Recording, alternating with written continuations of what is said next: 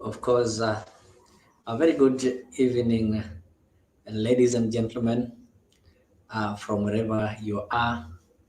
Greetings from wherever you're joining Afrique 24-hour TV. This is our daily political talk show, a show that gives you an opportunity to interact with Kenyan politics as we connect you with African stories. So beginning this show, I know there's a lot that we're going to discuss, and specifically, I want us to look at the speech by the Deputy President, that is Rigathi Gachagua, a speech that was delivered in Mombasa, Kenya, just a day after the president gave a speech in response to what happened yesterday. Of course, we'll go into detail. You'll find that the speech of the deputy president is contradicting the speech of the president.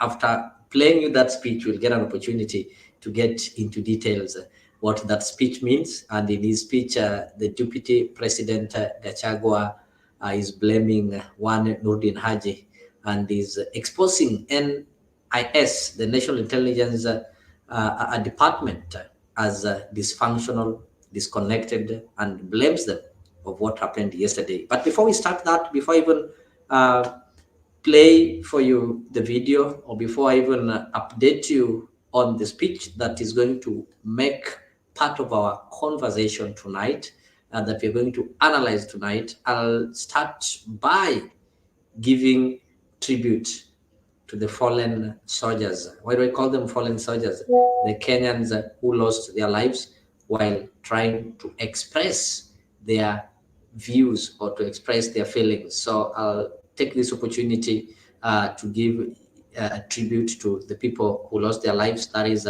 Dr. Margaret Oyuga. We had Rex Kanyeki Masai, of course, Frank Kokot, Nick Adams, Eric Jeru, David Chege, Ian Kea, Belinda Chien, Edwin Otieno, Eric Otieno, Eric Sieni, Basli Kamau, Erickson Mutisia, Credo Oyaro, who was only 17 years old, doesn't have an ID card, Emmanuel Tata, Ibrahim Kamau Wanjiko, among other heroes who lost their life in the cause of expressing their mind while rejecting the Finance Bill 2024.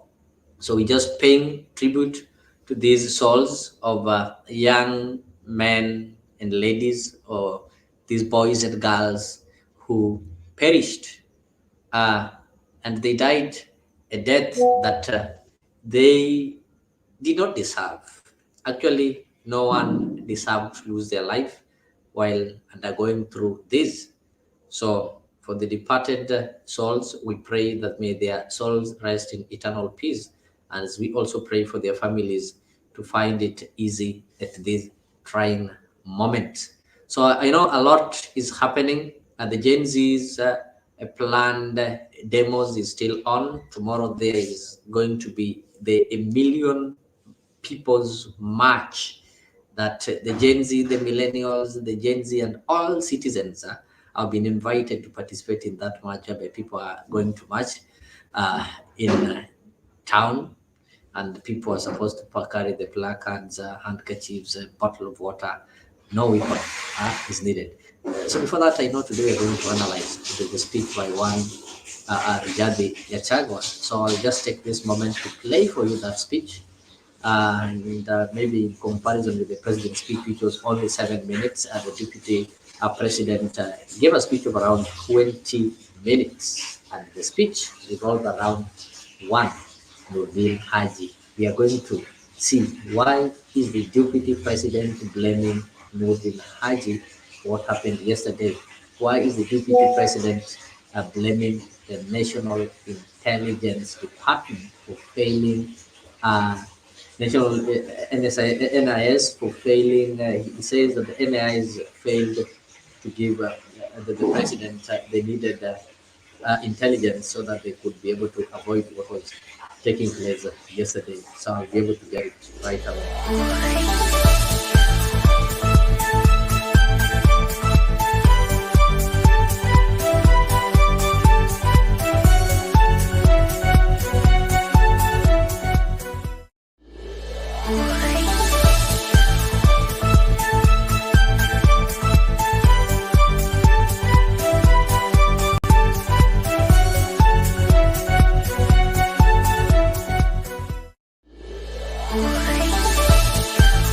Of their loss.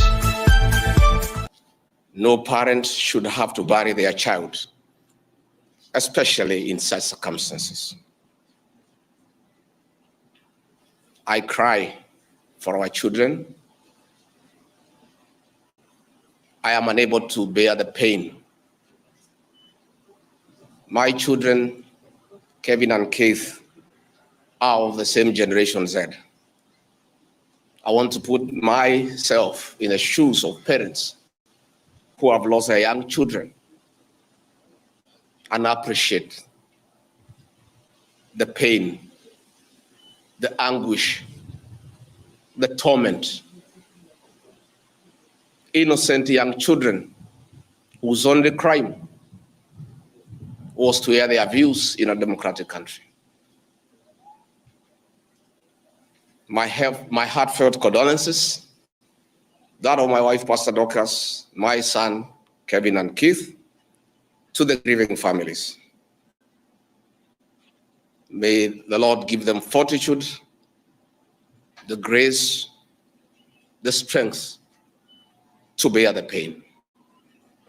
We wish quick recovery to those who are injured and those who are admitted in hospital. The loss and destruction of public and private property during the demonstrations is deeply unfortunate. I empathize with the members of Parliament for the traumatic experience in and out of Parliament. I want to urge our young people that they don't have to destroy property to be heard. I want them to know that members of Parliament are free to exercise their voting right. And should anyone have a problem with a member of Parliament for a certain decision that he or she has made, you'll have an opportunity in the next general election to express your displeasure. Most of those offices that have been touched are public offices put up with the public funds. It's very, very unfortunate. The violence witnessed across the country was unnecessary and uncalled for because violence begets violence. It is unfortunate that it had to get to this. Dialogue is critical to avert similar occurrences in the future. It is now time for restraint and reflection to avoid recurrence of these unfortunate and unprecedented events. The decision by our president this evening to withdraw the finance bill after listening to the people of Kenya is the new beginning that should nurture the culture of consultation and engagement. The president, in his own admission, has listened to the people and admitted there was a problem that the people were opposed to the bill in its entirety. It is also the beginning of acknowledging that there is a disconnect between the people and their government. I really want to thank the president for listening to the people as he should. The president, myself, and elected leaders are servants of the people. Going forward, this should be the norm, listening to the people. I'm on record for the last 3 months of asking leaders to listen to the ground. And I'm happy that my boss, my president, has listened to the people of Kenya. As a truthful and honest man, I must acknowledge that we must engage Generation Z and other young people and all Kenyans, including the church, business community, on critical issues facing them. It seems that either we have not listened enough or we have not communicated our intentions effectively, yet many have voiced their concerns. I would like to take this opportunity to ask our leaders to stop the culture of castigating the people with different views and opinions. It is time for leaders to tone down and stop the habit of talking down to the people. And this brings me to the critical issue why I've called this press conference. As Deputy President of the Republic of Kenya, I and President William Ruto were on the ballot and were given a mandate by the people of Kenya directly. I am an elected Deputy President, I'm not appointed. I therefore have a responsibility to the people of Kenya, and that responsibility is informed by my belief that honesty and truth are critical components of leadership. We have lost lives, property destroyed, anarchy, fear, uncertainty. How did we get here? How did we get here? We were just elected the other day as a very popular government. Where did the rain begin to beat us? Where did we stop listening to the people? President William Ruto and I were the darling of the Kenyan people by listening to them, by engaging them.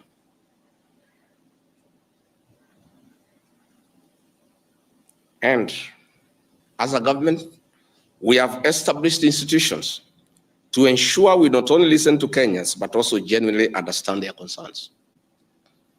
We invest significant resources in these institutions, particularly the National Intelligence Service, for this purpose. It is clear there has been a failure in the intelligence and advice we are receiving, particularly concerning crucial government policies. The President of the Republic of Kenya today has admitted that it has come to his attention that the people of Kenya did not want anything to do with the Finance Bill 2024.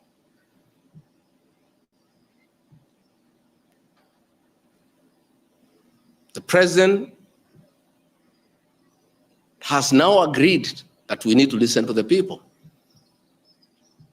And I sympathize with my boss, President William Ruto, because this information was not available to him. I know President William Ruto. Had he known 2 months ago that the people of Kenya did not want anything to do with the Finance Bill 2024, he would not have asked his parliamentary party to push it through. Yet, we have an organization paid by the public to give him and government such information. And that is where the problem is. We have a dysfunctional National Intelligence Service that has exposed the president, the government, and the people of Kenya. Had the National Intelligence Service briefed the president 2 months ago about how the people of Kenya feel about the Finance Bill 2024, so many Kenyans would not have died. Property would not have been destroyed. Offices would not have been touched. There would have been no mayhem. But they slept on the job. It had to take people to die, property to be destroyed, protests across the country for the president to know the truth of what the people of Kenya feel. Yet, there is an organization paid for by the public to brief the president and the government about the feeling of the Kenyan people. Officers of the National Intelligence Service, officers of the National Police Service have told me in confidence They did not get advanced intelligence briefs about the magnitude of the protest in Eldoret, in Kericho, in Nairobi, in Githurai, in Embu, in Nyeri. Since independence, there has been protests around Parliament. Never have protesters invaded and gotten inside Parliament. Senior officers have told me in confidence they did not have an advanced intelligence brief about the intensity of the protest so that they prepare in advance. The National Intelligence Service slept on the job. And the problem is simple.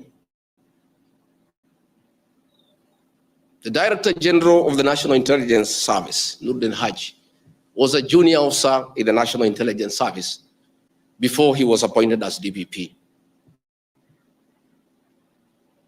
When he was appointed to the office of the Director General, because of inferiority complex, he chased away all the people who were senior to him when he was in the service, therefore crippling the capacity of that service and making it dysfunctional. 3 directors were chased away and reassigned to desk jobs in ministries across government. 13 assistant directors, men and women with proven track record of intelligence collection and analysis, were removed from the National Intelligence Service, leaving a shell under a clueless Director General who has no capacity to run the organization.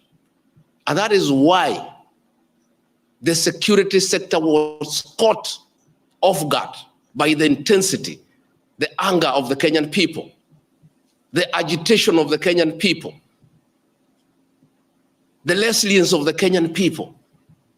Had Nuruddin Haji done his job, we will not be where we are today. He has no capacity. He is out of the country most of the time on business trips. The country is on his own. My boss, President William Ruto, is exposed that he has to back down and admit that he has hurt the people of Kenya.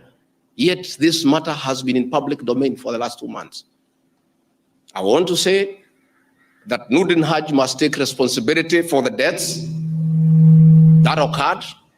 He must take responsibility for the mayhem. He must take responsibility for failing President William Ruto. He must take responsibility for failing the government of the Republic of Kenya. He must take responsibility for failing the Kenyan nation by not doing his job and advising correctly.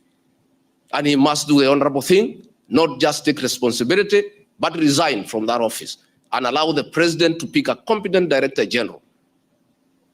I want to request President William Ruto to consider, as a matter of urgency, to recall the 3 directors who are removed from the service and the 13 assistant directors to come and help reconstruct the service and get sanity back to the National Intelligence Service to serve the president, the government, and the people of Kenya. President William Ruto deserves better. He deserves a Director General who knows what he's doing. He deserves a National Intelligence Service that is effective and that can analyze situations and keep him and the government informed on what is going on. It is embarrassing to me as Deputy President that it has taken protests, deaths, mayhem, destruction for the president to know the truth. Yet there is an organization charged with that responsibility.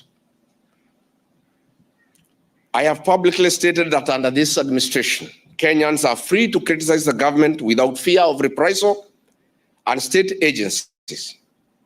This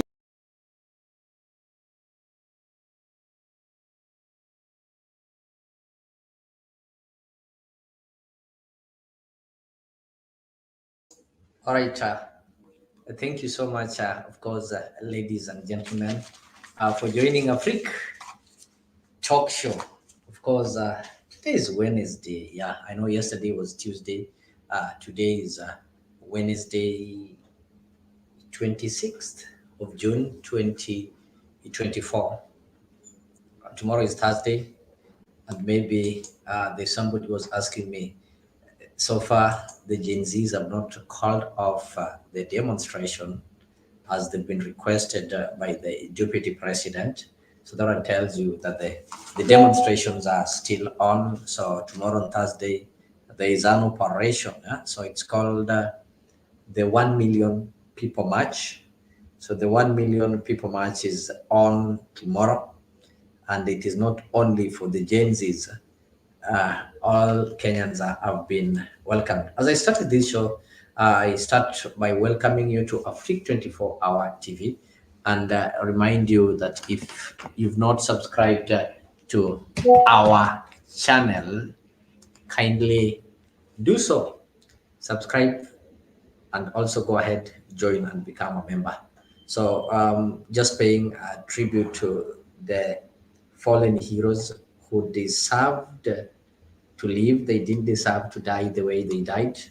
But it's quite unfortunate that lives were lost, not only for the people who are protesting, even the ones who are giving the essential services like first aid and the medications. We saw the paramedics and the medics being shot, being tear gassed, and getting injured.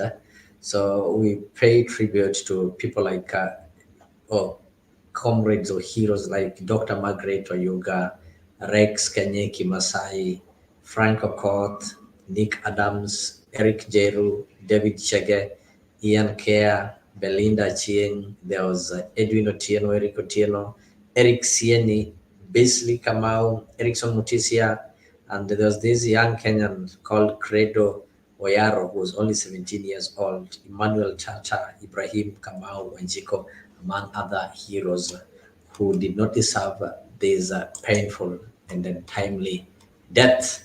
So back to our conversation. I know a lot is yet to be discussed. A lot has happened. Yesterday, the president did give his a speech or address to the nation, which lasted for only 7 minutes. And in his address to the nation, the president blamed the Gen Zs and, of course, described them as organized criminals. And he described the activity of yesterday as an act of treason, like people tried a coup or tried to overthrow the sovereignty or to overthrow the government and such kind of things. So before I go into that, a lot happened. We saw the cabinet secretary Aden Duale gazetting the deployment of KDF on our streets to come and maybe help the National Police Service. Something that was approved today in the National Assembly, because obviously, according to the law, the parliament has to approve it and such kind of things. And Kenyans already went to court claiming it is unconstitutional because there are only certain instances when a state can, maybe the KDF can be deployed when we are having a state of emergency or unrest or something like that, and we've not reached that point. We are not in a state of emergency where the KDF can be let loose, if maybe I can use those kind of words. So I'm not going to discuss that. Maybe that one is going to come in our next conversation. But I want us to look at the deputy president's speech. I know somebody was wondering why I had to play all that long speech. So the deputy president's speech, that is where I want us to get the information. I just want to give you a summary of what the deputy president said, if you don't mind. This is what the deputy president said. Number one, he started by acknowledging that no Kenyan ought to have lost their precious life the way it happened yesterday. It wasn't worthy losing life, and Kenyans did not have to die the way it happened. He secondly acknowledged that the people did not want the bill. People, a majority of Kenyans, wanted the bill to be rejected totally. No amendments, no viraka, and such kind of things. Wanted it to be rejected. The deputy president also noted that the president did not get the intelligence. And he started by saying, when they were elected, they were darlings. When I talk of darling, you know, when you get that new whatever, your darling and such kind of sweet names, like everybody loved them. But he did notice and noted that darling and everything is no longer there. Like that kind of love is no longer there. In other words, in politics, we can say their popularity has reduced. The president and the deputy president or the government of Kenya Kwanza is becoming unpopular. Those are the words of the deputy president. You also confirmed and exposed to Kenyans that the intelligence department, that is the National Intelligence Department, the NIS, is disconnected. That is, it is dysfunctional, meaning, I don't want to say it's useless, but these guys are earning salaries, but they are not doing the work or the role that they are supposed to be performing. And he gave reason that the people who died yesterday, they died because the intelligence failed the president, number one, by not telling the president that the bill was unpopular. Had they told the president the bill was unpopular, the president would have dropped it or called the MPs and told them to drop it. That is the deputy president. He said, number two, the intelligence failed to tell the president the ground, what the ground was saying. They did not tell the president that the ground was not good in Eldoret, in Kericho, in Nyeri, in Nairobi. And that is why the police just got shocked that people were inside the parliament, because the intelligence, maybe they just told the president, everything is okay, bwana. Hapa hakuna shida, hata uhitaji, such kind of things. That is the deputy president saying, not me. But he went ahead to narrow this thing to one man called Nordin Haji, whom he said has got no capacity to run the National Intelligence Service. He started by telling us how Nordin Haji was hired. Maybe people don't know. I'll just give you some brief about Nordin Haji. Paris, of course, we're coming to that kind of discussion because after this, I want us to see. I'm just giving you highlights of that speech. I want us to ask ourselves these questions. Is the deputy president being honest and telling us that indeed we are having a dysfunctional, incompetent, lazy national intelligence services? Yet we do brag that we are having the best. Or is the deputy president trying to realign himself with the people, trying to run away from the failures of the Kenya Kwanza or UDA government? Or is the deputy president trying to use Nordin Haji as a scapegoat to settle the political issues? Why Nordin Haji? Why today? Because intelligence, the media was there. I've been saying this thing every day that the bill is unpopular. Do you think the president wasn't aware that the bill was unpopular, as we are told by the deputy president? Or is the deputy president just trying to play politics? We are going to answer that. I'll start by giving you the biography of this gentleman called Nordin Haji. Nordin Haji is the son of the former Garissa senator, the late Yusuf Haji. So remember, Yusuf Haji was once the minister, which is currently the cabinet secretary for defense from 2012, if I'm not wrong. He was the minister of cabinet of defense, a position that is currently held by Aden Duale from 2008 to 2013. That is in the Mukate government. He was the one who was the minister of defense. I don't know why this minister of defense comes from Garissa. We'll look at that one in one of these fine conversations that we might have later on, not today. So apart from that, this one gentleman, Nordin Haji, is a brother to the current Garissa senator. That is, he's the brother to Senator Abdul Haji. Abdul Haji, remember, inherited, yes, I don't need to apologize to say that, he inherited this post from his late father, that is Yusuf Haji Senior. And Nurdin Haji was in the previous government, the government of Uhuru Muigai Kenyatta and William Ruto. He was the director of public prosecution. If I talk of the director of public prosecution, and this is the time that we had. Okay, people say that we were having so many politically instigated cases where people were taken, blah blah blah blah blah. And when Ruto took power, we were promised that such kind of things will not be there. Then Nurdin Haji was given a different role, and you saw the cases starting dropping, and such kind of things. And Nurdin Haji took over from somebody called Major Philip Kameru, if I'm not wrong, and he is the current boss there. And there's something that we've never known that we knew today when the deputy president was giving address. That when Nurdin Haji was hired, he was a junior. So he went and joined people who are more senior by him. So he's now the director of some people whom is the NIS director, of course. That is from last year, June 14th, when he was approved in parliament. So he went and joined people who are senior. So what he did, according to Rigathi Gachagua, he started by firing those people because of what Rigathi calls inferiority complex.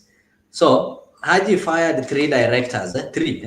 If you have a pen, you can write down three, 1, 2, 3 directors, and 13 assistant directors. It's like you're a teacher somewhere, you're the principal, the senior teachers are there, teachers who worked there for like 10, 20 years over there.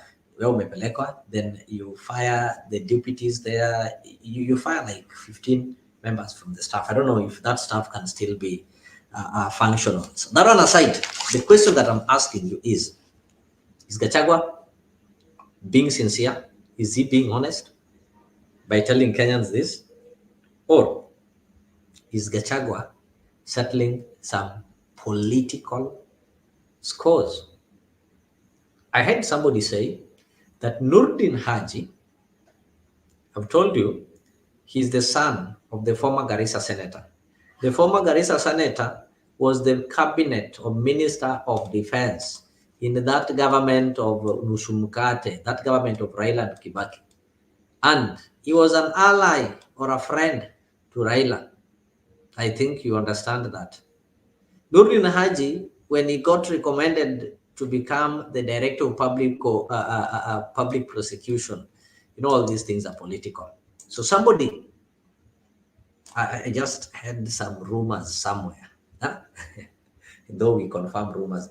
So somebody is trying to say that Gachagua feels that Nurdin Haji is closely connected to Raila and Ruto. So he feels is the one who is creating a connection between Raila and Ruto. And that is why he is the thorn in Gachagua's flesh. If you listen to that speech, he spoke about one specific person, called for his resignation. He didn't hide, he didn't beat around the bush, and he said, Nurdin Haji should take responsibility of what happened yesterday because he failed to give the president intelligence. He failed to give the other police service intelligence and tell them that Vito Nikubaya, mujitayarishe. He failed to inform the president that the bill was unpopular.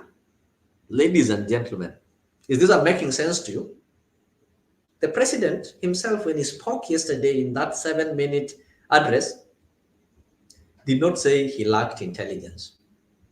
But now his deputy feels or confirms that the president lacked intelligence. So if the president lacked intelligence between Gachagua and Ruto, who should be coming out to tell us that the government did not have intelligence? Yes, of course, intelligence is shared with the president before it gets to the deputy president.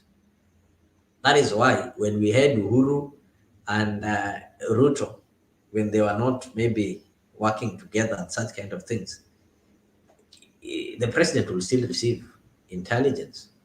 So, what is your take on this? How do you take this speech of Gachagua? Is Gachagua trying to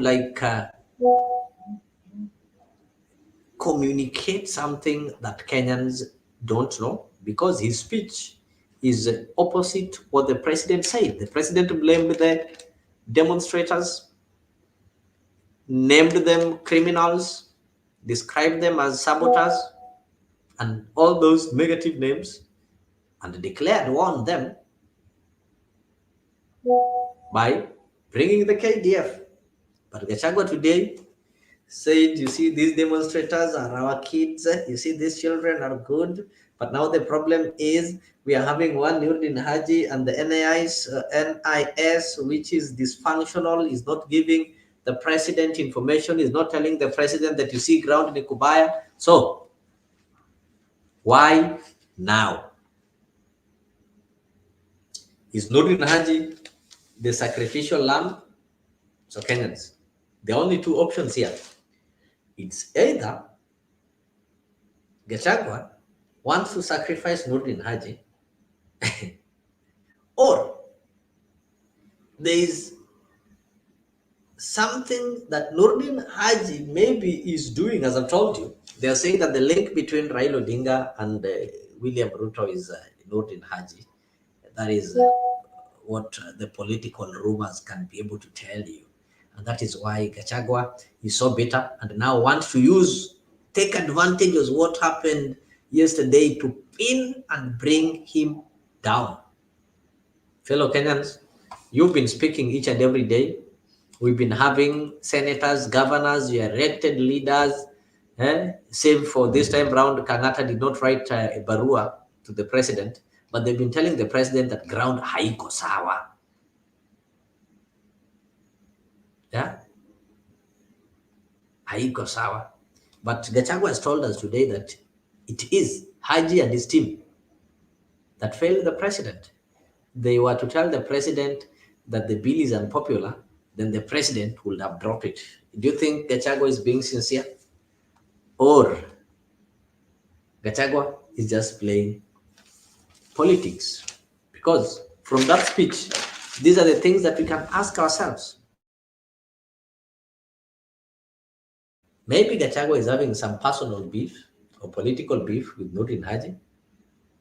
Maybe Gachagua is being truthful and exposing a wicked. Of course, he went ahead to say yes, he's planning or was planning to connect him, Gachagua, and Uhuru Kenyatta to the demos. He also revealed to Kenyans that already the NIS are on the people who voted for no and are tracking them and are maybe such kind of things. So that is a deputy president speaking. So the questions that I want you to go and analyze today is Gachagua trying to get away he can get to Uhuru Kenyatta by playing a victim that now the NIS wants to put him together with Uhuru Kenyatta and blame them? Is Gachagua trying to expose the rot that is in their government, that the NIS is being used to maybe settle some political scores, as he claimed? Is Gachagua just trying to be the usual truthful man that he've always been preaching to us, that he's now exposing the rot in our National Intelligence Service, that these people did not give the enough service? Gachagua trying to expose the incompetence that is there in our government?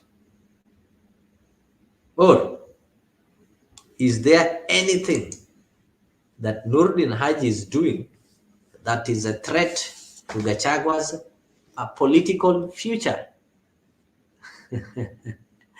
Oh, G from SMG is asking what I'm thinking about tomorrow. Of course, we are going to come into that discussion, in that conversation shortly. Of course, tomorrow, the Gachagua tried to plead with the youth to go and give an address and cancel tomorrow's protest. Of course, tomorrow there's what is termed as a million march yes, a million march.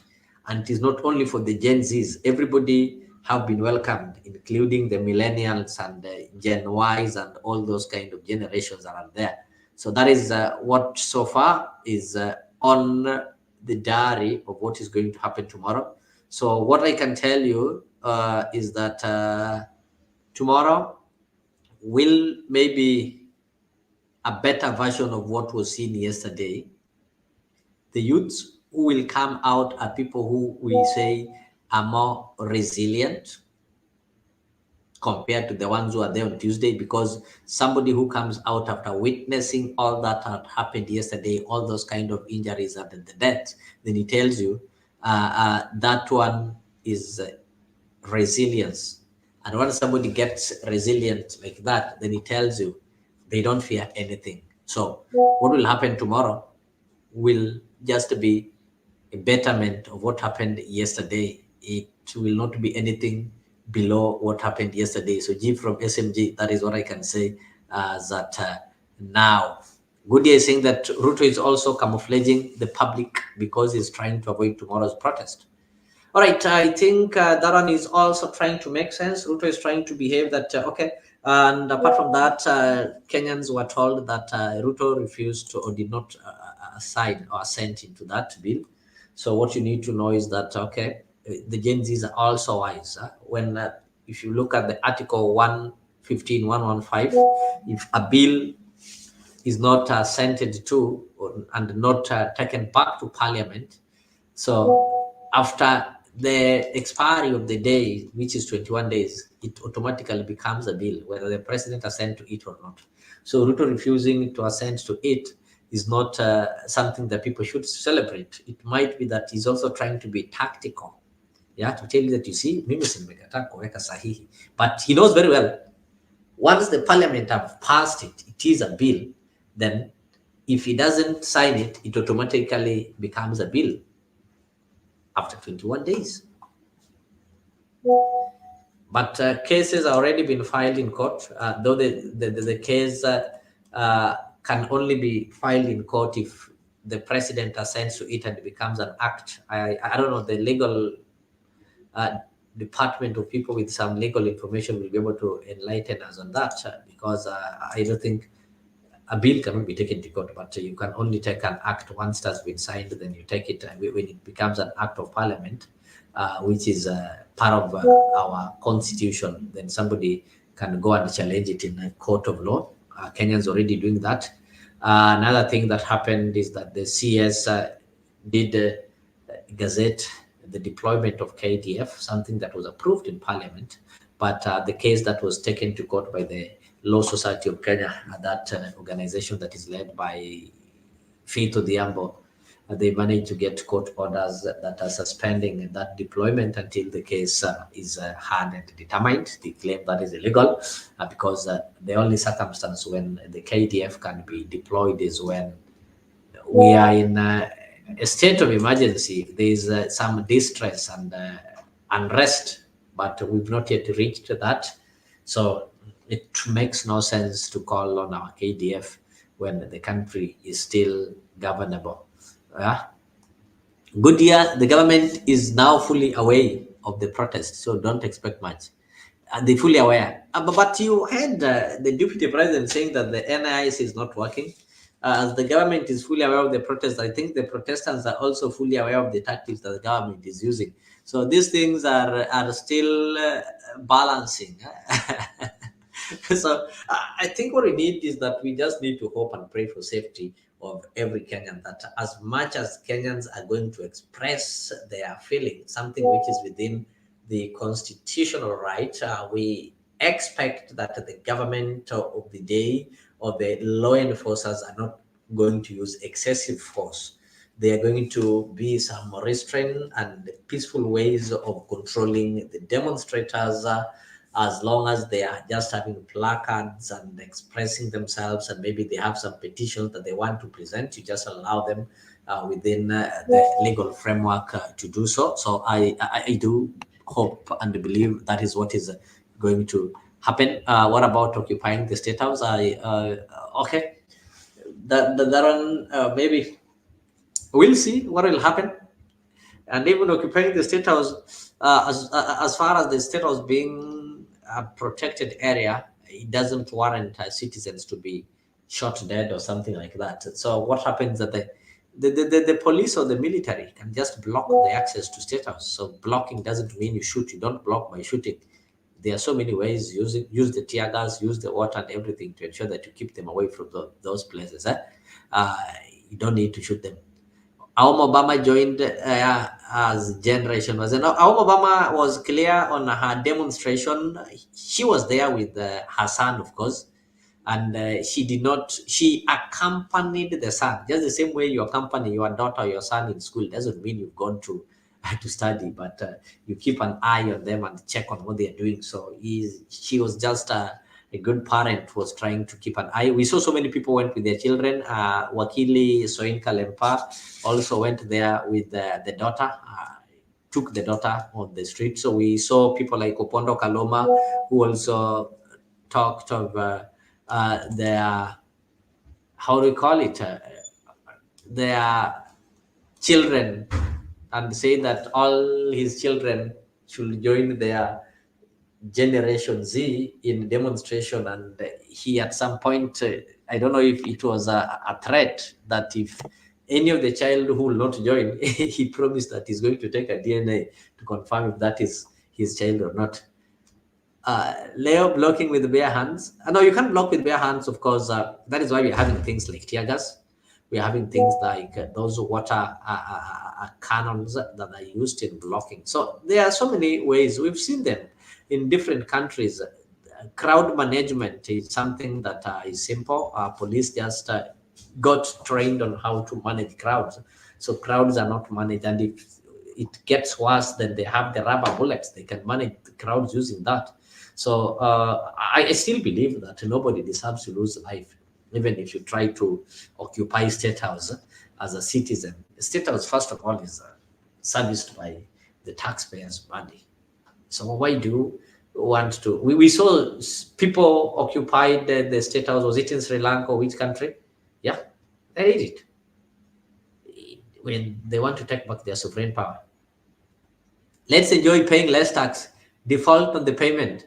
Awesome. Have we reached a point when we're defaulting? These are some of these things are just said by these politicians, maybe to net us or to make us believe that, to justify their appetite for taxpayers' money or their appetite for these loans. How many loans have we taken since 2023? How much have we borrowed? Then how much have we used? We've been borrowing, but we're not using this money. Are you seeing any sort of development like we would see the railways, the roads and such kind of thing? Have you seen any going on? So Kenyans are asking such questions. I think we need to also be at a position that we can ask such questions and try to get responses or answers on those questions that are being asked. Let me see. Rigiji is the problem himself. If anything, he should be impeached as soon as possible. Paris, Washington, why do you think Rigiji should be impeached? If you didn't listen to the speech of Rigiji, he is a deputy president. Yeah. So some of his talks, we need to take them serious. We don't need to ignore him. Oh dear, all of a sudden, Saint Deputy Gachagua, Saint Deputy Gachagua, laughable. Where is he? Okay, good. Yeah, that's a good question that people are asking. All this time, when Nurdin Haji was chasing, I'm using his own words. He did not say they were sacked. He said they were chased. I don't know. Chasing, you get somebody and you run after them. As you say, Huyo, Huyo. So as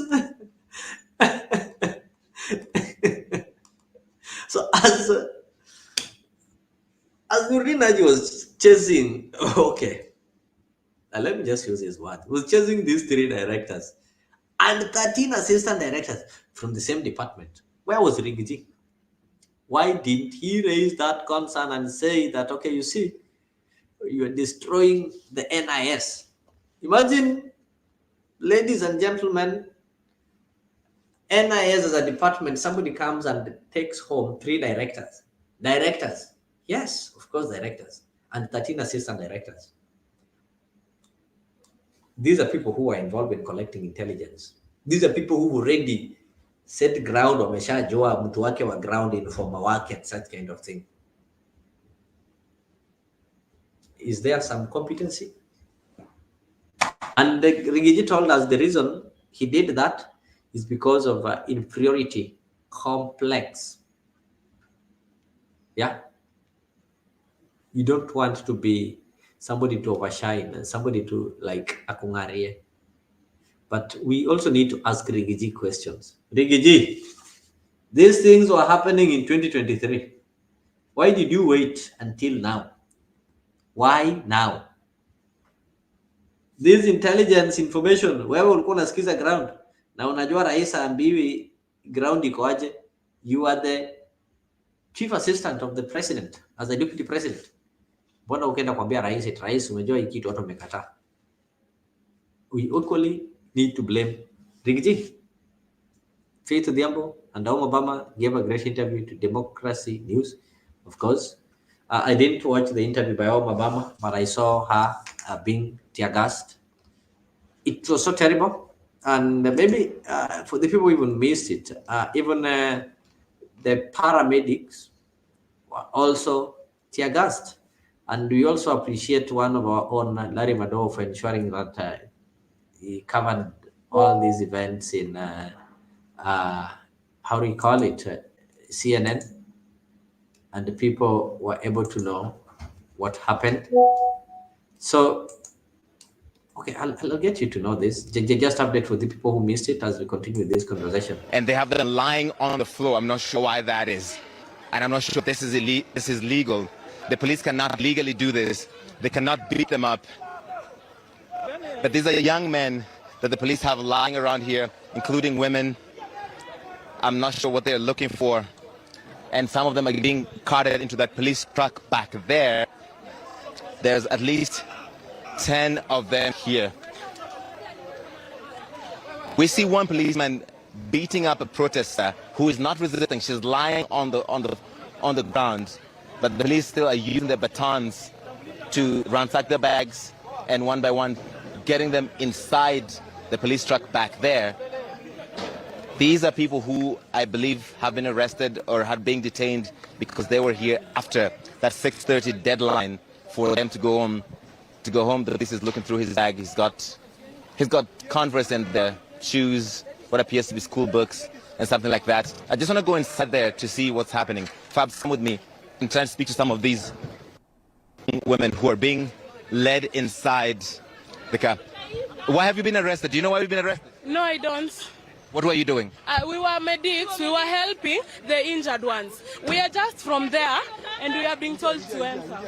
So the police appear to be arresting paramedics who are helping those who have been injured. She literally has gloves on. I'm not sure why they are being manhandled, and both of them have gloves on, so they're clearly paramedics, and that's what she says as police try and violently force them.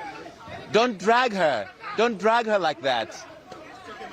All of them are paramedics who have their gloves on, and they're still getting arrested and detained by police. They're not resisting. They're not violent. They don't appear to have any weapons. But police are still. What is happening? Do you know what's happening, sir? Do you know why you're getting arrested? I don't know why I'm getting arrested. He appears to be, he's using an inhaler there, so he appears to have been affected by the tear gas. Okay, that was Larry, I think, who was also trying to cover it. And this or even the deputy president responded to. And I've told you, in that thing, the question that we are asking, is he having a beef with the Nordin Haji? In his speech, the speech that I just played for you, for those people who listened, he stressed on this, and I've said the failures are attributed to Nordin Haji as the director of NIS for failing to give the president intelligence in time that the bill was unpopular.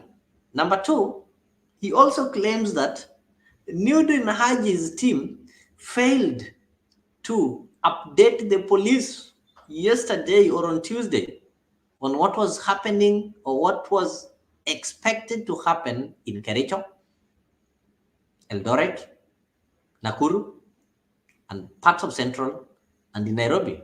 He believed that this national intelligence could have known that people are planning to storm parliament, people are planning to go and maybe attack several MPs and such kind of things, but the police were just, he said the police were just operating without intelligence. As Gudia is saying that never underestimate Deputy Gachagua.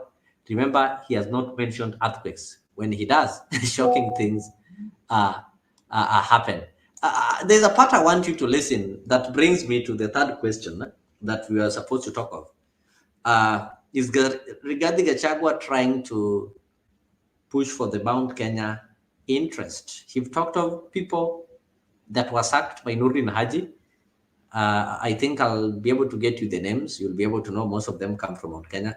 But the question that even people from Mount Kenya should ask him, why now? Why was he silent? And again, he also mentioned, and for the first time, he brought the name of Uhuru Kenyatta together with him, and he said that national intelligence, the same national intelligence service was planning to fabricate stories and say that Rigathi Gachagua and Uhuru Kenyatta are the people or are among the people who are sponsoring these kind of demos. I'll get that, exactly that part. Just don't worry, I'll get exactly that part. Then I'll be able to do what? I'll be able to play it for you so that we can be able to weigh on it again and analyze it.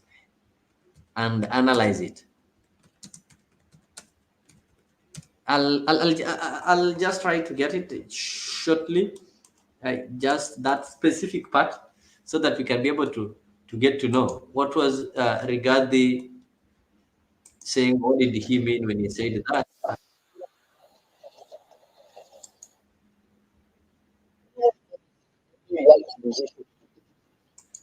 I'll get it. Okay, it is coming. It is coming.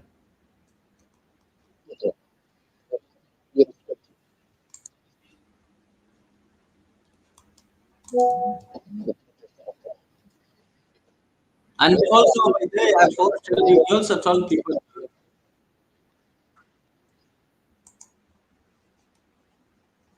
At the same time, he did not like see the president in the wrong way. G from G saying that Mado is just another. What do you mean? I think Mado has really tried to cover this thing alive, and we need to give it to CNN because he was always live on the scene, and whenever it's live on the scene, we were able to see even some of these people who are, how do we say it, these people who are violating the people's rights on camera. So in that case, I don't think we can blame him, or we can't blame him for that, really. We need to appreciate the fact that he was there and ensured that all the evil things never happened. So we cannot just say that we are blaming the gentleman for the good work that he did for us.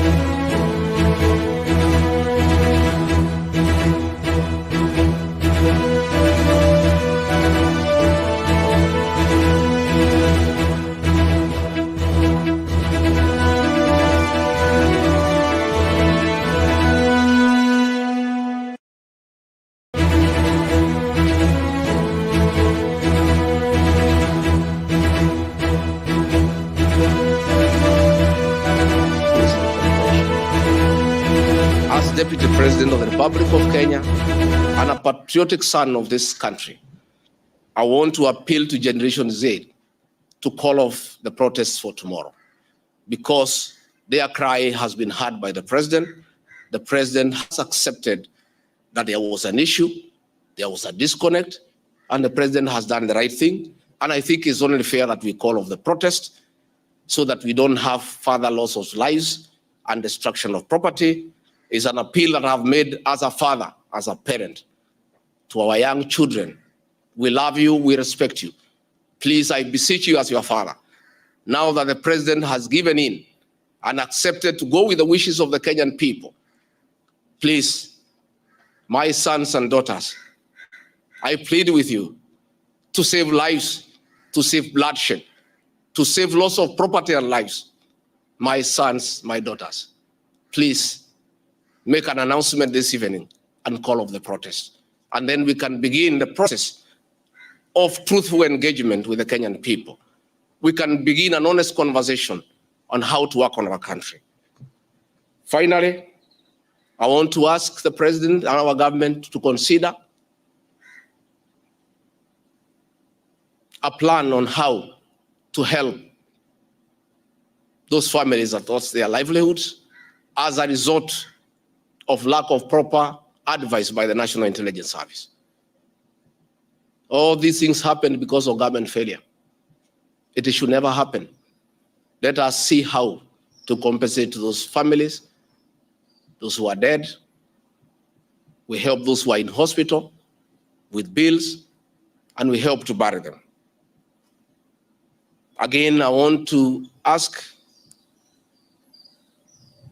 Kenyans not to punish members of parliament for the stand that they took.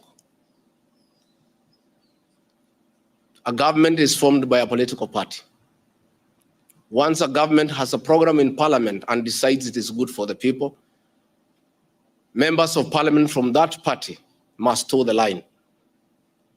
I don't want you to punish our members of parliament.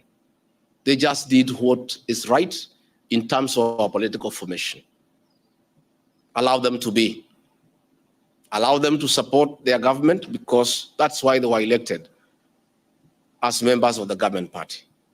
Let us not harass them. Let us not abuse them. Let us not attack their properties. They were just doing what the government wanted. And now that the government has decided to do the right thing, I think we should close that chapter. And if you have a problem with your member of parliament over this matter or any other matter, you will have an opportunity at the right time to punish that member of parliament or affirm he or her by re-electing him or her. And if we do that, it will be good for this country. Finally, I also want to ask the president to consider the issues of the demolitions of houses along Nairobi River. Houses that had approved building plans, built on land with title deed, were demolished, and only a compensation of 10,000 was given, which is unacceptable and unfair. Let us consider any landowner who had a genuine title, who had constructed a house that had been approved by the city authorities for compensation, because it's good to be fair. I really want to thank you and ask the people of Kenya to keep peace and to love one another. Now that this matter of Finance Bill 2024 has been settled, let us all go back to work. Let us be peaceful. Let us not be violent. Let us not talk at each other. Let's try to love one another. We have a beautiful country. We have no other country to run to. Let us not burn our country because of disagreements on issues. And I know as long as we keep on talking to each other,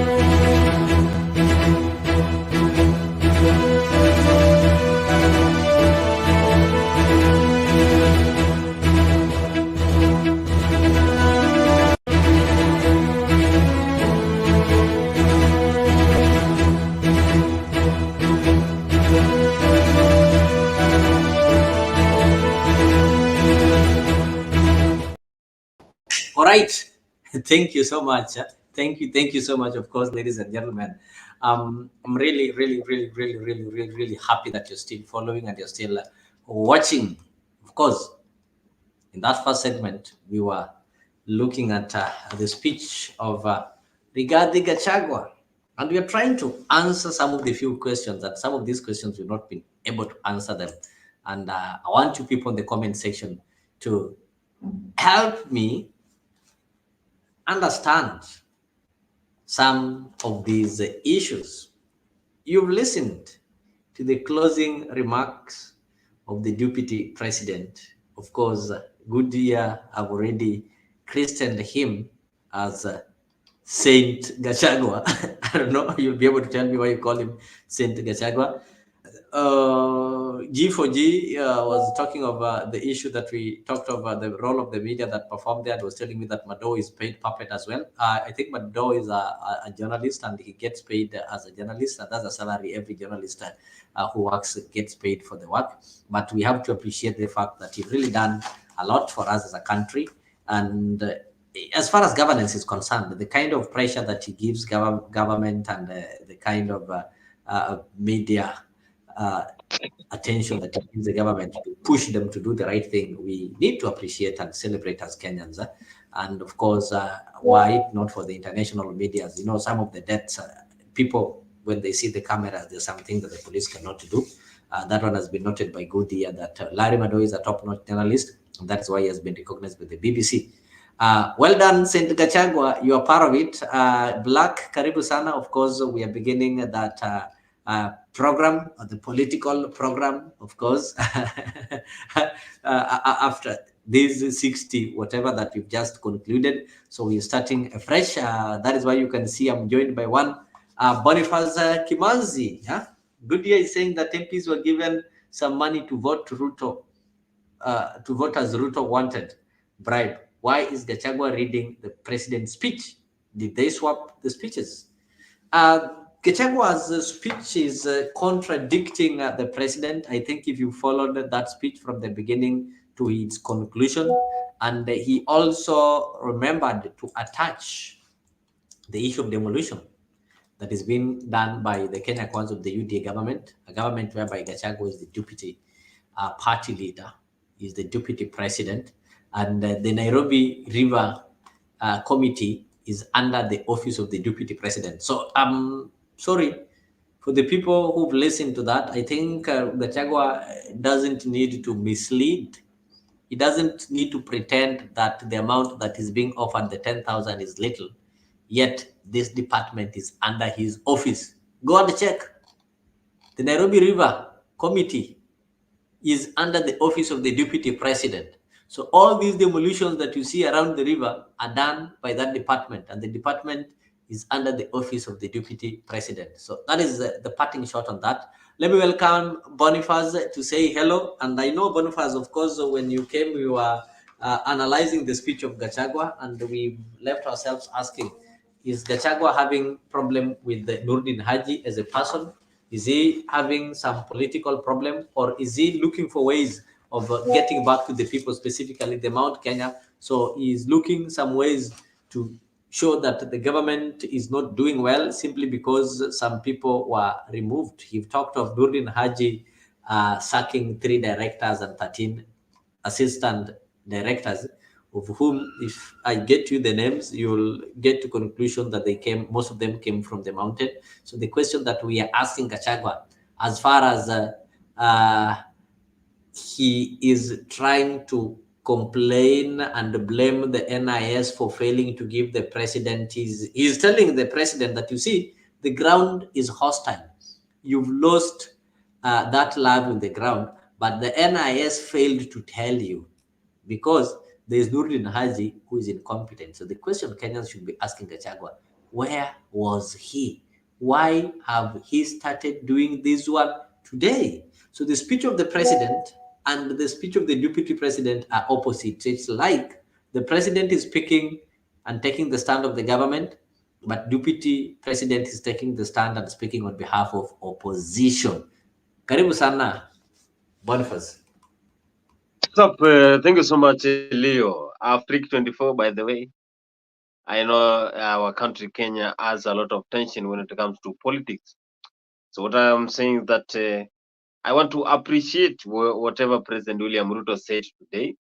and also appreciate what the honest man said. People congratulated the honest man because he gave a speech that can even relieve the kind of emotion that Kenyans had. So I want to appreciate Rigathi Gachagua for whatever he said. I'm very sure if you followed the conversation and the speech closely, you can tell that the guy talked with a lot of sense. So I agree with what Gachagua said. And if I was the Gen Z who are going to protest tomorrow, I will always say that hold on, because the bill has been withdrawn. So we wait and see what is going to happen. But of course, I will be happy if the country comes into consensus and we have a peaceful country. Because as you saw yesterday, there were the day after yesterday, there were no business that were carried in our country. This shows how we lost. We lost a lot of money because there was no circulation, no business was open. Actually, everything was in shut. So what I can say is that let's come together and solve this one. And our country, we need to have our country in peaceful situation. So I will appreciate Gashagua's speech more than President's speech today. So I will always say that let's come together, solve, and bring back to our country. Let's just carry on development, and also the government should listen to the people. I think that is the key. Public participation is very key. Yeah, even what they are saying, they agree with public because even Gachagua said that the public came in large numbers. Even the police were not able to control them. Even if they want to go to parliament, I'm very sure they will go. That is state house, they will go. So he urged the Kenyans, the Gen Z, not to protest tomorrow because they will listen to what they're saying. I hope that they are going to consider us and give us what we want because public participation is very key because all those laws are meant for human, specifically Kenyans. Thank you.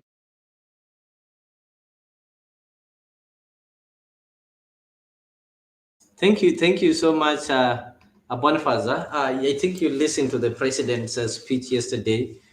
Forget about the deputy president's speech, and in his speech, how he described those people who participated in demonstration. Then today, he said that he did not assent or he did not sign that document. So, what is your take on that? Do you think that that is the right thing, that the president had to wait for lives to be lost and the property to be destroyed? Then he's saying that no, I'm now not signing. Or what do you think? Why do you think the president now did not sign a bill that he supported? A bill that he even called what is called a parliamentary group meeting to ensure that it passes. Is that one not playing around with the lives of Kenyans and the minds of Kenyans? One thing I know that there was influence.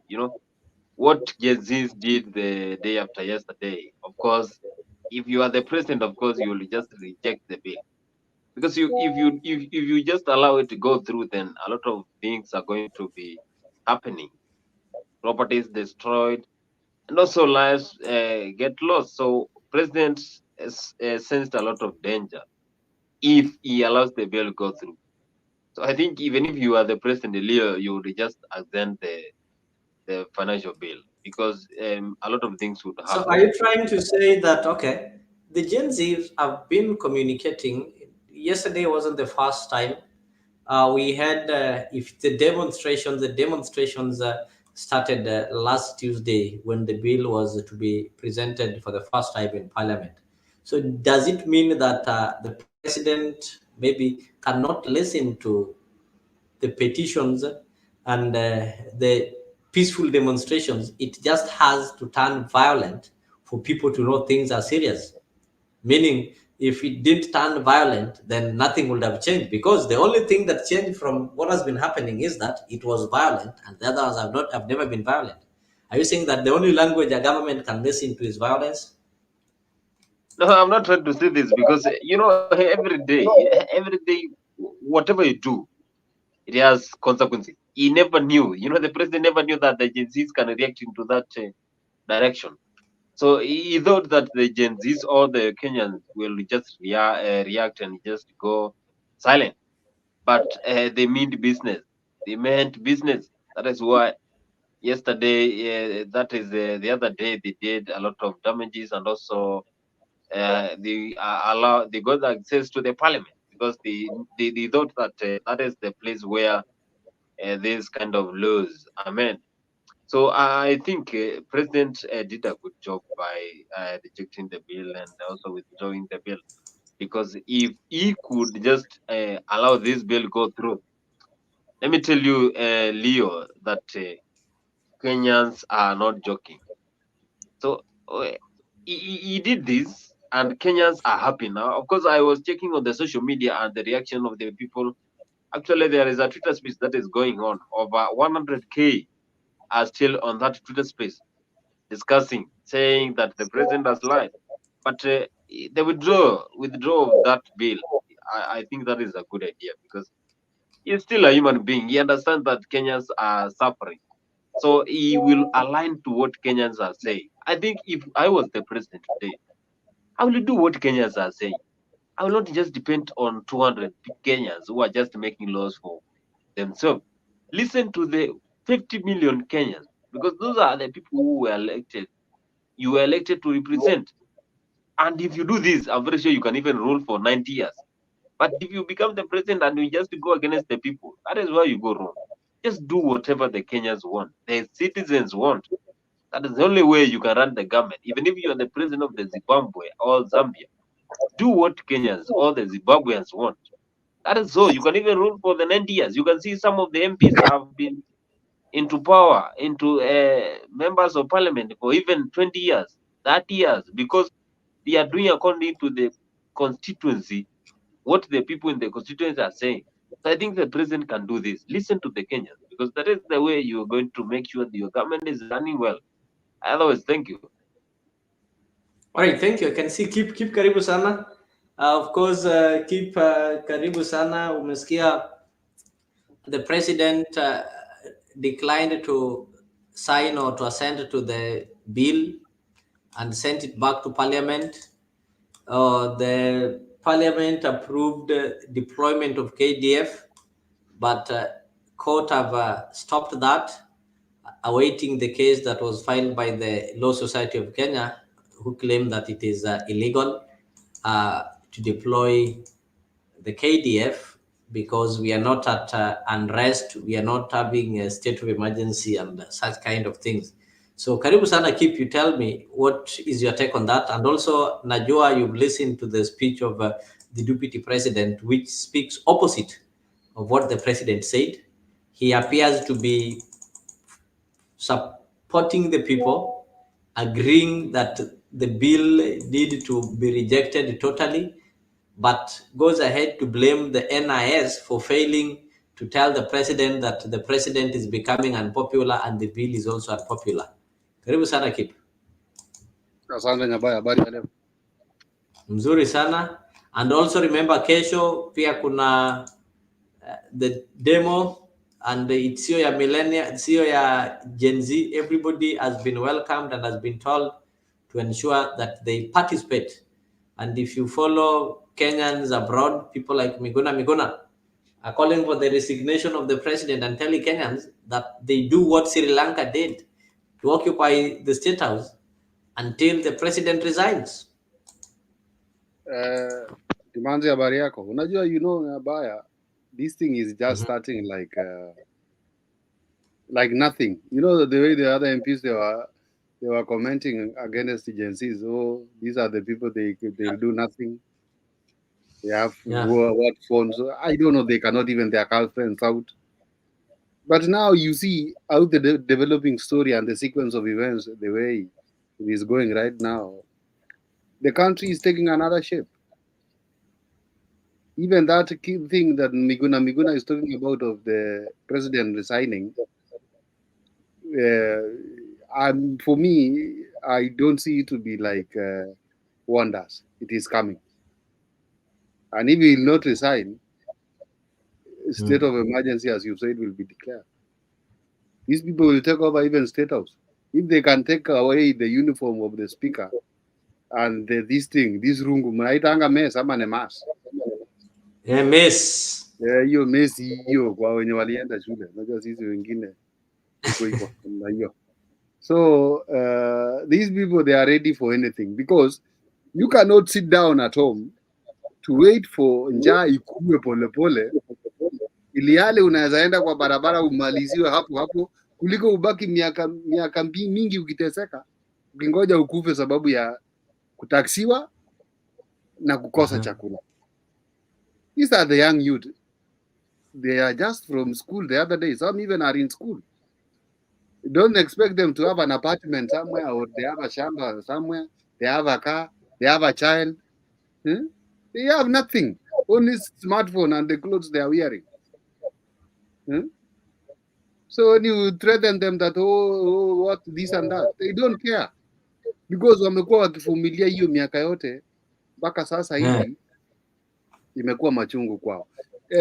Umeuliza kuhusu Deputy Rais kuhusu mambo yake na bila aliongea concerning NIS. This government, I don't know. Kila mtu ako kivyake. Everybody is on his own. The way they are deciding things, it is too early that they are fighting mapema on the first term.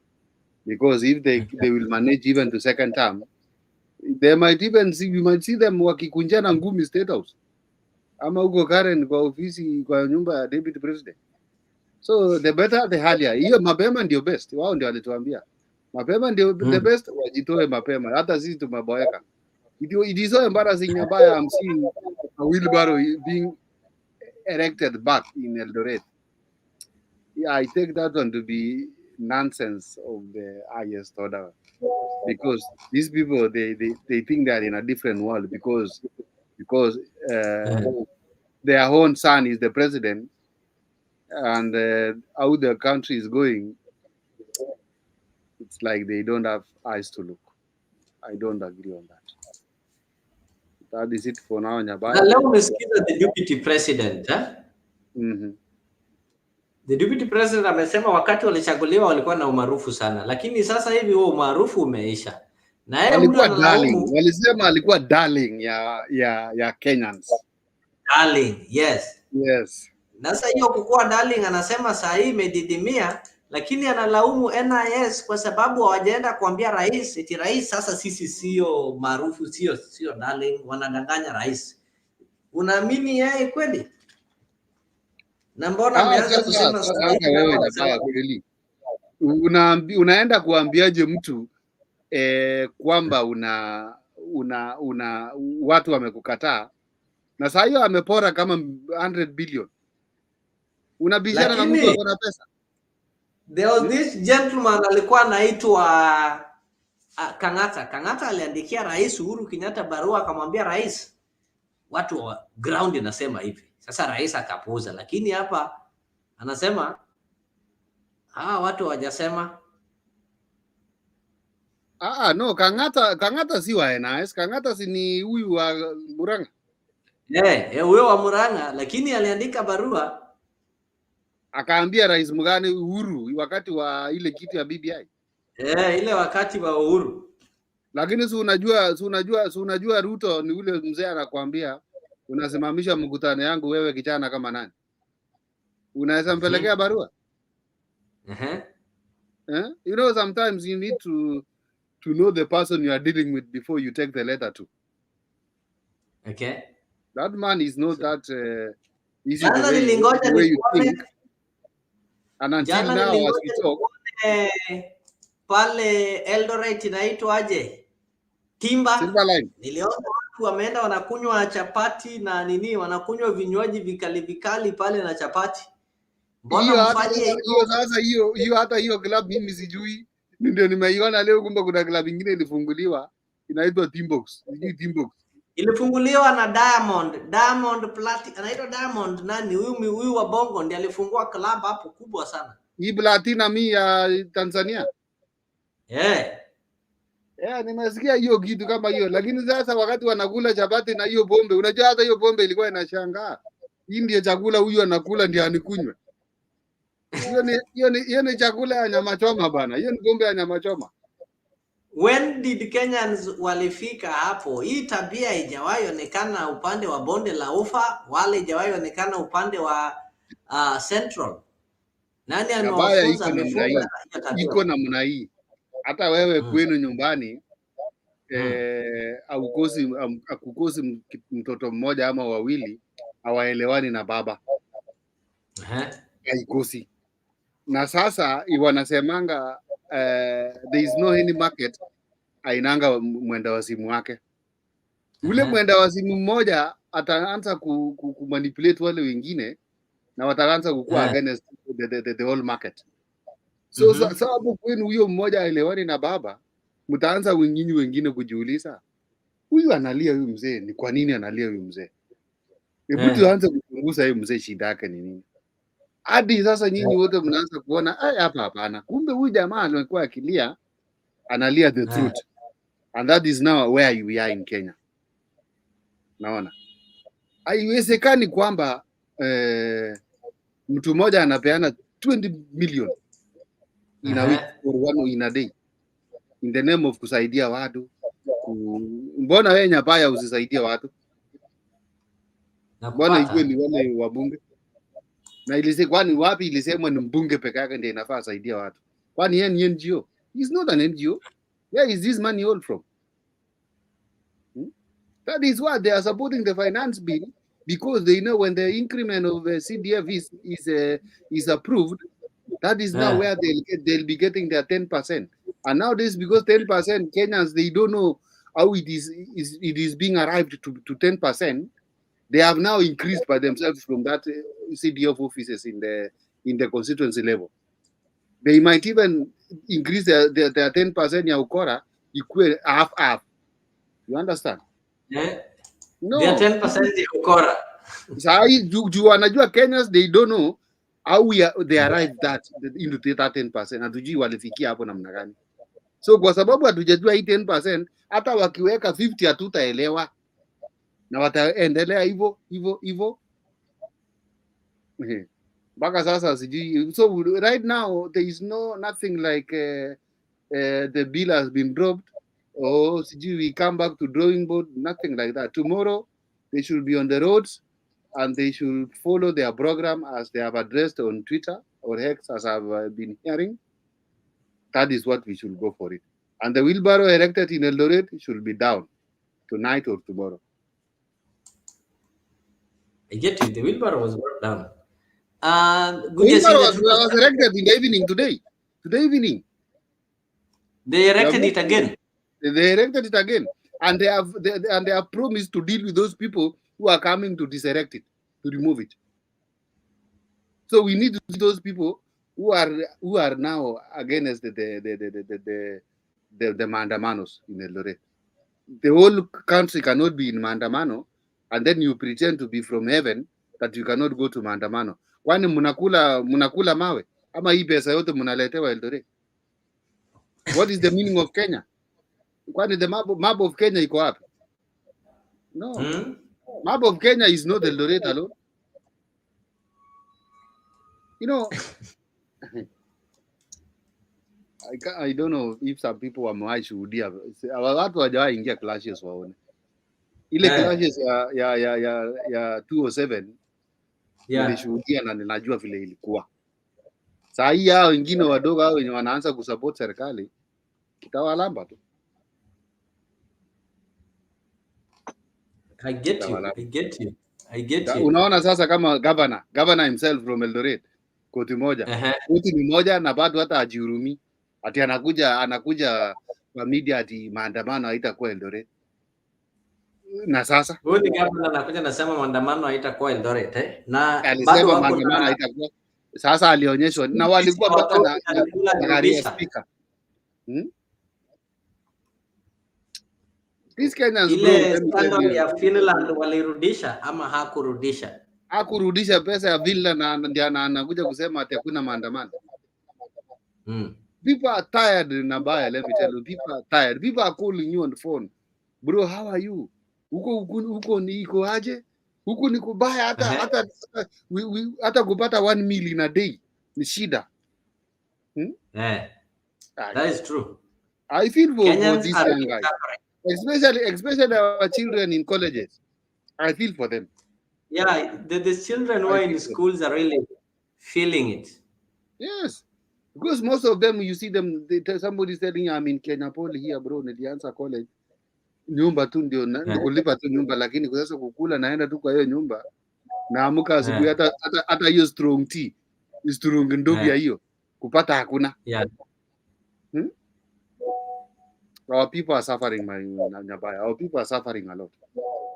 So how are we going to get out of this suffering? Si walisema the finance bill yenye wanaweka itatutoa hapo? Waangalie bei ya stima ipunguzwe, waangalie bei ya chakula ipunguzwe, na bei ya mafuta. Hizo vitu tatu peke yake: chakula, mafuta na stima. Stima itasaidia production ikue chini, naona. Mafuta itasaidia watu movements, kupeleka chakula kama mashambani, kupeleka chakula kwenda kuuza town at a very low price, ndio watu wapate kitu ya kukula. Wasiweke tumbo zao mbele sana, waweke tumbo zao mbele wakipungua, kama hiyo club inaitwa Timbuktu hiyo na club zingine zote hizo, unaona. Lakini upande ya mwananchi, tafadhali waangalie wananchi. Pande wa mwananchi waangalie mwananchi, waangalie pande ya raia kawaida, na waache kupatia wanafunzi loan. Washamaliza, wako na masters, wako na makaratasi kwa meza, hakuna kazi. Haya mambo ya godfathering in the government should stop. Let's give our people jobs and merits. Unaona, kama msaidizi wa president ni Hussein Mohamed, ule namjua, ikwe ni Hussein Mohamed. Kama wa media ama wa IT ni Itumbi, ikwe Itumbi. Tusije tukawa na watu kama kina Faruk wenye hatujui kazi yao state house ni nini. Uwezi niambia Nyabaya Faruk anafanya kazi ya bure, alipwi na mshahara na power na kuna gari ya serikali. Who is paying this guy?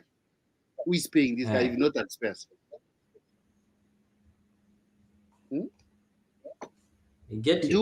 Ukiona sasa kazi kama hiyo ya Faruk, ana merit yote, ana ministry yote, lakini unapata waziri mzima ameappointiwa na government, anaongea akisifia mtu mwenye ana portfolio yote kwa serikali. Sometimes some things in a pain sana. It's so paining. Alafu then, so these people, they have been employed in this government. Most of them, they just came there because of the godfathers. Sisi wenye hatuna godfather ndio unaona tunapayuka hapa online. Sasa hivi wanatutusi huko tu, acha wanapiga kelele hapo. Wacha tu tupige kelele, because this media is the one that will be hard on this online thing. Utasikizwa hapa. I get it. Yeah. You are thinking that we are making noise, but we are passing a message. We are passing a message. All the children, all the kids that were killed yesterday or the other day, you kill the bodies, but the message is clear. But their souls and what they are fighting for has not been killed. That is what they are saying. Yes, that is why President is coming down now, because the message has been passed by those people who have died. Yeah. So it is just their bodies but their dreams were not killed. And of course, tomorrow they've planned another one. So I think the youths are going to turn out in large numbers to prove to the government tomorrow they are not coming out for finance. We remain resilient and we continue with maybe the fight that we've been having. I think that is the message that they're going to tell the government. No, they are coming out in the name of, they are not coming now for finance bill. They are coming out for the lives of the people who are lost. So it's like kuwakumbuka wenye wote wenye walikufa, na lazima kama itawezekana. Okay. Hiyo state house sisemi waangalie vizuri, but it's up to them. I'm not part of their security or what. Watajua peke yao vile watafanya. But tukisema demonstration ni demonstration. Tukisema kwenda jikoni kupika ni kupika chakula, tunaenda kupika, kuna moshi, kuna nini. So let them expect demonstration what will happen tomorrow. Me, I'm for that. I'm for these Gen Zs. Because of the sum of my own personal reasons, even that I know. I get you. Thank you, Captain. Of course, we were looking at. Of course, this one is normally 60 minutes, though we've gone past 60. The main show is. Because I was. I know. We normally do 60 minutes, just updates in 60 minutes, and we are looking at Gachagua's issue. But because you came, I could not lock you out. But we are having a main political show, a general one, that is going to combine everything that has happened, including what is happening tomorrow. I think in the next 10 minutes we are going to start it. So thank you so much.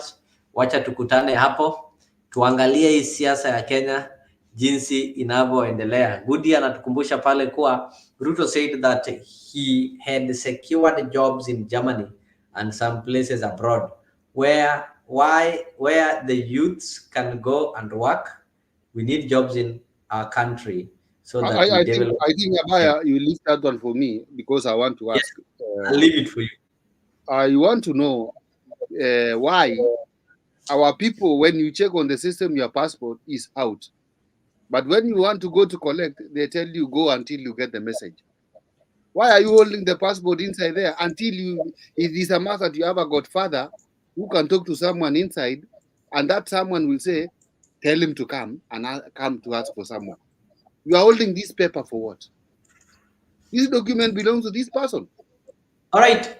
In that case, keep the other day I saw Bitok, I think is the PS in that ministry, saying that now people get their passports within 7 days and such kind of things. I saw some people who, even as secondary school students, saying that I applied mine, I came less than 7 days ago to message, and I almost felt like I should break that TV. It was in Citizen TV because I have somebody I helped applying a passport. Right now, she went for a biometrics. Right now, I can tell you it is 2 months. When she checks in the e-citizen, it's just saying loading. It's been loading for 2 months. Then I hear a PS seated on a television that I bought with my money saying 7 days. I felt like if this man was inside this TV and I have a position of breaking this TV and removing him out there, I will do it. And that time, when you even send the tweet, it doesn't reach there. So he did it. I think it was last week. Up to date, that lady was still checking it till saying loading. So I don't know what is wrong with our government. Jeremiah, not even wrong with our government. What is wrong really with Kenyans? What is the problem with our people? If you do the right thing, Abaya, now, what will it cost you? How much will it cost you to do the right thing and get your salary, go home? What is the problem then?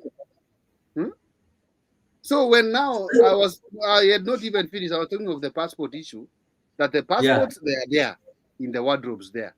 You have to give a bribe ndio upatiwe passport. Si ati hazijatoka, zimetoka. Hata hiyo unaongelea loading. Huyo jamani labda hana kitu ya kupeana. And from where I sit, asipeane chochote. Kama wanataka wachukue. Telling us that amesecure jobs from Germany and all other countries. Msikuje mkatuambia Saudi Arabia hapa ama sijui Kuwait, sijui Qatar, sijui Oman. Don't tell us such things. Secure jobs in US for our people. Secure jobs in Australia for our people. Secure jobs in France and Germany for our people. And maybe United Kingdom and all such other countries where they are paying well. Then now, wait for this money we send back to Kenya, tax them. You send somebody to Oman, he's paid 20,000 Kenyan money.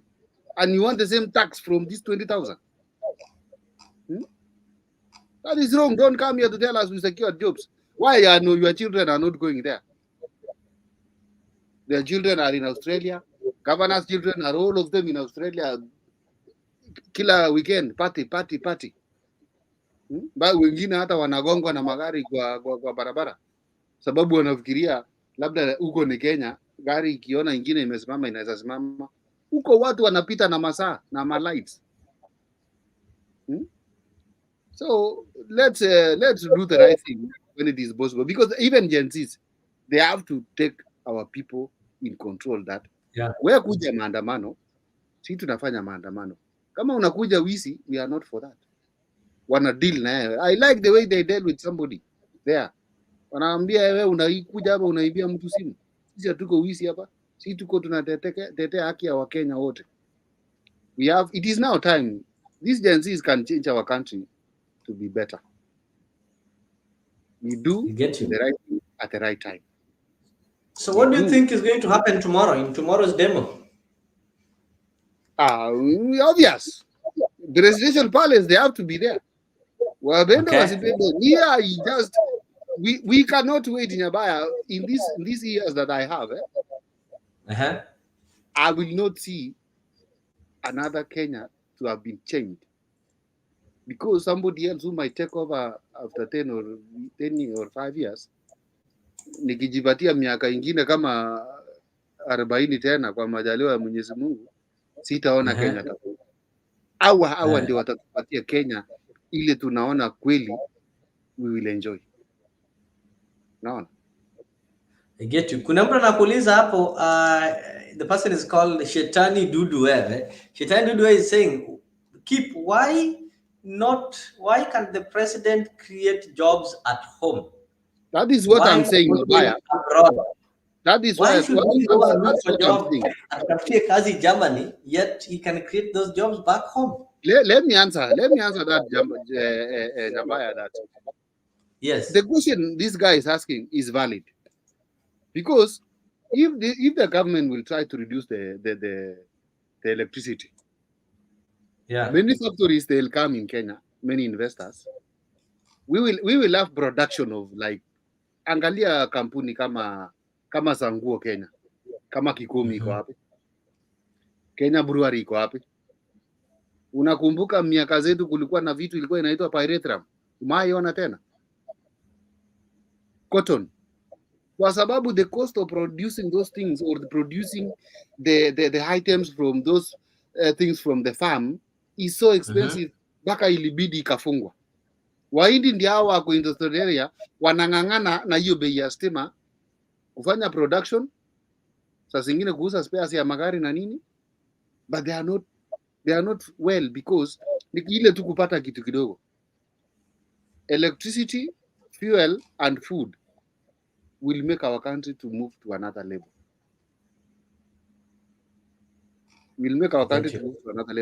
Rather than telling us we're creating jobs in Germany, while you are creating the way you will get money from accessing the passport. Because we do believe this idea of sending people abroad is like a brain drain. We use a lot of money to train our nurses and train our doctors. Top brains, of course. Then once they've completed their studies, then these brains get absorbed in foreign countries, probably in Europe and some American countries, or in the Middle East, something like that. Then we left with few.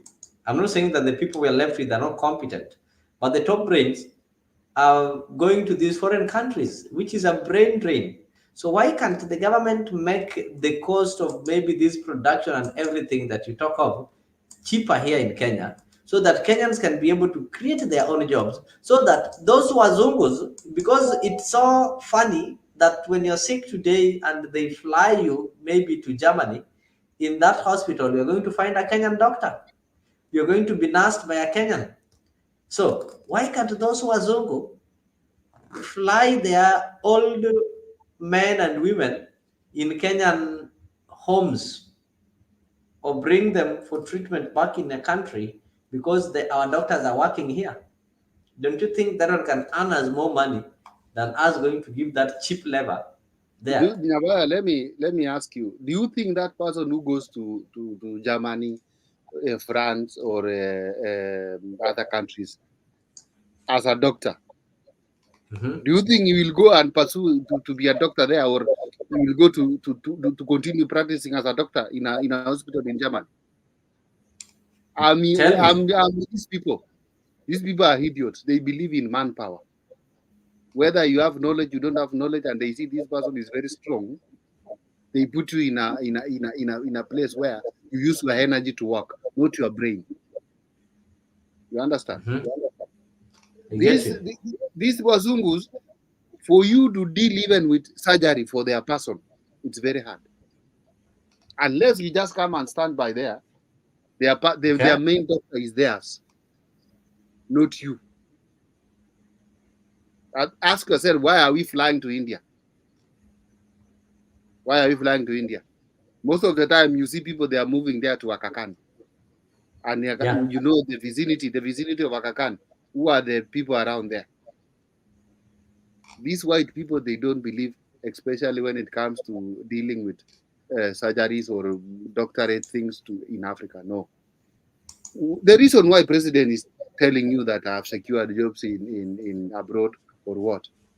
This is why these white people Mm-hmm. they don't believe in you. You have scored your B minus or B plus or A minus, and you have to go to work in an office in Germany, in an office in America, or wherever the place. No, they believe in your body. Are you strong? To go to the industry to do some loading and whatever. That is what they believe in. And that is where we are now. We came here with professions, but now what we are doing is not a profession that we came for. You have to agree on that because umefika ground na ground vitu ni tofauti. Unaelewa? I get you. Get you. I Wasikie think those are some vizuri, of the examining. ukiambiwa oh, sijui unaenda kazi sijui Lebanon, sijui unaenda kazi sijui wapi, pale Hmm. mambo ni ngumu, huku ni ngumu. I wish watu kama kina Mzalendo wangefungua roho, mtashangaa. Yale tunapitia ni bora tu upate hiyo kadola kidogo, ama hiyo kidogo unaweza tuma Kenya ndio waitax. Naona usuri yao, unaona the other day walikuwa wanasema ati sijui sending money we want to tax because they know we are sending people abroad to send us money and we will tax that money. That is where they'll get something. Get you. Yes. Nakupata kabisa. Nakupata kabisa. Nakupata kabisa. Of So course, let this is me a tell you, conversation we need. the government when your account Yes. is A, the government imefika C. Ukifikanga C wako huko G huko. Kitambo wewe ufike G sasa ndio wanaelekea huko hell. MN OP huko. Naona wanalala wakifunga macho moja, wewe umefunga macho yako yote mbili. Kila mara wanatafuta njia ya wataona aje vile wataitaxi ili mwananchi pesa ipatikane. I remember even in my county government was in Gishu, they were trying to introduce kama umechimba kisima kwa compound yako inataksiwa. Wakaongelea hivi hiyo kidogo kidogo, wanahesabu ng'ombe, uko na ng'ombe ngapi? Now, okay, I know the reason why people pay taxes so that the government can give them some services. So sazile wewe umefuga ng'ombe, hii tax wana tax ng'ombe, serikali itakuwa inakuja inaleta, because what I know in the villages hakuna hata the veterinary officers wenye watakuwa watakuja kutibu ng'ombe. So why do you have to tax the cows I'm having, yet you're not even giving the veterinary services? Kwa nini? And that is now what Gen Zs they are addressing. And the question the Gen Zs are asking that the government, okay, we don't have any problem with paying these taxes and everything. Then what are we getting in return? Are we getting value for this? You talked of the Hustler Fund. We no longer see the Hustler Fund. The story is no longer there. It kufa and it died, and that is the end of it. Nobody is accountable. Currently, we don't know how much has been spent, how many interest it has earned, how many people have been given, where was the source of this money, and so on and so forth. So hiyo ni biashara ililala hivyo. You told us affordable housing, there was dulabalus everywhere. Until to date, if there's any affordable housing that is proceeding, it is the one that started with the previous regime that was almost near completion. Have we seen any of it being done? No, we've been seeing the people getting money deducted, but we've not seen them. Have you seen anybody being given, or any group of people being given their houses? No, it is not happening. So I think those are the questions that this generation is asking. These are the questions that they need to be answered. The other day, we had an outbreak of rains in Nairobi. Okay. How many potholes are there in Nairobi now? And the senator is just moving around in churches and all whatever talking. In Nairobi, they Instead told of, me they don't call them potholes, but they're saying Nairobi roads are having dimples. in fact, even not not dimples. I saw some car that somebody put at in Nairobi Road. When you go like this, I don't know. There's a car that was going very funny this side, and Okay. people are not happy about it. So that is the reason why Nyabaya. I don't know when if you were born the time. Kuna wakati kuna kampuni ama si kampuni ama ilikuwa serikali, kitu ilikuwa inaitwa rural. Wanaenda na tractor, wakiikilia barabara, wanachota mchanga, wanaweka kwa trailer ya hiyo tractor, wanaenda kumwaga, yani kufungua trenches, kukatakata miti zile zimemea kwa kando ya barabara isifunge barabara. Nowadays, do you see those things? It is not there. It is a devolved function whereby they devolve to county government, and that is now the county government where they are eating money. Hiyo pesa zinaenda wapi? Which nowadays ingekuwa ni kitu inaitwa kazi kwa vijana, fieka huko kufanya nini, lakini iko hapa, ilienda wapi? No. I get you. We are heading in a wrong direction anyway, whereby we need even to change 1,000 Kenya shilling to a new one because of just one person. Tunabadilisha pesa kwa sababu ya mtu mmoja. Surely, how many millions are we in Kenya? We are over 55 million. Lakini tunaamua kubadilisha hii 1,500 ndio mtu kama ameweka pesa kwa nyumba ikuwe useless, arudishe tuone hiyo pesa ako nayo. From that change kuna action ilifanyika kwamba huyu tulimpata na pesa mingi alikuwa ameweka kwa nyumba amerudisha. Hakuna. We make things that are not resourceful because the time we did that transition of changing 1,000 to new one and the 500 to new one, pesa zilitumika kubadilisha hiyo kitu, na hiyo pesa ndio unaona GNZs ingewasaidia hata kufanya biashara ama kupata hata kazi ingine ya kujisaidia wao wenyewe. Look at this thing of police uniform. Police uniform now they are narudishwa tena back ile ilikuwa. Hiyo ni pesa ingine tena. I get you. I can see Stallone from Stallone Ben is joining us live from Nairobi. Of course, thank you. I know there are guys who've not subscribed, and I'll just want to remind you that you get to Afrique YouTube channel, subscribe, join, and be a member. The guys joining on X, I've already shared the link there. If you're joining on Facebook, you're joining on YouTube, but you've not subscribed, I've shared the link that will take you to the YouTube channel. So thank you so much.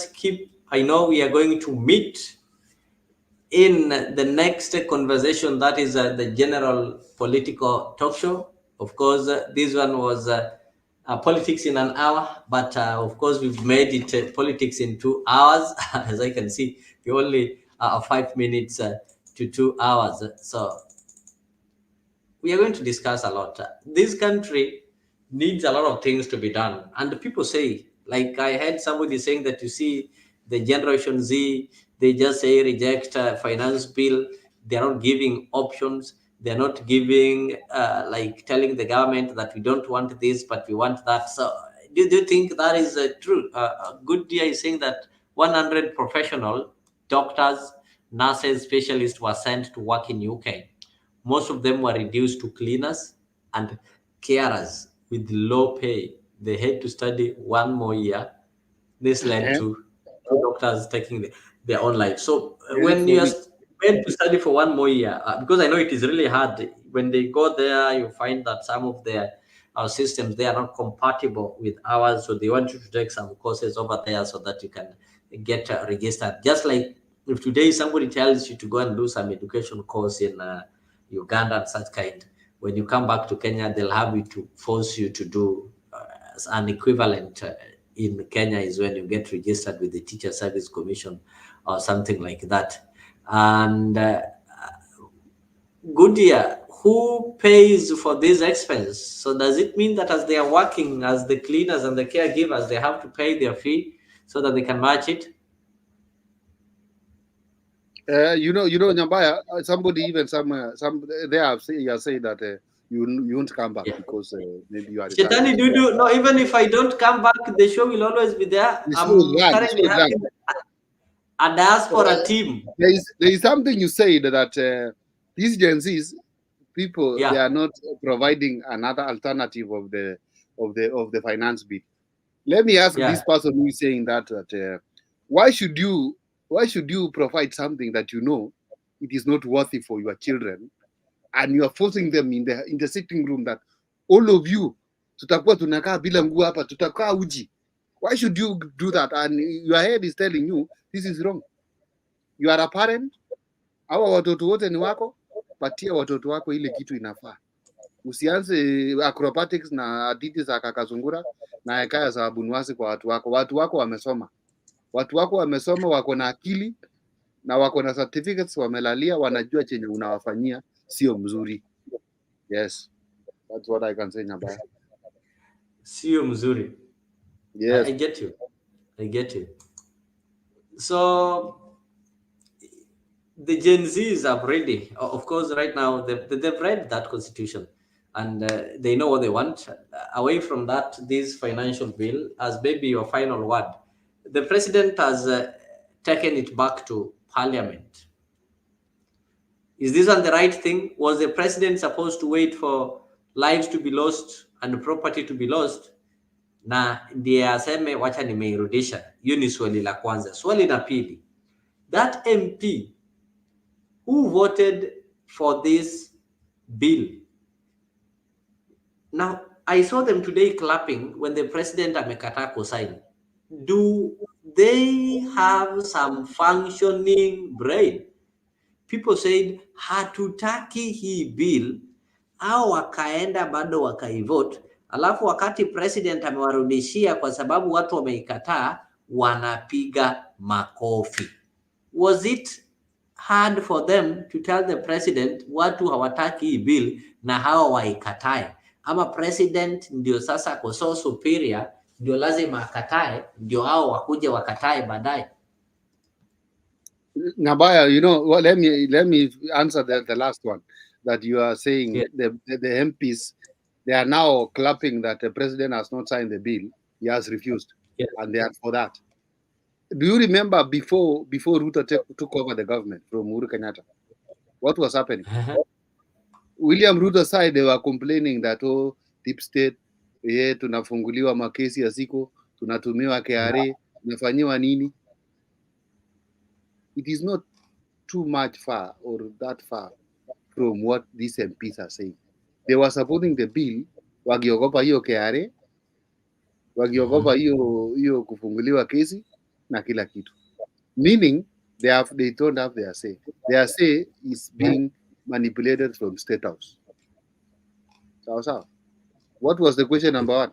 Nimekuwa mzeba. No. Number one, the president amekataa kusaini hiyo nini. Is he doing the right thing or amechelewa? Even if he's taking back to the parliament, for me, even the bill that will come next, I don't trust it anymore. He is refusing to sign, not because he wanted to refuse, but because of Gen Zs. You see? Okay. Gen Zs, they have not even, this thing is not even 2 weeks. If I count, is like 4 days only. But Baba would have gone even to the road for 3 months. Now, wacha huyo apige kelele. Meaning, Shetani Dudu is asking, who do you think is going to be the new president after Gen Z takes over the State House?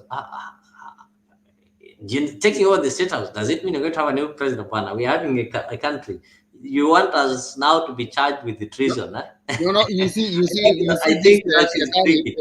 Even from the name itself, Shetani, things are not going well here. Let tell Shetani, if Gen Zs will take over State House, Then we will cross that bridge from there. Look at the what the military will constitution take says. over for 3 months, the government, and then from there we will have now to go to an Kama umetuma election. na Miguna. Lazima You know, hapa Miguna lazima is having ataende a Miguna dual Miguna, lakini citizenship. anakuja He's na a majina citizen fani of Kenya and a citizen of Canada. If Kenya bans, he has got Canada to run to. Maybe I don't know if you're also having a dual citizenship, but No. there's me who is deep in the village. I don't have a dual citizenship. If Kenya bans, then I become homeless. So we also need to have such kind of considerations. As far as we might not like how the country is being run, but back in our mind, we know that we only have Kenya. Yeah, We only but have Kenya as a country. We don't have any other country. The only country we have is Kenya, and that's a fact. Gabaya, you see this question from Shetani Dudu Wewe, he's not supposed to be taken lightly anyway. He is passing a message, and sometimes you need to have a second thought. No, somebody is talking of. What if exactly that happened? What if exactly that happened? What next?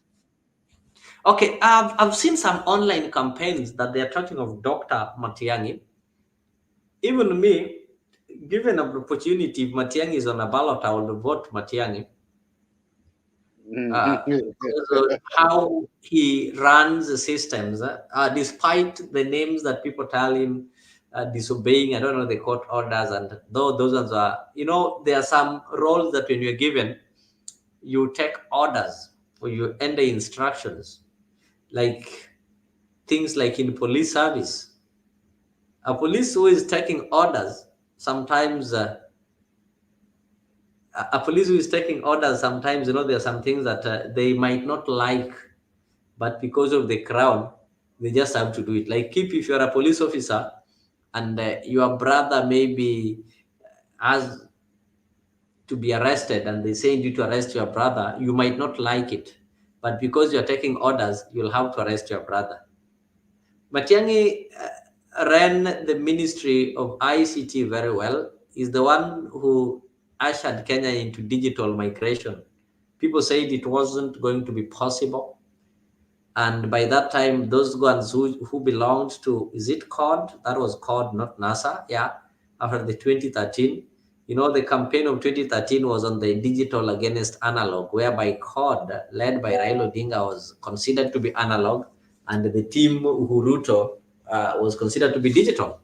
So Matiang'i led the digital migration. We saw people buying the decoders and all those kind of things. It was successful. From that place, he took over a ministry that was mismanaged by somebody called Professor Kaimenyi, the Minister of Education. He ran it successfully until when Nkaiseri passed and he was given the Ministry of Interior. And remember, by that time, he was the Minister of Interior and doubling as the Minister of Education. He ran those two ministries successfully. And at the time that the country wasn't stable, remember, these are the time that we had things to do with the Al-Shabaab. We had the demonstrations and such kind of things, but he did it perfectly until he was replaced by people who are now clueless. That Ministry of Education currently, people are complaining, and the education, you can realize there is a miss there because this gentleman called Machogu doesn't know anything. People are talking of getting involved in the Rivayala scandal, that Matiang'i was involved in that Rivayala scandal, not him. I hear people talk of that, but when it comes to the Rivayala scandal and Yala and say things, sometimes I tend to believe that was something political, and the people who are talking of it were people who are on the side of the President, William Ruto. And as a matter of fact, if we people just need to hold our leaders responsible, such cases, criminal cases, never expire. If William Ruto was genuine that this thing was happening, then now that he's the president, why haven't he even established a commission of inquiry to inquire on the issue? Why haven't we seen these people getting arrested? Matiang'i is there. Yes, Matiang'i is there. Matiang'i is not dead. Matiang'i is there. Why can't we see these people being brought to book? The same president told us that Nairobi area was used to maim and torture Kenyans and people used to be killed in containers. The person who was in charge of Nairobi area was one, Kome. What did he do? He made Kome IG. So that one either tells you that the sentiments were false, politically instigated, or he was happy with what was happening, and that is why he promoted Kome. Some of these things, I tend to disagree with them. Though Rivayala passes through places like Maseno University, there are bars and whatever. People also commit suicide and such kind of things. So it's, if somebody, like there's one passing through my village called Rivanzoya, whenever there are floods and maybe whenever there are maybe some suicidal instances, people will walk along the river try to look for their dead or people who are drawn by those kind of water. So I'm not saying that is what happened in Yala. So I get you. Shetani, I think that is what you wanted to get, but I get you. Goodia is asking what has happened to Martha Karua. Is she on holiday? Which holiday? Keep. Mother Karua and Prime Minister Raila Odinga the are the big people. We cannot see them on this thing because they have been crying for long about this government. No, So no. Wait a minute. they've been crying for long, and we've been ignoring them, and we've been Okay. insulting them with all manner of words. But right now we are feeling it, and because even me nikikwambia kitu na usikii, ndio baadaye uje ugundue. Do you expect me niongee tena? Uta expect Sipinda nyamaza tu nikwambia, ile wakati wote nilikuwa najaribu kufungua akili huko unafunguka. Sasa saa hii vile umefunguka, sukuma from there. You understand? Nafikiri nimeweka kwa lugha rahisi. I think wamemsaidia hapo. Gudi ya leo amepatia DP a name. Gudi, I know you listened to our analysis of the DP, and I don't know why you decided to come up with these names in Gachagua. And I can see Mzalendo is there. Mzalendo ataendeleza from there. No, we have to create for him unless you want to kuendeleza na yeye ndio watu wasichanganyikiwe. Me, I can move out and maybe I can join you saa 8 huko. Okay, I'm not sure wacha tumkaribishe. Media is saying that hata saa hii ni saa 7 tayari. Can you hear us, Mzalendo? Yeah, I can hear you loud and clear. Oh, great. I hope you are not hearing the rain from this end. Okay, we were having some politics in 1 hour, trying to analyze the speech by Rigathi Gachagua, but to my surprise, we've done it we've analyzed it for 2 hours. Like it was so deep that 1 hour wasn't enough for it. So right now we are just responding to some concerns, and from that, Goody have decided to give Gachagua a new name. He's currently calling him Saint Gachagua. So maybe I can just get your views on that. I can just try to summarize to you what Gachagua said. I'll not play you the speech, but I hope you've listened. Oh yeah, you'll summarize for me, but let me first play my tribute to those fallen heroes, and then you can continue the conversation. Yeah, our flag is just a universal symbol that stands for our identity, our nationality. I know it's not a laughing matter, Mr. Leo, and Kenya is in its worst moment. We have never reached this moment in our history. So whatever we say, we have to be very, very cautious in trying to create that balance that is needed in this society. Gachagua's speech, I had a bit of it. I saw it like a speech that is blaming the security operators and is blaming the junior officials. One thing that you should know, the directions or directives stops in Gashagua's door and the President of the Republic of Kenya. It would have been ideal in an ideal modern society. All the security leaders, right from um, the CS, Kindiki should have resigned, Duale should have resigned. Everybody in that docket should have resigned at this particular moment, because you cannot kill Kenyans in such a manner that happened yesterday. It is a sad day. What are the predictions of tomorrow? What will really happen tomorrow when these young people, from the way I see it, from the platforms that I've visited, they are ready. They are going to go to State House tomorrow. That's why they are going to stop. So what happens when they storm State House? That is the end of Ruto's regime. We said it here yesterday that the only good thing that Ruto can do is to drop the finance bill, and of course he's listening to what the people are saying in social platforms and the ground. But these guys are saying that is not enough. They are talking more now of leadership. They're talking about the incompetence. They're talking about the looting that has been going on in this government. How can that be addressed? What we need to think about right now, in case the president, because he has got the powers and the authority tonight to call a state of emergency in Kenya, what happens? What happens? We should all be worried. We should all be worried that the Kenya army is in the streets. That should worry you enough. That maybe they will not be able to stop these young people. The mobilization is serious. It's not a small thing. It's not a small thing. So Ruto, I think, is just in prayers that this thing doesn't escalate. It is stopped by the forces. But what kind of force will they use?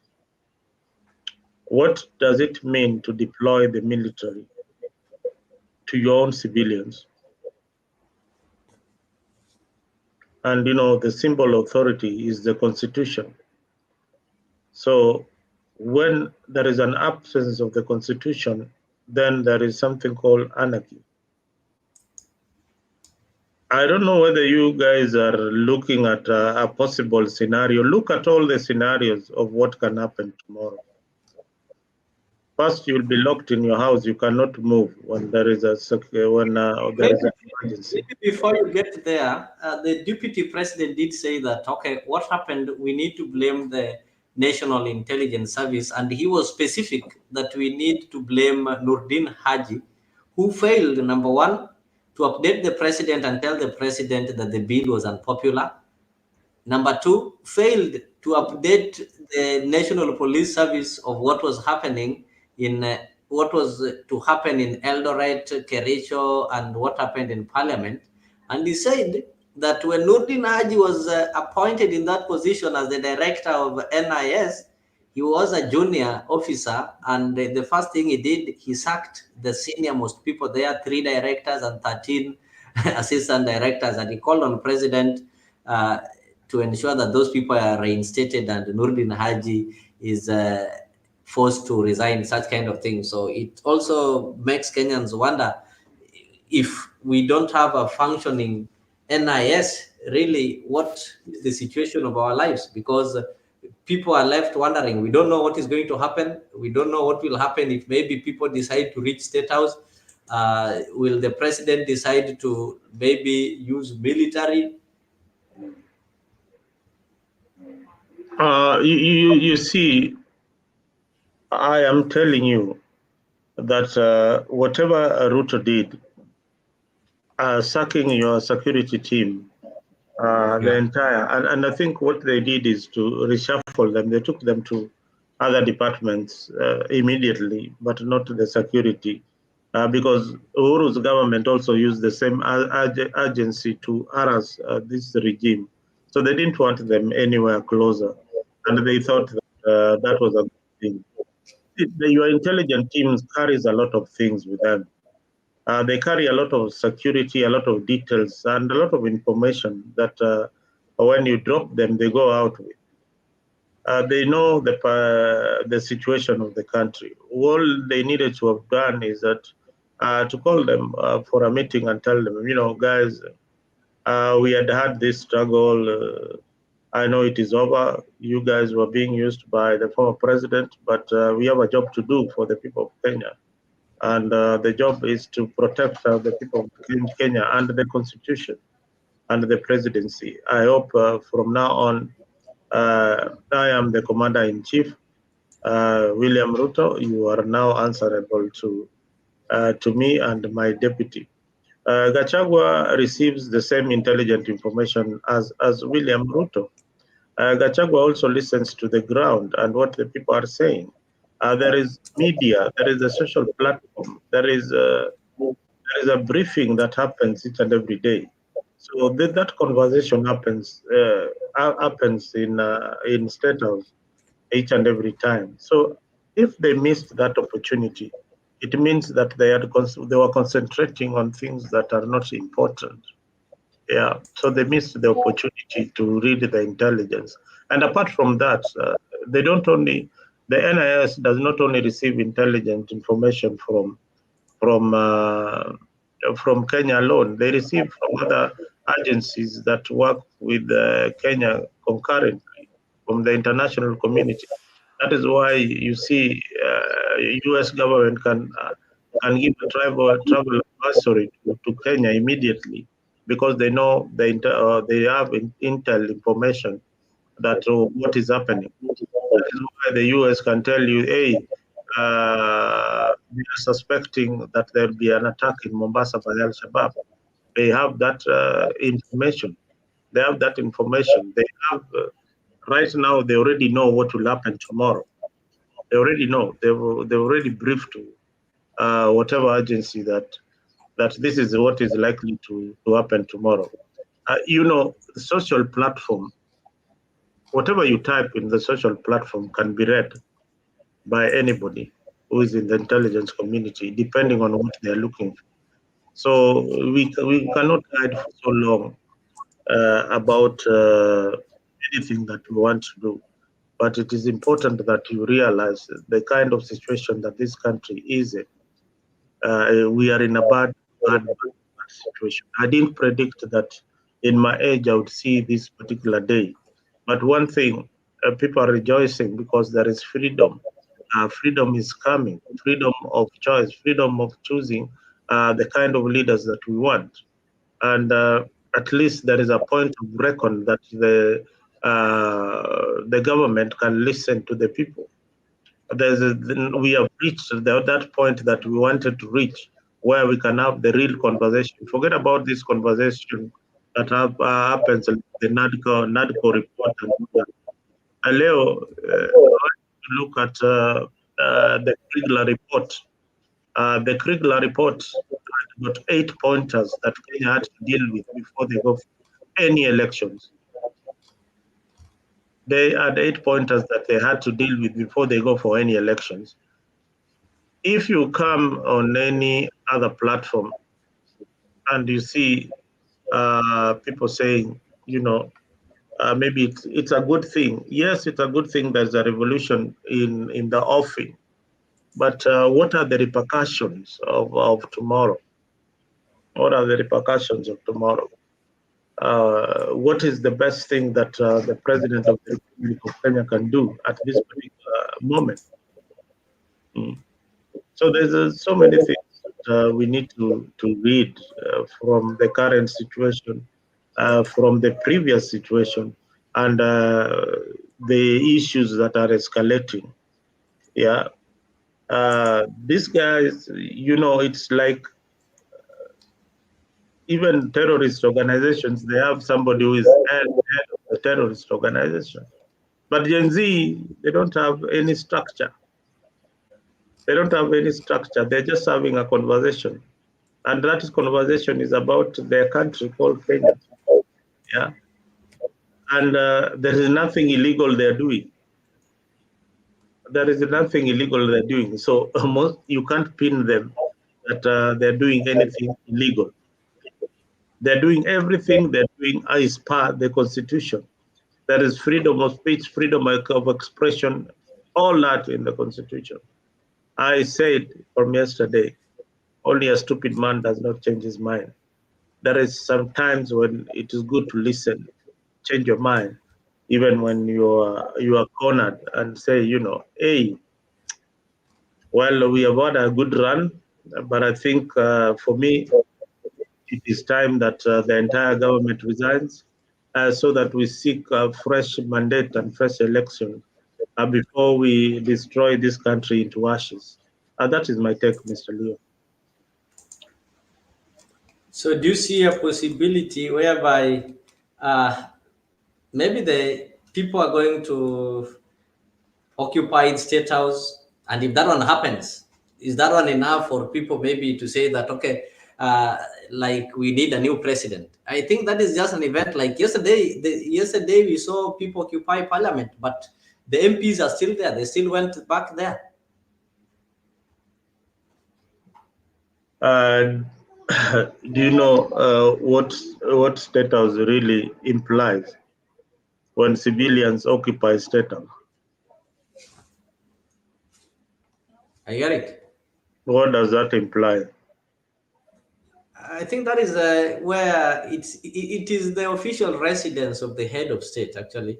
And when I was talking to Guru, I don't know where he'd gone to. I saw him when he was telling us that Parliament is a protected area. I did realize that Parliament is not protected area, but State House and the military camps and such are protected areas. I think when civilians occupy, it means that it's a civilian rule. They've taken back their sovereignty. That is exactly what it means. That is the official residence of the President of the Republic of Kenya. That is why State House is guarded.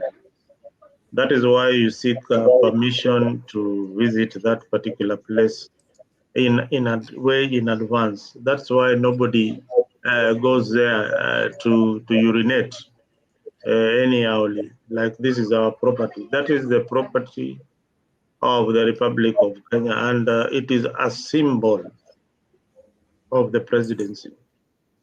So when civilians occupy it, you see, like in many African countries, that is where they add first and occupy, destroy almost everything. People looting up and down what is there inside there. That is the end of it. That is the end of it. Then where did we reach there? How did we reach here? Did we have any options? Tulifika hapo aje? Those Kenyans are asking. Like today, the president declined to assent to the bill, the finance bill 2024, and sent it back to parliament. The same parliamentarians are the ones who interacted with the bill. People started demonstrating and rejecting the bill a week or 2 weeks, or some even started it 2 months or a month before. But the president listened and he allowed them to pass it. Then he refused to assent to it. So was he supposed to wait for what happened yesterday? Is when he maybe takes it back or reject it, or he had an opportunity of whipping the members before and tell them, no, people don't like this thing. Why can't we just say we reject it, then we start afresh? Only that can be done in parliament, through an act in parliament. The president, yes, can refuse to assent to the bill, but it's only parliament that can drop that bill through that act in parliament. All right, they have to repeal that act in parliament so that the bill does not become law. And right now we don't have a parliament. We don't have a parliament. Technically, we have a finance bill. So that is what it means. Technically, we have a finance bill, but without parliament, so he has taken it back to parliament. There's no parliament. Who is going to discuss? Itakuwa assembly itafanyika wapi? Unless wafanye virtual. They now need to go virtual. The members of parliament need to go virtual. And so how was how was the deployment of KDF approved today? It was approved yesterday. Was it approved today? It was approved yesterday. Yeah, yesterday. Yeah, how was it? The president has got the authority to do that. I think that is what the law says. He has got the authority in the absence of parliament. He can do that.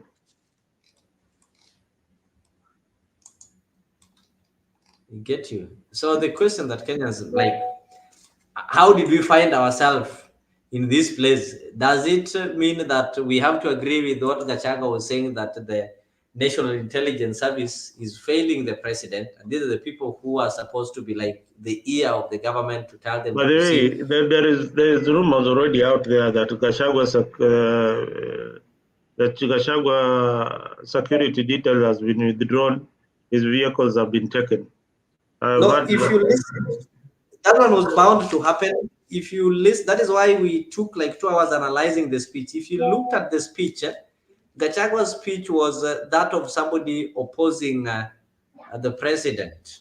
He was speaking directly opposite to what the president said, and he even there's no way you can go on air and start saying that the national intelligence have failed. And he also said that the national intelligence is now planning to connect him and Uhuru Kenyatta with the demonstrations, and they already have plans to arrest and intimidate those members of parliament who voted for no. That is what the deputy president said. If you listen to those 21 minutes speech that he said in Mombasa, of course he was in Mombasa here. So I think from that point, anybody else who is in government will think that Gachagua is speaking as an opposition leader or is speaking just as. Yeah. From his statement, he has already. I understand that he's already been removed from all the WhatsApp groups of government. So he's no longer in all those WhatsApp groups. That's the same way when And he also Leo, you normally remove people from your group. He acknowledged that people no longer like the government. He said at the point they were elected, they were darling, but right now that have changed. So you are a deputy president. You've acknowledged that your government has become unpopular. Osam is saying that Gachagua is adding a lot of fuel into this. I mean, you have been bashing this guy for the longest time.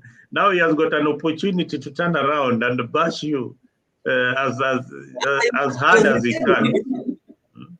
That he's a politician. If you look at what happened in Githurai, of course, I think you did watch it in our channel. Babu Owino was in Githurai to get some political meat from it. So every politician is taking an advantage and trying to get some meat from what is happening right now, either to build their political profiles or to prove that they are relevant in one way or the other. Could that be the case?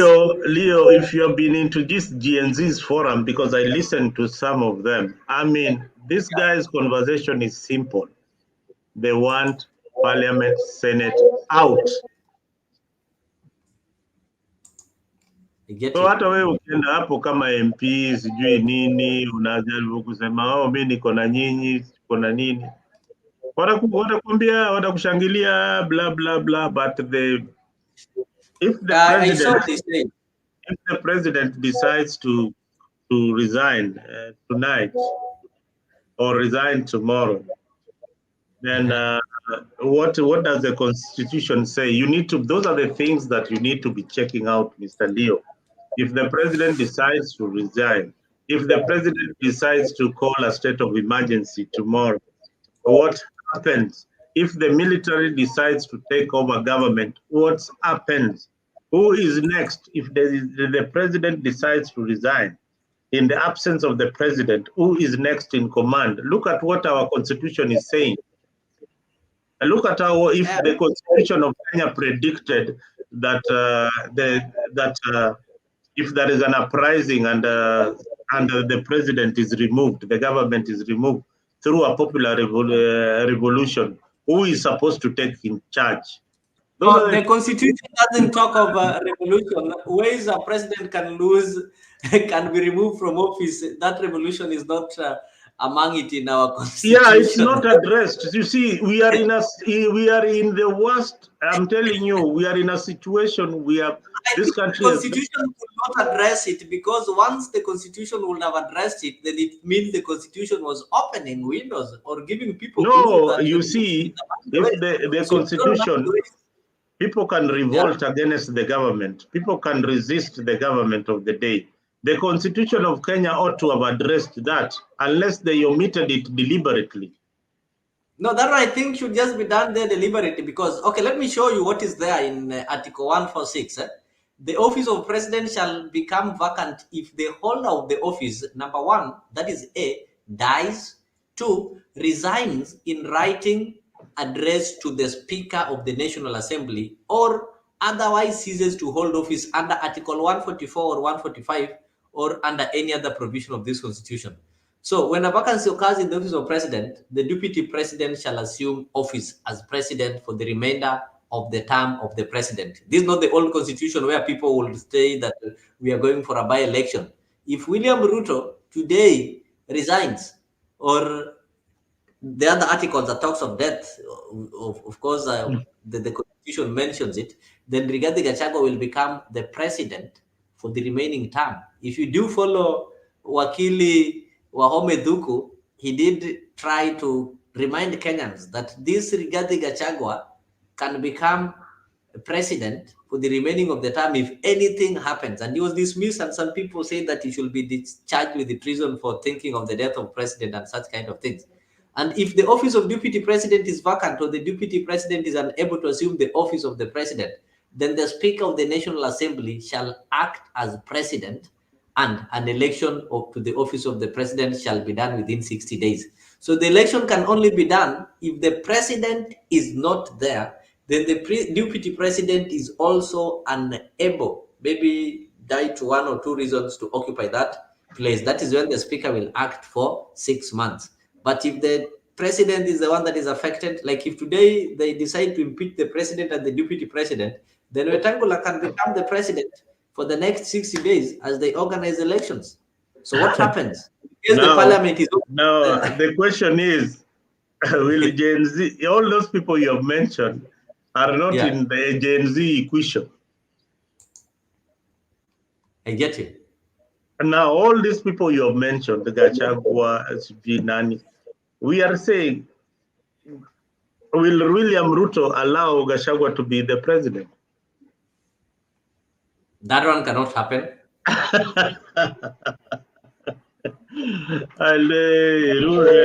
Leo, if that cannot happen, then what happens? He can't allow that. Yes, he can resign, but can he allow Gachagua to be the president?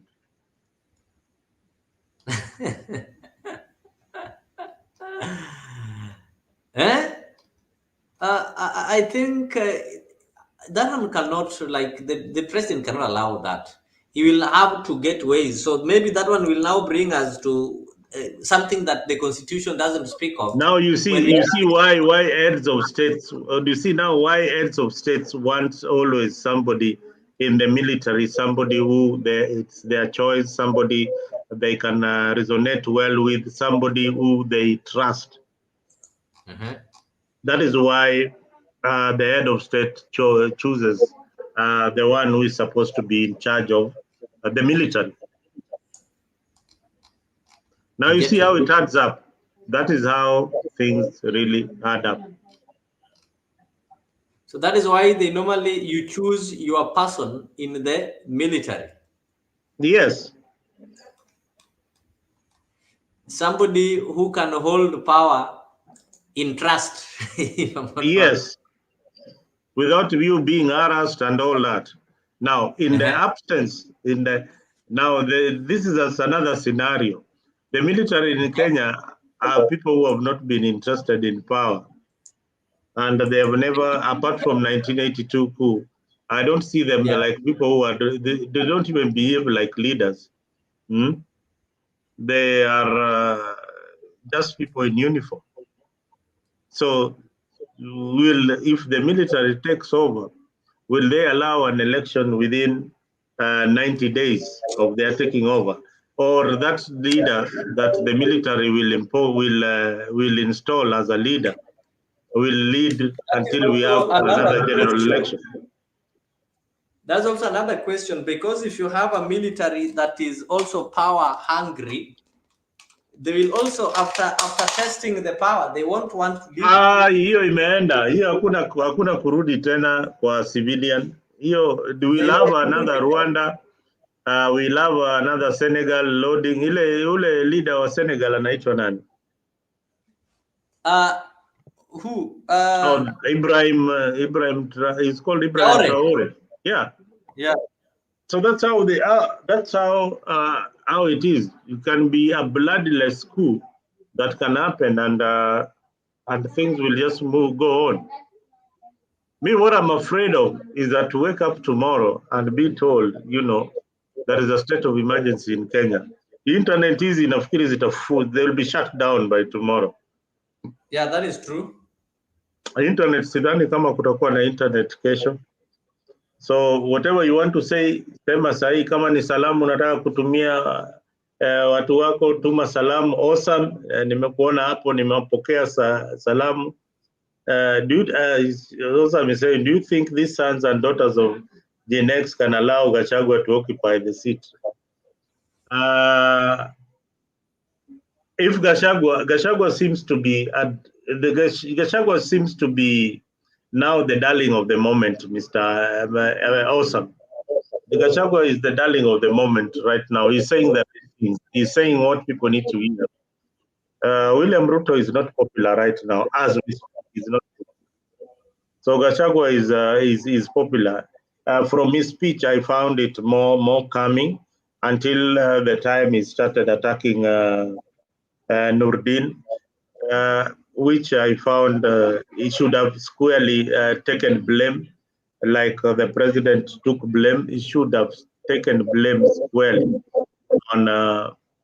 on himself as a leader. When you have failed as a leader, you take responsibility. He should have taken responsibility that we have failed.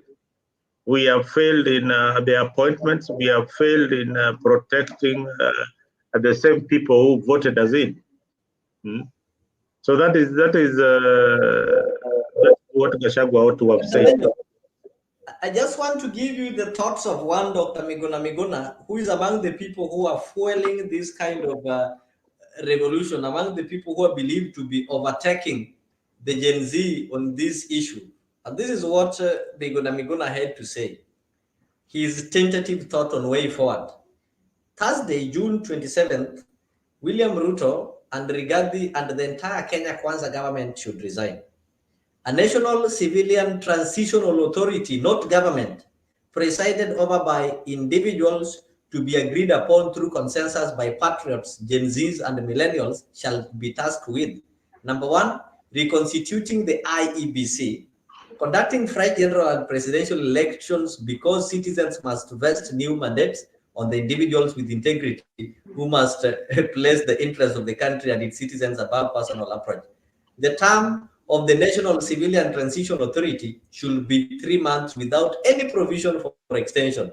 Then the members of the National Civilian Transition Authority are not qualified to vie in the subsequent elections. The Ruto, Gachagua, and members of the Kenya Kwanza regime responsible for the mayhem, plunder, abuse of power, extrajudicial killing should be banned from holding public office. Independent investigation to be done over human rights abuses and such kind of things. So even before you comment on that, it also reminds me that we don't have a properly constituted IEBC right now.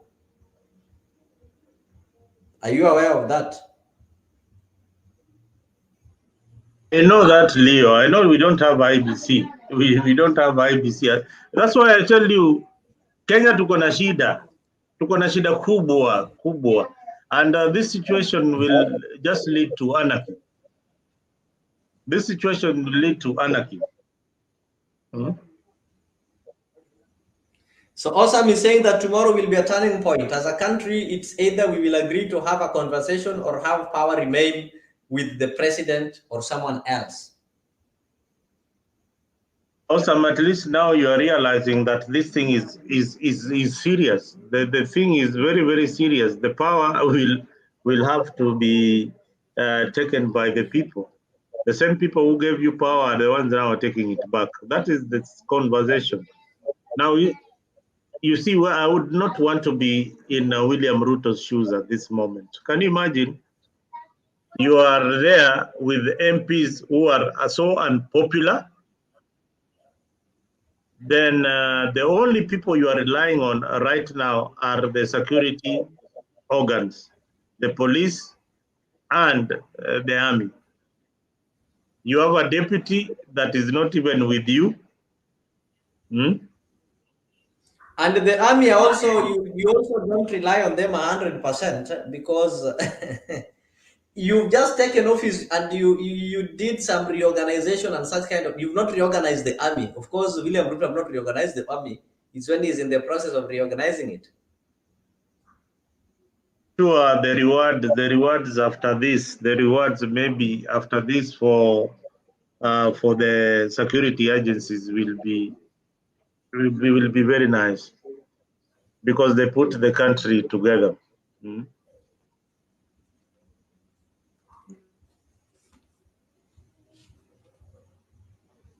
Captain is back. Captain. I joined you in the middle of the conversation. I even don't know what you are discussing. Saying that based on what happened yesterday on Tuesday, tomorrow it might be a different one because tomorrow is not the Gen Z. Everybody has been called. They are targeting 1 million march to State House. Operation Occupy State House. Yeah, but for tomorrow, from the point of where the information is coming from, I don't think it will be that much hot than Tuesday. Zalendo is amplifying here, but from where I get the information, from the source of information, it cannot be that hot like the other day. It will be okay, no problem. Kenya is going now to be run in the correct direction where we all want, not like supplying 20 billion or 20 million in a day in the name of kusaidia watu. Hiyo pesa inatoka wapi? So no problem. Concerning tomorrow, Mzalendo, if you wanted to do some M-Pesa on online, unaweza rusha tu kwa simu yangu itakuja. Unajaribu tu naye. Unajaribu na 1,000 hivi, ikiingia kwa simu ujue internet haijasimwa. So kila kitu itakuwa sawa Mzalendo. Usipanic sana mpaka unashika mdomo. Everything will be okay. That's all I can say. Bye.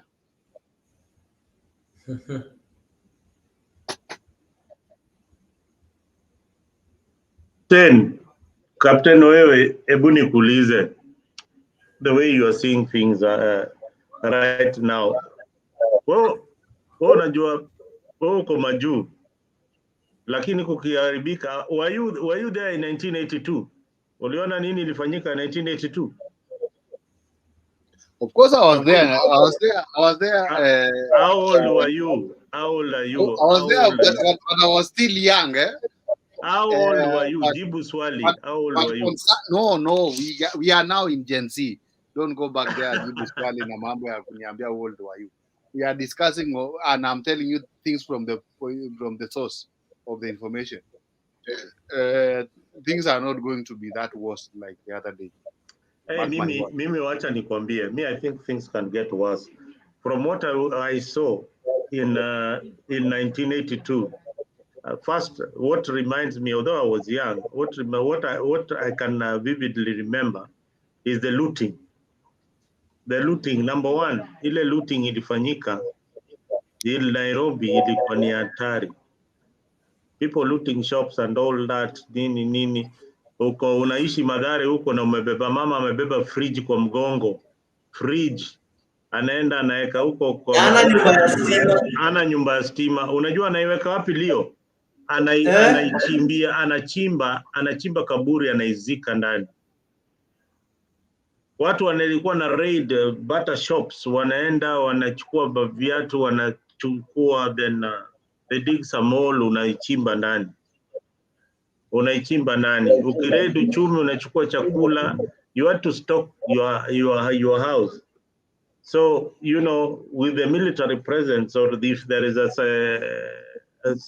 security emergency in Kenya, then that is what it means. It means that chakula utapata. Chakula ukishanyimwa chakula, that is it. Utapata chakula, hata hiyo nguvu ya kutoka nje kuprotest hakuna. Haya, wewe upati chakula na hakuna movement. Na army imeambiwa restore order.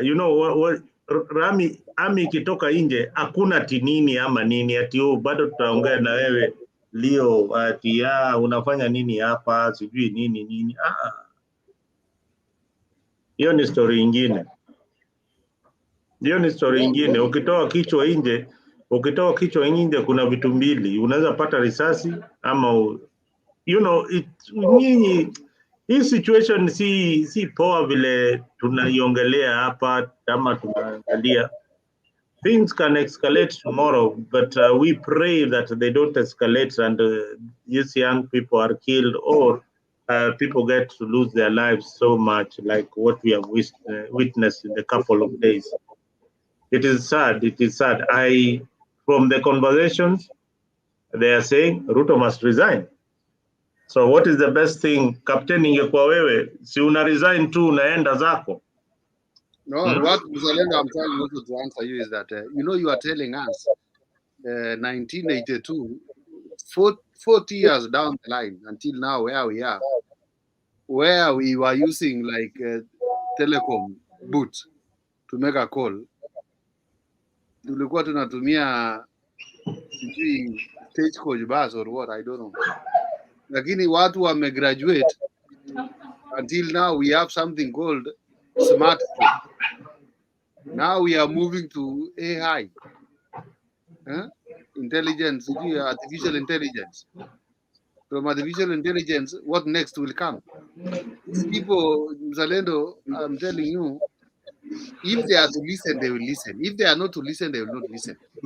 Now for tomorrow, they are saying, listen, for tomorrow they are saying they are not for finance bill. They are mourning their loved ones and friends who have lost their lives during the previous Mandamano, like yesterday and other days. You see. So they are not coming here again for the bill, but they are now waiting. If the government, they have said they are ready to listen to them. Now, in which way are they listening to their voices? That is what they are waiting for. But for tomorrow, remember wamesema kitambaa handkerchief ni white, t-shirt ya white, kama uko na flag and all whatever, maji na simu, sawa. All these things unaona wamesema ni vitu ya kuonyesha they will be peaceful. Hawataki tena vita ingine. Wanangoja from the government what will follow next after the bill has been dropped or after the bill has been brought back to parliament, which I don't know, because sometimes if you have read the constitution there, if this bill ikipelekwa parliament na wabunge waanze kukula pikipongi zao na kuepaepa, will it not be automatically passed according to that constitution? The way I know, I don't know, I'm not sure, but somebody will enlighten me on that. If imerudishwa kwa parliament and the MPs don't go there to amend or to discuss on it, after some days, what will happen? Will it be passed or what? Yeah, tell us, for those people who are enlightened on it.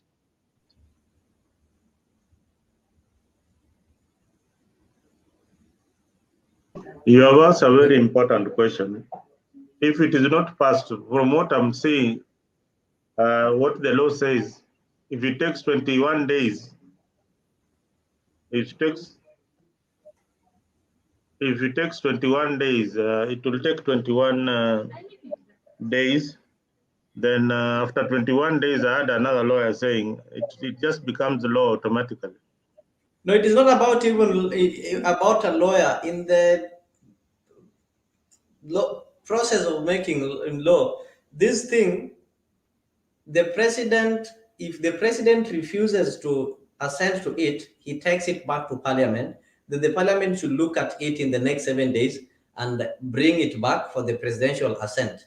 But if maybe after sending it back, nothing happens to it, after the expiry of it, actually it's 21 days from today, it is automatically assumed that it was assented to, and it automatically becomes law. So there is nothing, unless there is a process that they can maybe do away with it, because already it passed all the stages of making it an act of parliament. So somebody can only go to court after 21 days when it's already be presumed that it is an act of parliament. So whether the president puts his signature or not, it will automatically become a law. And the question we should be asking, will these MPs, they are the same people who passed it, do you think they're going to do something different on it that they could not do ile before? mbio hao ma MP wameona, if the bill was to be brought back again, Yeah. nakwambia watapiga no. Sasa president ameshasema hiyo bill ameiangusha, so unataka wapige kura wapi? What are they going to vote for? Leo, what are you saying?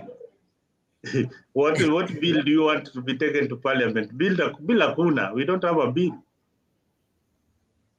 We don't have a bill. Sasa the question is, the budget has to be prepared. So do we go back to, and we don't have a parliament going on. Mzalendo, unajua sisi tuko watatu hapa kwa hii platform, na kuna watu wa comment section kama kina Gudia, tuko na kina SGG from SMG, tuko na Awesome there, tuko na nani tena, most of them the ones I've mentioned, Shedani Dudu wewe, usidanganye platform inasikizwa internationally like this ati hakuna bill. What did the president say? Alisema hawezi sign ama ametupa kabisa ama inarudi parliament. Sema ukweli mzalendo, wacha kudanganya watu. Wewe mimi ndio nadanganya. Tena kuna sana. Bill. Nini kuna bill? Parliament, nini imerudishwa parliament kama sio finance bill? Mimi nauliza president amerudisha finance bill parliament ama amedrop finance bill? Hapana, haijadropiwa. Mimi najua haijadropiwa. Leo, can you get the right information? So what happened is this, yes.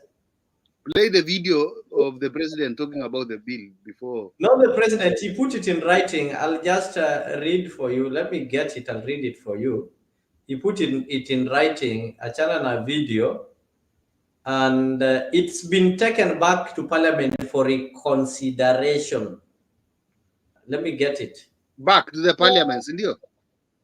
Yes.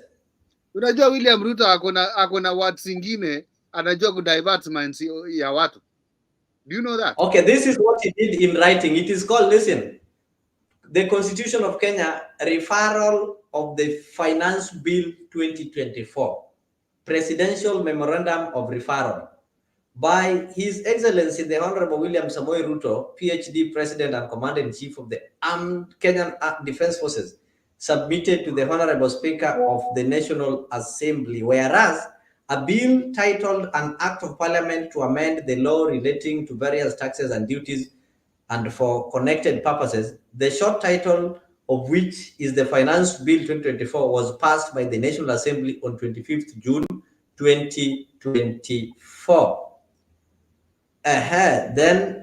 And whereas the Finance Bill 2024 was presented to me for the presidential assent in accordance with the provisions of the Constitution on the 26th day of the month of June in the year 2024, taking into consideration the widespread expression of dissatisfaction by members of the public and the contents of the Finance Bill 2024.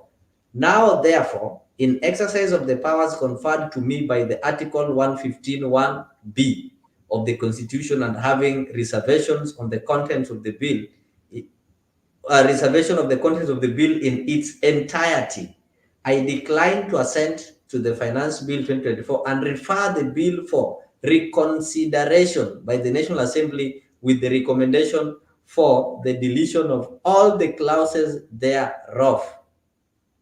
In witness thereof, I set my hand. So that is what. Mzalendo haelewi Kizungu, utamwambia na Kiswahili. Mise ako hapa, Mise ni wakili, atatuelezea hiyo inamaanisha nini, hiyo president anamaanisha nini.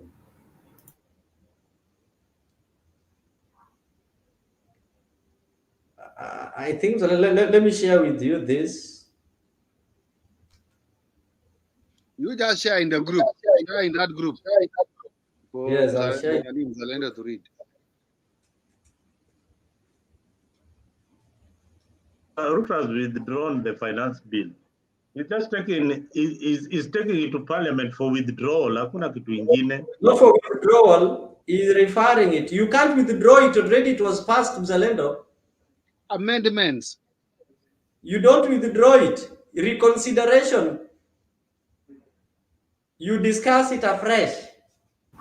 The president doesn't have the power to withdraw it. The owner of the bill, the initiator, has the power to withdraw it. The president, it is gone past the stages of the president only assents, rejects or approves. If he doesn't do so within 21 days, it becomes by default automatically, right? Yeah. Mise, I just have one question. Can you hear me?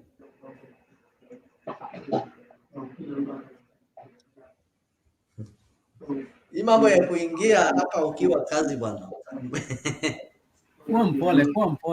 Hao watu wanaingia hapa wakiwa kazi bwana, ndio watafanya JLC. I also want to report to you that Gachagua stole your name, village boy.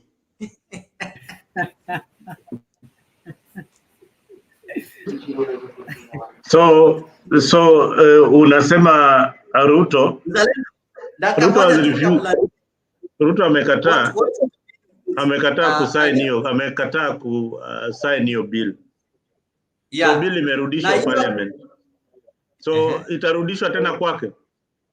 Yes, after nini atarudishiwa, na asiporudishiwa na sign tena, then automatically it will become a law. So what happens is this: the only thing sielewi ni the only person who can withdraw the bill ni the person who initiated, that is the Kimani Korean. So do we have a timeline ya ku withdraw the bill? Because hii bill imefika all the stages of all the stages, and as I withdraw in the last stage, which the last stage inakuwa ni presidential assent, and if the president doesn't sign, hata iende arudishiwe akatae, after 21 days it will be assumed it is already a law. So the question I want Mise to help us understand, the initiator of the bill, Kimani Kure in this case, does he have a timeline eti kuna ile stage anaweza withdraw the bill, ama hizi stages zote venye sasa hizi zishapita, he can still withdraw it now that it has been taken back? I don't remember clearly. That is not something that that is at the top of my head. But one thing I know is that the president, as he put it, that he has withdrawn is actually a wrong term that he used. He should have just said he is referring it or sending it back to Parliament for further amendments. But to say that he withdrew is he doesn't have the power and mandate to do so. So the initiator of the bill usually would have that mandate. So your specific question is not something that I'm able to answer at the top of my head.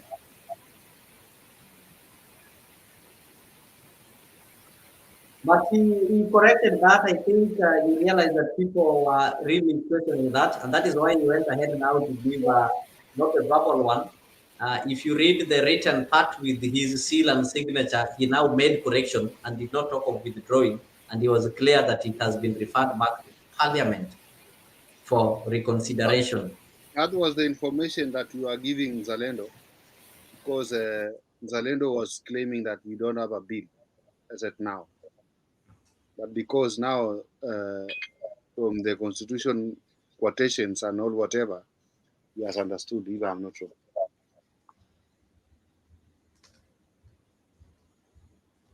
So, Mr. Anyway, you can proceed and tell us your view on what is happening.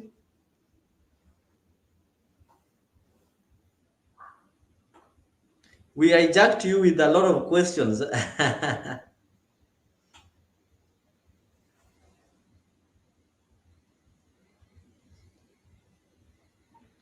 What are the members of parliament saying, Mr. Leo? I can tell you that no member of parliament will want to speak of this. You know very well the bulk and the political bulk that it has. So no member of parliament, they are getting running away from it. I just want to give you the views of one lawyer, that is Wakili Abuya Kennedy, what he said. That is before even the president gave the written part of it. Why some may say the fate of the Finance Bill 2024 is not yet sealed. As we upload the withdrawal of the Finance Bill 2024, here is a legal dilemma on such events after the final passage of a bill by the Parliament. The wordings of Article 115 of the Kenyan Constitution is that if the President does not assent to the bill or fails to refer it back within a period of 14 days, the bill shall be taken to have been assented to on the expiry of that period. It can then be published within 7 days pursuant to Article 116, and it becomes a law. Technically, it suffices to say that the Finance Bill 2024 is waiting for the lapse of time to become law. From the above, the framers of the Kenyan Constitution did not foresee a situation where a bill would be passed by Parliament and get withdrawn or voided at the whims of the President. The reasoning behind that is that the doctrine of the separation of powers amongst the three arms of government, even courts, are estopped by the same doctrine not to interfere in the legislative process until a bill becomes a law. Therefore, the buck now stops with the leadership in the parliament that must find their way within the law to legitimize the directive of the president on the withdrawal of the Finance Bill 2024. The other upshot is when the leadership in parliament agrees to rest the bill, sign, die, it will still be another legal balancing act. Anybody will run to petition parliament under Article 199 of the Constitution for the House to conclude the enactment of the Finance Act 2024, now a bill. Another route is going to court to question the legality of withdrawing the Finance Bill 2024 after its third reading, critical vulnerabilities that may be exploited by anybody or the government through individuals to eventually give the Finance Bill the force of law. So if you listen to that, it brings to what I was telling you here, Mzalendo, that this thing, Ruto is wise. He doesn't have power to withdraw the bill. If he withdraws it, anybody will go to court to challenge it. Once a bill has passed the third reading, it becomes an act of parliament after the lapse of 21 days. So it is either Ruto is technically waiting for 21 days to elapse. The parliament might dilly-dally, they buy time in parliament pretending to be discussing it, and immediately the 21 days elapses from today.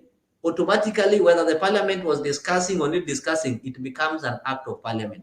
Nobody can go to court right now because the court cannot interfere with the legislative process. The court will have to wait until it becomes an act of parliament, is when you can go and challenge it in court that you see this thing is not right, this thing is not right.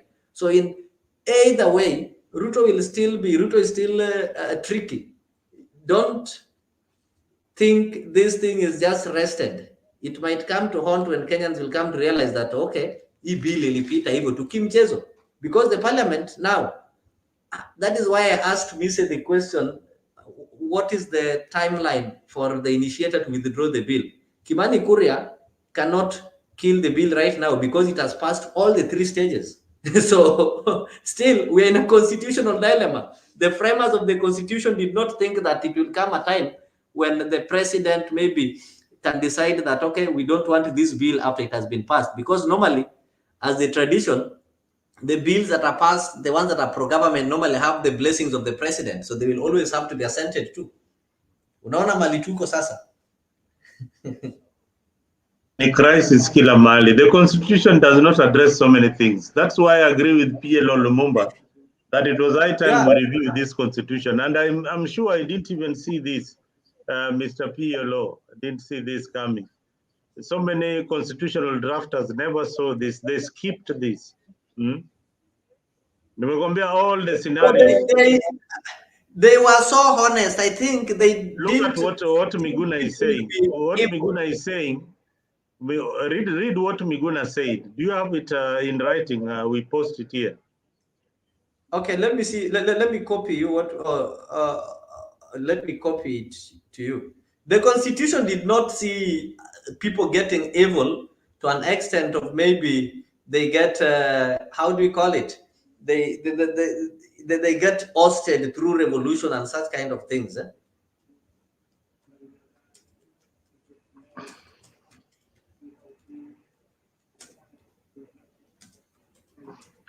Kenya Revolutionary anasema Ruto will not be the president by the end of Mwambie akuje hapa atuambie. Awaje hiyo show yake ya kufungua ya anakopa bundles ya 20 bob, anaongea peke yake anafunga. Nataka Kenya Revolution anakuja hapa na moto. Nasikia Ruto will not be president. Mwambie akuje hapa. No, he's going to come. Kenya Revolutionary, I wanted to ask you a question. Come here, you help us in this discussion, because in the absence of William Ruto, the absence of Gachagua, the absence of the speaker, then under the absence of parliament, who is this guy is going to constitute a government?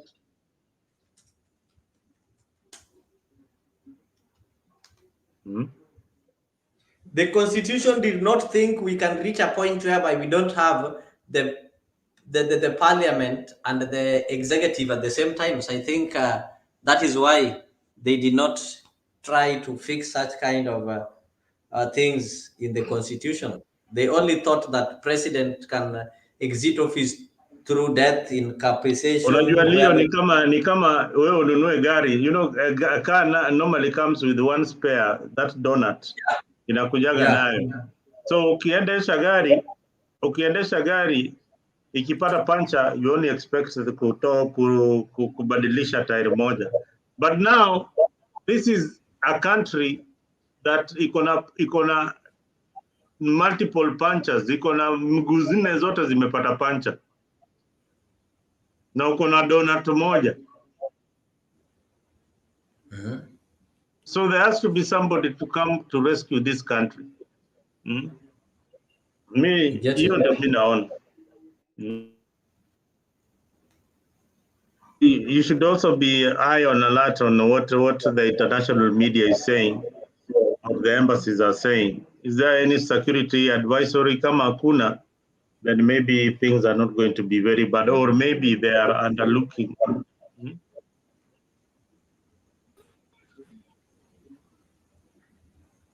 Mister, can you make your submission?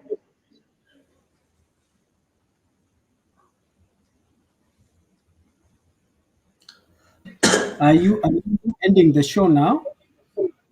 No, we want to continue. Yeah. Maybe I just wanted to listen in, and just I have a few questions that I wanted to ask Kip, particularly. As Nick is going to get his cup of porridge.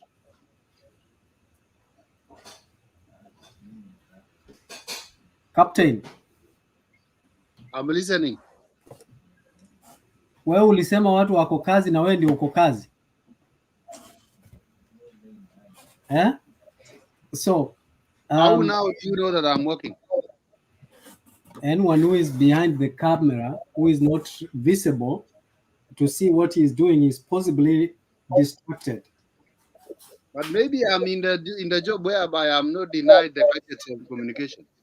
There you go. Then now you have answered. But my question, my concern is just besides the point.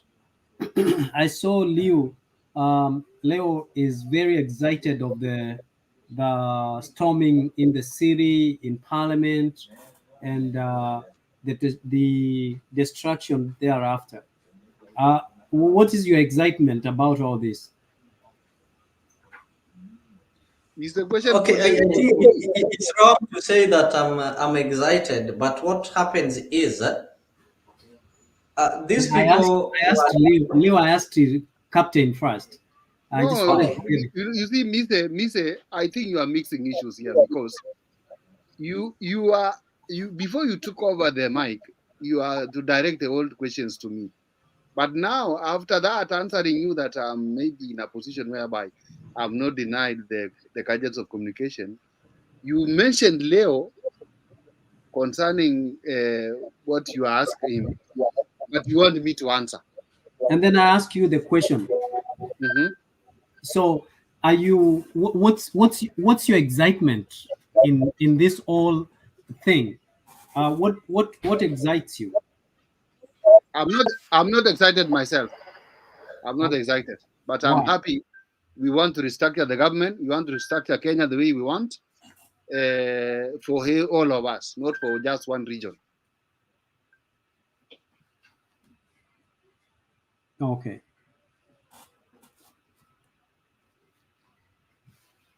Okay. Now, Leo, you wanted to you wanted to respond.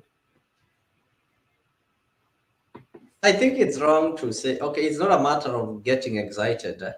What we saw for the last maybe 1 month, we've been seeing Kenyans talking.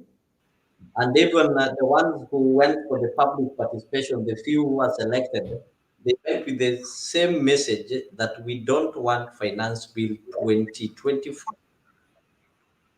We've seen the church leaders saying they don't want this Finance Bill 2024. And even the opinion leaders, and it is been all over the country. And anybody who is sane will see that majority don't want this bill. It raised temperatures. And it made for the first time people who've not been demonstrating, no politician called for demonstration, but Kenyans decided no, we have to go to parliament. If these MPs think that this news is not as well, to go there and stand there and tell them that we don't want it. They went ahead and voted for it, and it proceeded to the second reading. That Okay. is, it passed the second reading and proceeded to the third reading. Nothing happened. The president called up a PG meeting and such kind of things, and Kenyans said, no, we don't want it. But on Tuesday, when things turned chaotic, we saw the president and almost everybody was just stamping, getting humbled. So, as somebody who is learning, you learn one thing. All those things, noise, and peaceful demonstrations that Kenyans were having could not be listened to. So you understand that the only language that the government can listen to is violence. So whenever you want to communicate with the government, however much you use other languages, you'll be wasting your time. So as a human being, you want to communicate, you have to ensure that you know the right language. If I come and start speaking Swahili to you, you are not understanding. I speak Luo, you don't understand. But immediately I speak May English, then you get me. Am I stupid to keep on speaking Swahili to you? I'll go straight to the language that you understand best. So the government has confirmed to Kenyans that the language they understand best is violence. So whenever Kenyans want to speak to the government, they need to use that language unless they don't want to be heard. So that is what I can tell you, Mise. I'm not maybe excited, but I'm saying that at least Kenyans have known that language that their government listens to. The government listens to violence. So whenever you have something and you want the government to get you, resort to that. It's been proven. I think that is it.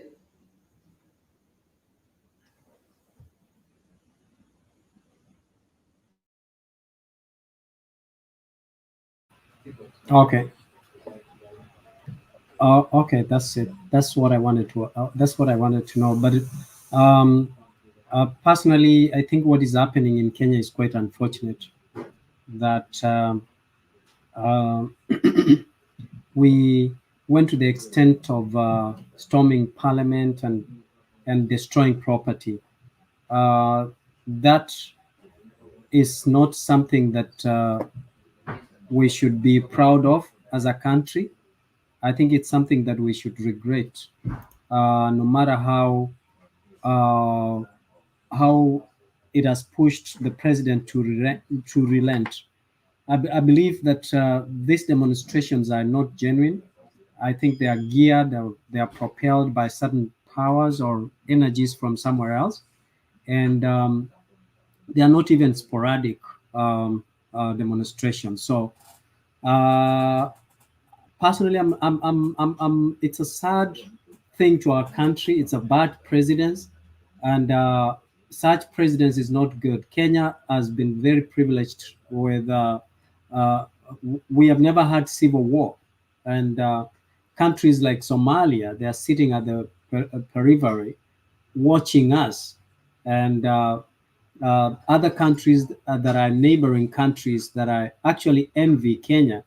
They are they're watching us, and we can easily drown with such excitements that tumeweza Ruto. You know, people are acting as though they are punishing Ruto. No one, we are not punishing Ruto. We are just actually, in a nutshell, we are punishing ourselves. You know, there are other ways that we can follow to fanya maandamano, and I don't agree with you saying that the government only understands violence. I think that is a perception that is actually in the minds of Kenyans, that the government only understands violence. You know, the destruction of property and the looting of property that we saw in the streets and parliament and within the CBD, it's actually abhorring. I say that because uh, uh, we are not punishing Ruto. Ruto, matter of fact, even Ruto today, even if he said, I'm tired, I want to leave this job, he still has immunity and security and probably good benefit that he can take care of his family. But we are oblivious of that. We go ahead and destroy properties that are infrastructure that has been put in place, that we have used the taxpayers' money to build that infrastructure that we actually owe to the foreign countries like China, and then we go ahead and destroy it. I don't think that is a wise thing that we are doing. And then there's also this issue, Leo, that youths were daring police. Some of them actually went and even provoked the police. Wanawambia niue, niue. You know, unaenda mpaka unaguza police. You know, there are also rules of engagement when it comes to demonstration. How about we use a different approach for demonstrations? How about, now that we understand hotels kama Weston, Niaruto, how come we go and surround it? You know, barricade Weston so that there's no business going in there until we are heard. How about we boycott some products? How about we have go slows? Like, for example, we have right here, we have a go slow of the LCBO. I don't know, Nick, what you call, like the beer store, like liquor stores and so on. But you know, they don't put down everything and they don't go to work. They say, anyways, if we work 8 hours, we're gonna reduce the hours that we are working as a way of communicating to the government that we are not happy. How about we go to the streets and not destroy the infrastructure and blame it on the police? Because outrightly, we are destroying our own infrastructure. You think about expressway yenye tutalipa. I think it's 2037 or 2050 something ndio tutamaliza kulipa. We go ahead and destroy it, and again, what happens? We take the taxpayers money, we repair the infrastructure, alafu tena tunaanza zero, tunarudi nyuma hatua kama 10, hatua ambayo tulikuwa tumesonga mbele. For me, demonstration is good. We have to voice our opinion, but the way we are doing it is not the right way, you know. And I think Kenya is a very democratic country. We can go to social media, we can use social media, and we can be heard. I don't agree with what you're saying, that the government don't understand diplomacy. I believe tukiacha kulipa tukiacha, there are a lot of things that zenye tunaweza wacha kufanya na watu watusikie. How about how about tungeenda to the counter assemblies where the power is also devolved to the counter assembly, you know? How about that? I still find malice in all this demonstration. We are not doing it because we hate, because we want change. We are doing this because we hate one person, just Ruto, you know?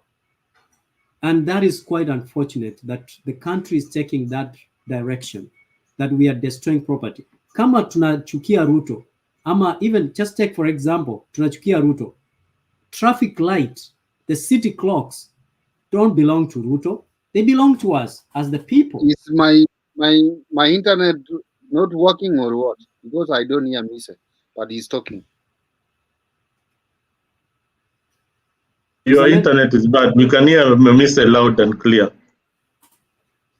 Yes. So that is where my disappointment is, Leo. The next time, I heard that the Global Summit, I don't remember that. I heard that Ruto had to cancel it.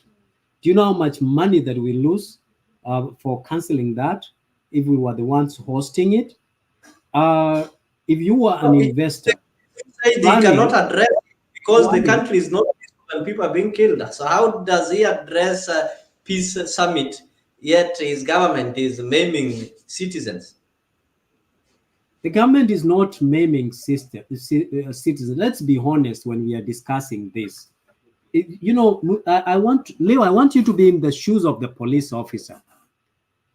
You have 10,000 people who are marching towards you, and you have about 22 bullets or 40 bullets or 100 bullets and the tear gas. Some of them are not even armed with the guns. Some of them only have rungus. And that's your brother and that's your father. And you want the police to and you're in uniform, and you can't retreat because you took out of office to serve and to protect. And you're in a very dicey place where you have to protect that person who is interested with the demonstration, and that person who is not interested with the demonstration. What can you do?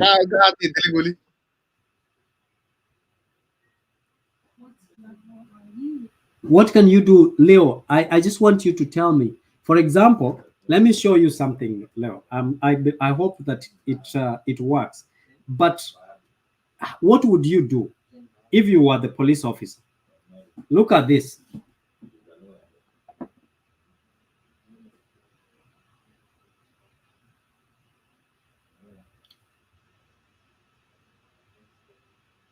Let it start again. Let me start it again. You can forward it. You can forward it to the group. You can forward it to me. I'm gonna forward to you. So then you tell me, if you were that police officer in a situation where your life is in danger, what would you do? He's saying he doesn't agree with your opinion. Who doesn't agree? Black. You know, it is my opinion, and that's why I own it. And he also has his own opinion. I also don't agree with the opinion of Osam, and I want time to be given when it comes. I mean, I think it means is that the Tanzania are laughing at us, so I want to disagree with him some other time. Tell me, Nick, if you can play that, Nick, I've sent you the second one. So I want Black to see that and tell me, what would you do? You have 10,000 people marching towards you, and then you are actually not very well armed. What do you do? What do you do? Aren't the demonstrators supposed to take orders? from the police or from authorities, because police are supposed to be non-partisan. So they are supposed also to protect the property around.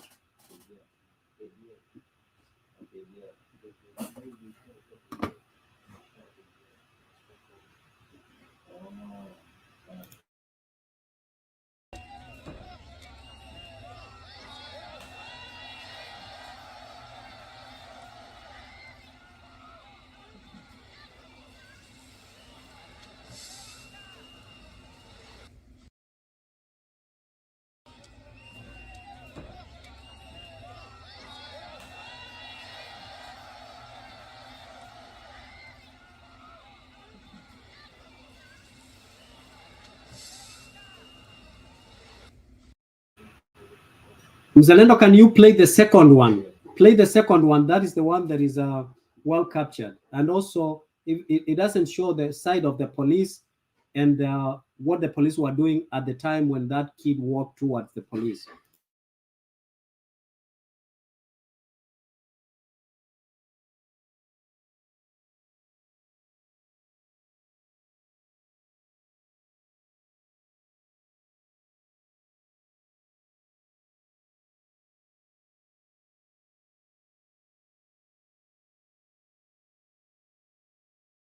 Mr. Plate, it's still loading, but just continue with the conversation. Yeah, so as much as the people, we have counter assembly, we have the National Assembly, we have the Senate. What if we came to the around Parliament and just stayed there? Don't destroy any property, don't push the wall down, don't do nothing, just surround Parliament and say, these are our demands. Okay, even use placards and convey the message. That is what I am thinking, because the billions that were used to renovate the city and Parliament, now it's another conduit that we are giving these politicians and procurement officers in the name of renovation, and we lose money that way. So why do we give them the reason to steal from us by destroying our own property? That is our own property because we are the taxpayers, you know? And by the time we demonstrated, even now, the bill still will go back and there will be amendment. And why was it that, what was the reason why the ODM, people from ODM part, what was the reason why they were making withdraw of the amendments that they had given before? So I just want to understand whether there was malice or foul play. I think that's what you need to understand. That is simple. When you give an amendment to a bill, then you have got to know justification to vote against that bill. So if, for example, John Mbadi had an amendment to the bill, then it would be unfair for him to vote against the bill, because once you've placed your amendment and it has either been accepted or not accepted, then it means that bill is part of you. So the reason why those members were withdrawing their bill was to show that that bill is not theirs. The bill belongs to Kenya Kwanza. So had they failed to withdraw the amendments, then it means they were part of that bill, and voting no was some show of dishonesty. We are building a house, mimi nimeweka mabati ama nimejenga dirisha, I'm part of the fundi mwenye alijenga hiyo nyumba tumeijenga pamoja. So you cannot say mimi yangu ni mlango. So that is why it was great for them to withdraw. There was no way they would give the amendment, then at the end of the day vote no. It would be like they are playing with us. So that one, I think they did the right thing. Had they failed to withdraw, then tungewachapa viboko sana. But because you can't have a bill, then again vote against the bill. Once you have an amendment, you have to vote for that bill. Leo, amendment, when you are elected, umesema itengenezwe vibaya, wacha itengenezwe vizuri, alafu ndio ikuwe sawa. Leo, when you are Yes. elected to the National Assembly, okay, I Yes. think when you begin to serve, you don't Yes. serve the party, you serve the people of the Republic of Kenya. True or false? Mhm.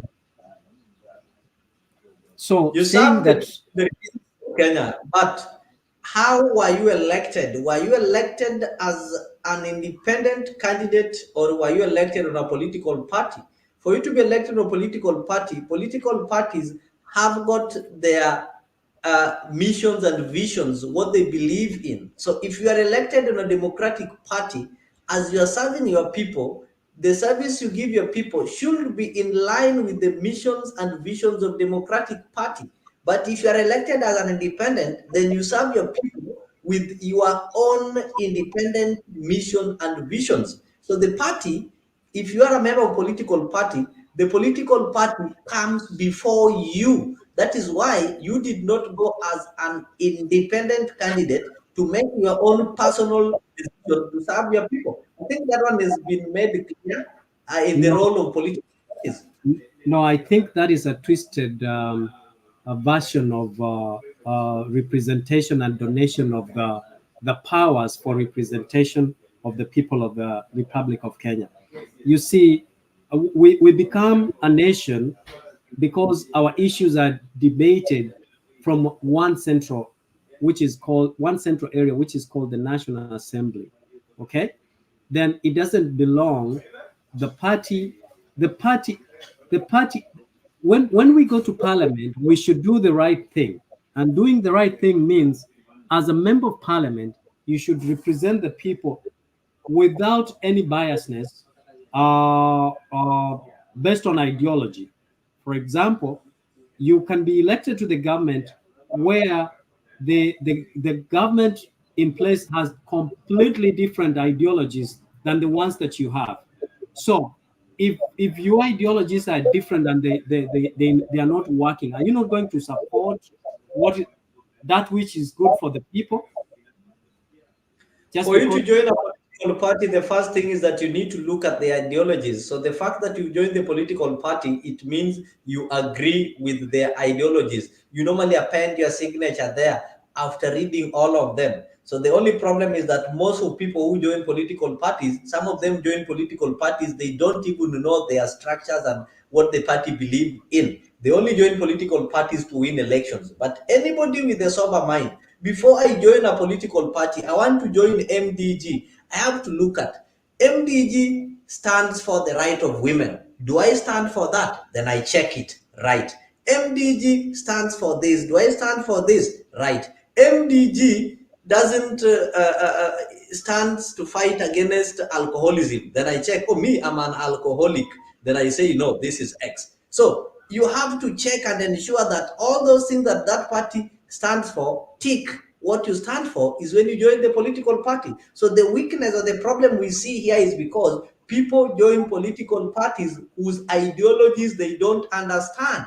That is why you see some people have joined political parties and they know very well the constitution of that political party allows for things called consensus when it comes to getting a member, allows that they can fail to go for nomination. So in the end, they start complaining that there were no nominations, forgetting that in the structures of that political party, there is a clause that says that we can get a candidate without going for nominations. So I blame those people who join political parties blindly because they don't have ideologies and they don't even want to understand the ideologies of these political parties. They are being overwhelmed with the popularity of the political parties. They find themselves in these parties. For example, there are those people who joined UDA because of that euphoria. They knew if you're in UDA, we'll have to win. But right now, when they look at what UDA values and what they valued, they are contrary. So they start saying UDA is bad. UDA is not bad. It is you who joined that UDA without understanding what they stand for who is wrong.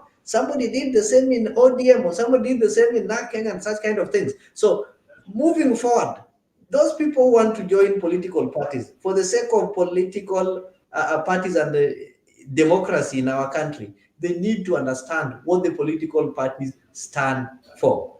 And with that is when we can have stronger political parties. But if we have people just joining for the sake of winning elections, then we'll keep on having problems of whereby my party says I vote no, then I end up voting yes. But had I known the will of the political party, then we will not even have a problem of Gachagua telling members of UDA to vote in this direction. We don't even need Junet or any Osoro to come and tell you how to vote. You just need to know that the party stands for this, and you find that your ideas are aligned. Just like you're playing for one team, you need to play with the ideas of the coach. Lakini wewe ukikuja na idea yako, mwingine pia kuna idea yake, mtafumble kama Chelsea.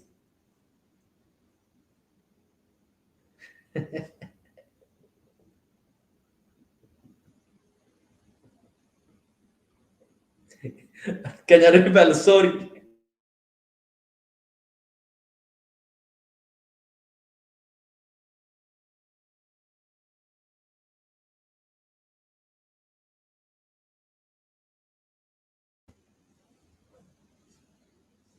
Mise, back to you. You had said earlier on, yes, that you don't want to see members of parliament impeaching a president. Yes. That should be left to the people. The people, yes. Do it themselves. Yes. But aren't you alive to the provisions of Article 1? Yes, I'm alive to it. That allows the public, the people, Yes. power Yes. to elect their representatives. The wording which is used in that given article, Learned Council, if I may, if you look at the sovereignty of the people, it says that all powers, all sovereign powers belongs to the people of Kenya and shall be, underline the wording shall, mandatory, be exercised only in accordance with this constitution. The people may, optional, may, optional. That is it, Your Honor. No, complete it, May exercise their sovereignty power either directly or through their democratically elected. So the wording, the conjunction may, I apply one. Thank you very much. Yes. And I think that is a plain language.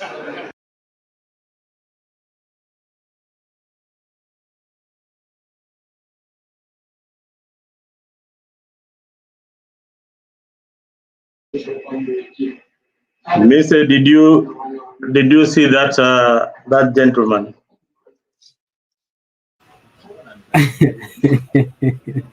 I like the guy.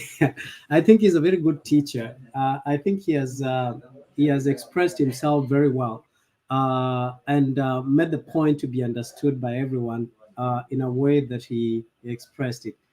However, you've not played that video that I said. In the meantime, I told I wanted to tell.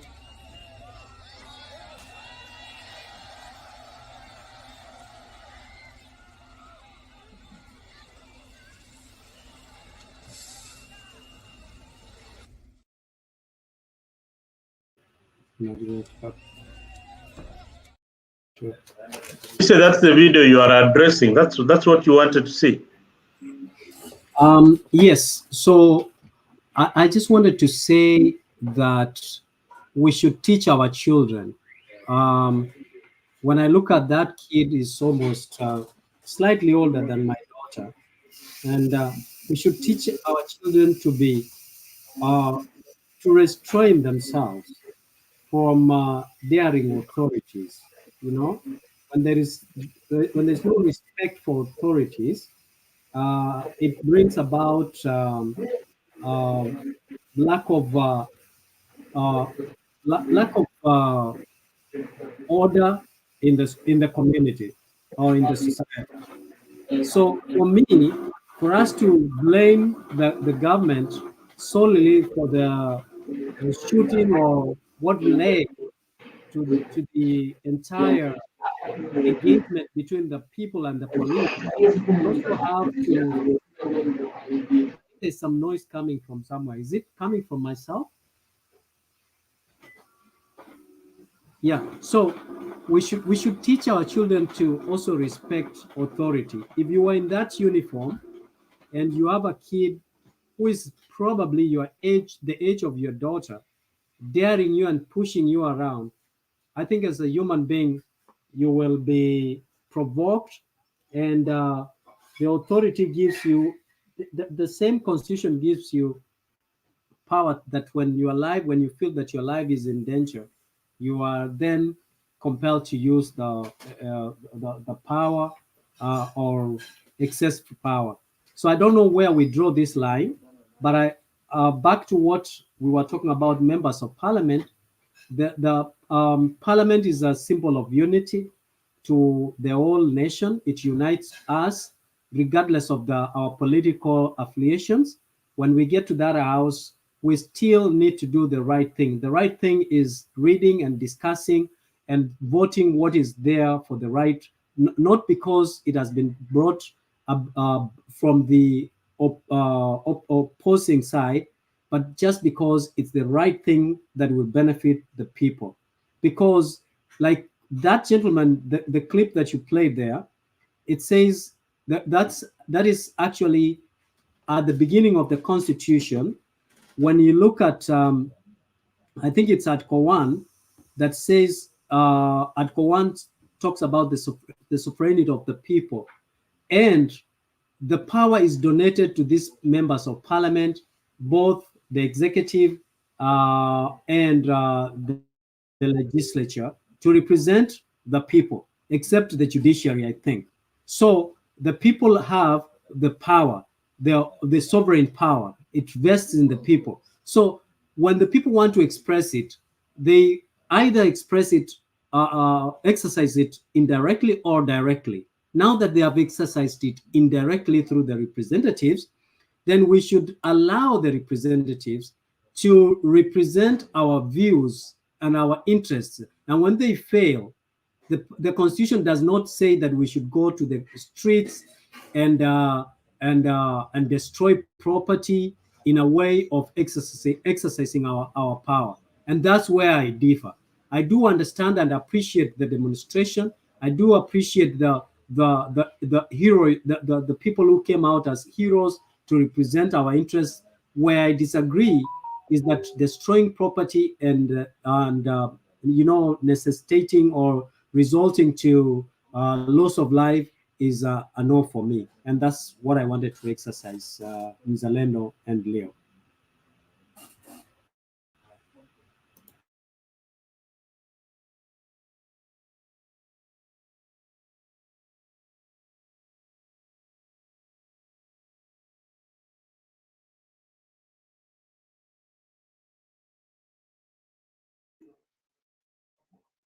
I want to play, can I play a video, Mr. Leo? Allow me to play this video. Okay. Of Salasha.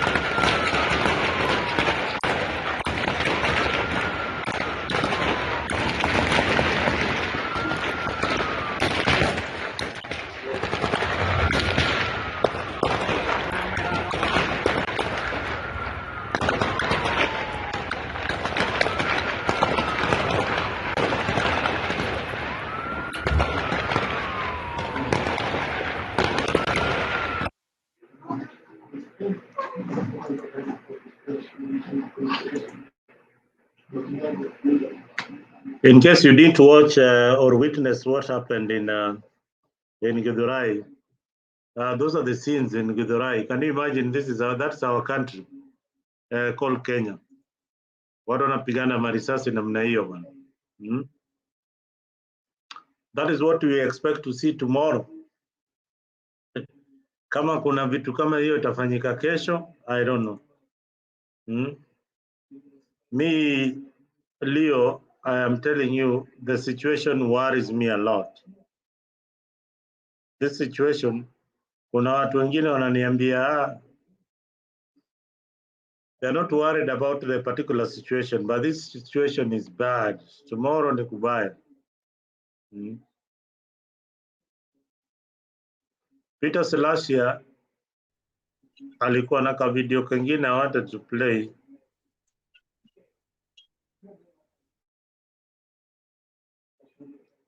Mona hiyo situation ya Githurai.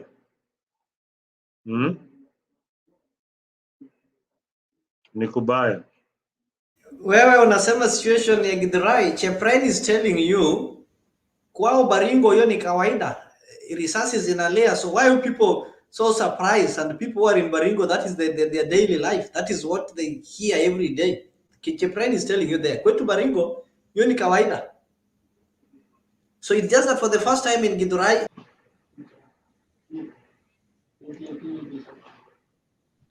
Nimekuwa tunasikia Ruto akiongea mambo ya statement.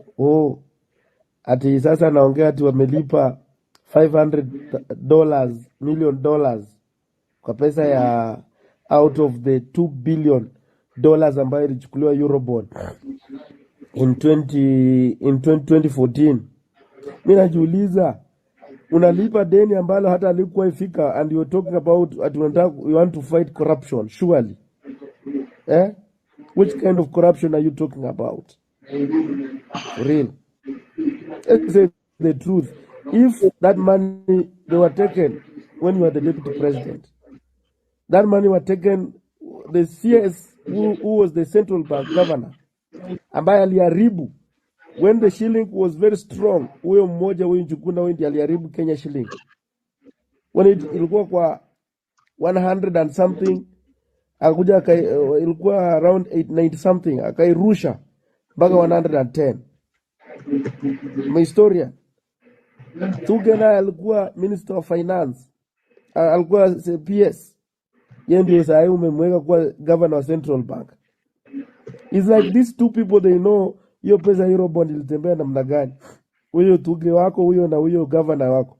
So if you want to fight corruption, start by sacking those people. They should tell Kenyans where did that money ya Eurobond ilienda. Ilienda wapi? Tell them. And number two, you have also just talked about that mambo na umeongea sijui nini, hata sisi kwa nasikia vizuri vitu zingine. Watu hata wataki hiyo mambo ya 2% insurance, watu warudi kwa NHIF. Watoto wa secondary school wanapata hata pesa in capitation. Tunataka to revise ile. Uliongea mambo ya Klinka. Klinka Smith mlipata ikiwa 700 shillings. Sasa Smith inaenda na pesa ngapi? 900. Na tuko na Klinka hapa, which could have made hiyo Smith bei ya Smith kwa chini, bei ya chini. What benefit are we even if we are using our own? When we are using mafuta unaongelea mambo ilikuwa whatever, simulipata kama iko 154, so urudishe hapa 154 ndio tuongee. Hata hiyo forex nyinyi ndio mlirushura ikaenda mpaka 160 na mlipata kama ni 134, if that is the bei ya kununua where it was. Wakenya si wajinga. So what we are trying to say is that mambo ukiongea mambo na warusi juu kutoa, why can't we empower our warusi farmers wetu wa hapa ikuwe cheaper? People will also be exporting, will be coming to import from Kenya. Simple mathematics. Let us make our things. If you want to talk about the furniture, can we empower people and have the capacity so we can also export furnitures? If you're talking about the diapers that are coming, whatever the way you had proposed, why can't we have the factories that can produce more in Kenya, then we can start to export? Simple as that. Mimi naona hata nikisimama president 2027 naweza shinda huyu Ruto, nikisimama na hata 2027 kura. Mwache kutubeba ujinga sasa pia nyinyi na nyinyi watu wa Kenya kwanza.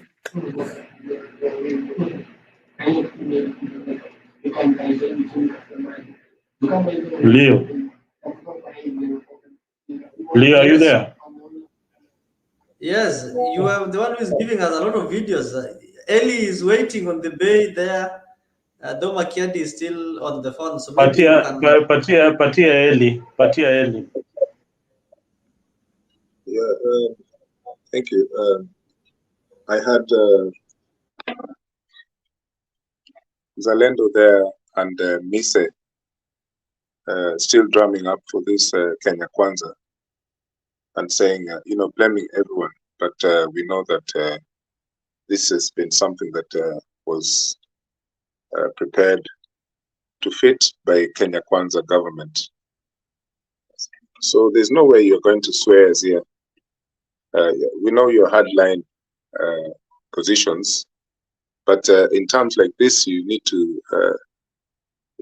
reason a little bit and stop this emotional blackmail where you start telling us how many people have died, and it's because they have been confused by a certain way of thinking. This thing about calling protesters children, addressing them as our children or children, this and that. Some of these people are, in fact, adults who should not be addressed as children. The fact that people have taken the item of Generation Z and decided that this is the major bulk of the population that is protesting does not mean that they are the only ones who are protesting. So we need to do the data properly. We can't just talk here willy-nilly about things that we're not even sure about. So just keep addressing them as children so that they look like they have no space or intellectual abilities to do what they want to do is, I think, something very wrong to do. It might sound as if I'm doing a review of some literature, but I'm just trying to say that our language, when it looks like it's patronizing, it's not good for our intentions here, because we all want some change in Kenya. Even those of you who profess to be Kenya Kwanza, bag carriers and stuff, people like Mise and Zalendo here keep reminding us that people have to behave themselves. They have to behave. The police don't have to behave, but people have to behave. The police are known to be the ones that terrorizes the community. This is a fact. I have a friend who is a police officer. She's a junior ranking, and I've seen her putting posts on Facebook and all other social media platforms, without fear, because she also believes that what is happening to their rank and file is not good, because they're also people, and they now realize that they're being blamed for things that are being hatched, plans that are being hatched by the Kenya Kwanza regime. This thing that in some way Rigathi Gachagua is a hero because of his speech today, and a few other times in the last few weeks, and Ruto is the person to blame. These are all games, We know this thing has been going on for the longest time. In fact, even Uhuru Kenyatta is not innocent. You remember when this Ben Gidai sang that song about sijui Uhuru Ruto tano tena ndani ndani ndani kule State House, sijui nonsense. These people are the same, and there is nothing that they can do to to improve the lives of Kenyans. These people are the same. Okay, if we start thinking about Rigathi Gachagua as the savior of this country, we are really, really doing ourselves a huge disservice. These people are the same. They're reading from the same script.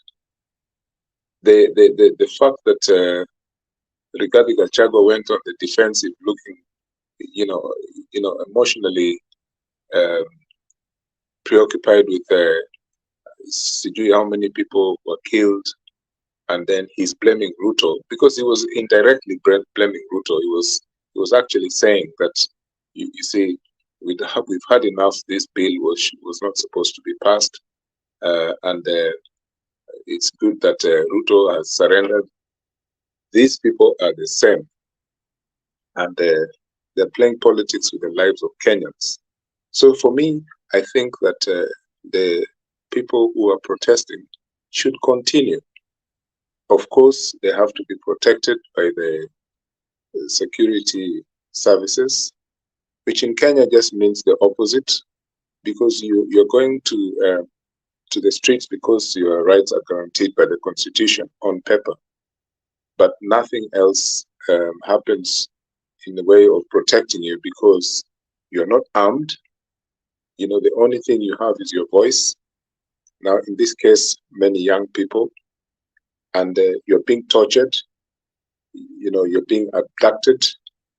Women are, in fact, there were stories of women who were raped, and the gangs who are doing this are, you know, they're supposed to be criminals, but we know that these state security actors can use proxies to commit crimes towards people, you know, towards populations, because some of the people who even went ahead of these protests said that they were paid to try and stop these protests in the city of Nairobi.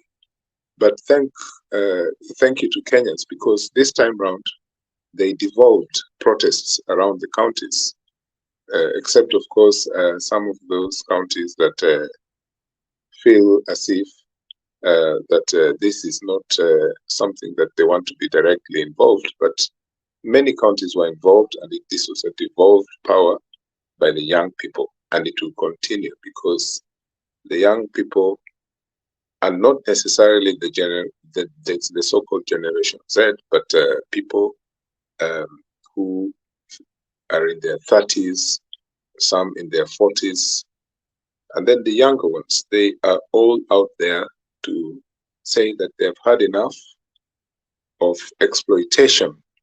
Yesterday I spoke about exploitation. I think I was either in this channel or the sound. Exploitation by members of parliament is a thing Kenyans must stop. I am telling you that the members of parliament, majority of them in Kenya, have no clue. And they're the ones who have continued to pass stupid laws that are affecting the people of Kenya. And while we're blaming Mr. Ruto, yes, but it is the members of parliament who are, in fact, causing the rot that is continuing to happen in Kenya.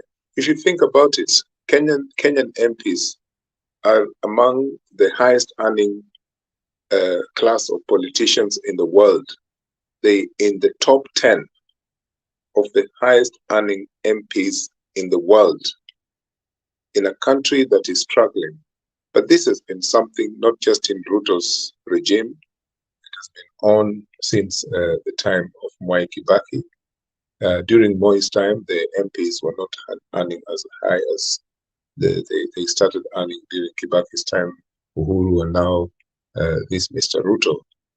These people can tell us nothing. Anytime that they get on, that they unite, is when they're increasing their allowances or when they're protecting their security of tenure by preventing people from recalling them using some stupid laws. I would say that in the platforms like this one, those politicians are listening, and if they're not listening, I don't care. We don't care. You know, Kenyans have gone past that stage where they used to think that politicians are so important. You know, addressing them as mheshimiwa, that's nonsense. You have seen that the young people now are addressing them directly, and they know what they want. So I'm struggling to piece everything together because there is so much to say about these particular events that are going on. I know that our brother in Uganda, Yoweri Museveni, is talking up, you know, as usual, you know, thinks that he owns East Africa, and he is part of the problem. these elections that was rigged in 2022 and the previous ones since 2007 has always been something to do with Yoweri Museveni. We knew that at some point things will come to this stage where we're at now, because even the people who were convinced that the symbol of the wheelbarrow and UDA and so on, even Jubilee previously, they know and they knew that the rigging of elections at some point, when things fall apart, they will realize that they were being conned. They'll realize that they did not win the elections. Because if you look at if you hear the demands of people now from Rift Valley and even Central, they're actually implying that they did not win the elections. That is what they're implying. They're saying they want Ruto to be recalled. They don't want him in power. What does that say? And when you hear about the so-called democracy in the country, Kenya, but you hear the voices of these people who previously believed that those particular counties, their formations, won the elections.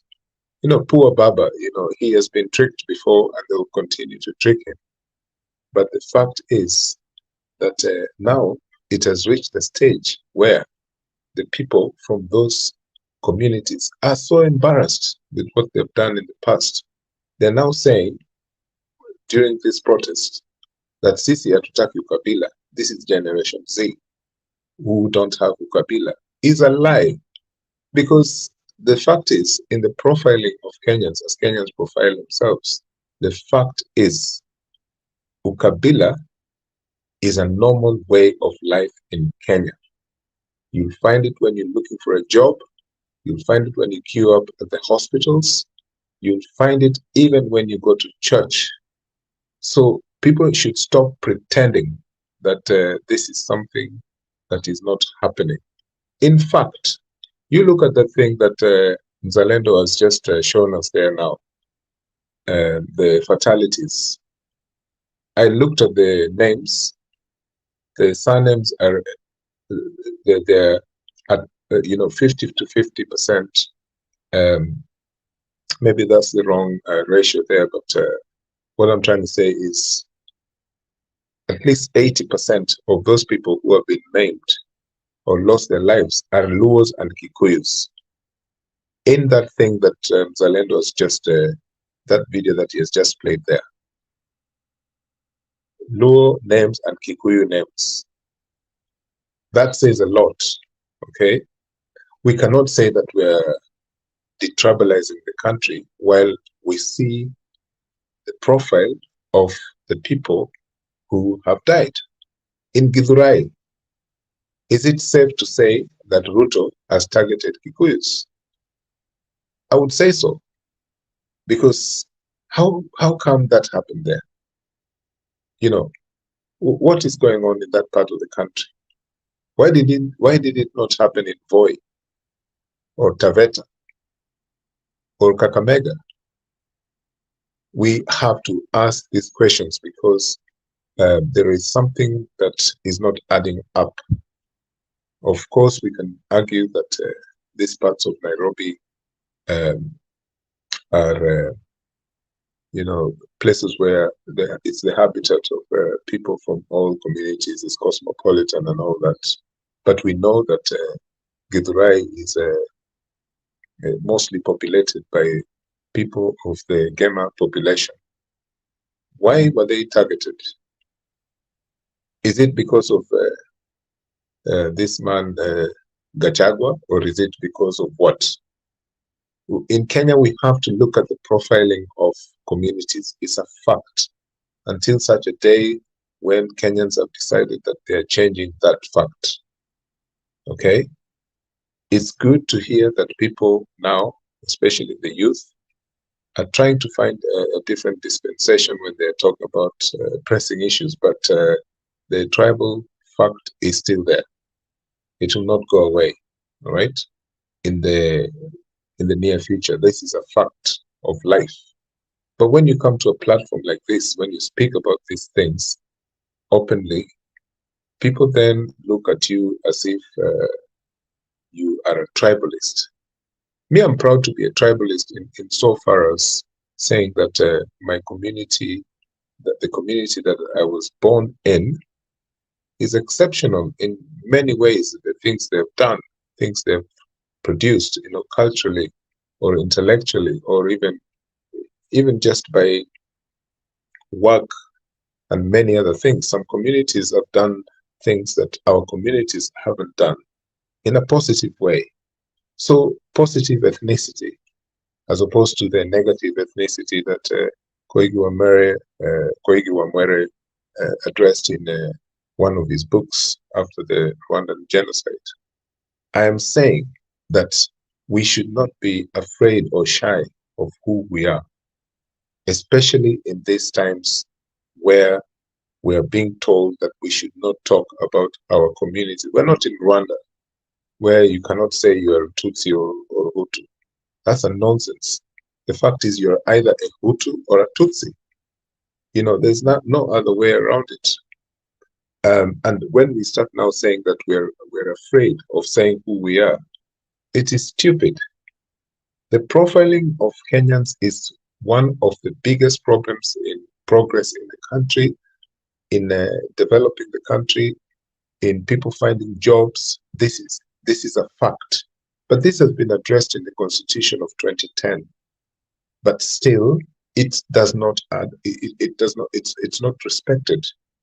So people are afraid to speak about these things openly. Why? I don't know. I would speak about these things openly even when I'm back home or if I was living in Kenya. It's not because I am not living in Kenya, that's why I speak about them openly. No. I think that the biggest problem we have is not just economic, but it's the fact that we are afraid of addressing the elephant or elephants in the room. We need to be open to address this issue of community profiling as how it affects our daily life. Because if we don't, we're wasting time. Because right now, even when you look at how people are arguing about who is the person or leader, the de facto in charge of the Generation Z population, before you know it, people will start profiling. They'll say, which communities do these young people come from? It's an important segment of Kenyan life. So until we find a way to deal with this problem, maybe the way the Tanzanians did, we're still in this situation. My last comment is about what is it that we can do, or what's the future, especially after Mr. Ruto played around the issue of withdrawing the financial bill, and then Gachagua saying that it's NIS to blame for the kind of disruption and violence that happened yesterday. Who says that Mr. Ruto did not know that Kenyans are pissed off, they're angry about what is going on? But these are the lies that you're being fed in this propaganda that comes from the likes of Mise and Zalendo here. Because you guys think that this is a joke. You know that it's not a joke. So why do you think that it's a joke? We're not here to do theories. There's a fundamental thing that is happening in Kenya that we must check and we must address. This is a serious problem, okay? And when you see someone panicking and then sending the army soldiers to the streets, and you still don't think it's a serious problem at the top level, is a serious problem, because tomorrow an army officer can take over. For me to make such a statement, is that treasonable? Are you going to say that I am imagining things that cannot happen? It can happen. Because even in those spaces like the military, they have political minds. They're saying they're fed up with the politicians, but they're afraid to say so. But it can happen, you know. It has happened in West Africa. I've been talking about this here all of the time. But when you raise such things because people are fed up, then people think that you are an antidote of democracy and you should not speak about these things. So if we have to address these things, we have to be open about everything.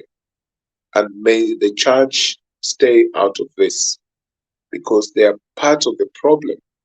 During Moi's dictatorship, one of the things that Moi did that I could say I was proud about this particular fellow, Daniel Arap Moi, was the fact that you know, he was the Alpha and Omega. You know, you would not find anyone else speaking uh, onto their high horses about like leadership, making grandiose statements or going to the church podium and speaking about how to develop the country, how to manage people. This has been something that has taken over from, I would say, Kibaki's time. Kibaki too, it allowed that kind of space where church was used to spew any form of political propaganda. This has to stop. And these churches, now they're coming here telling us that they have a way forward for Kenya. They need to go away, leave us alone. Kenyans have better things to do. So I am proud of you guys. We're all here united in one thing. We have different opinions, but one thing we're doing is that we're debating things that probably in the last 5 years or even 10, 15, 20, we would not have been seen openly discussing in the way we're doing it today, So I feel that, in fact, I'm actually proud of the mainstream media at the moment because they've held their place and they've exposed what is happening in the last few days. Viva, viva, viva to the young people of Kenya. Viva.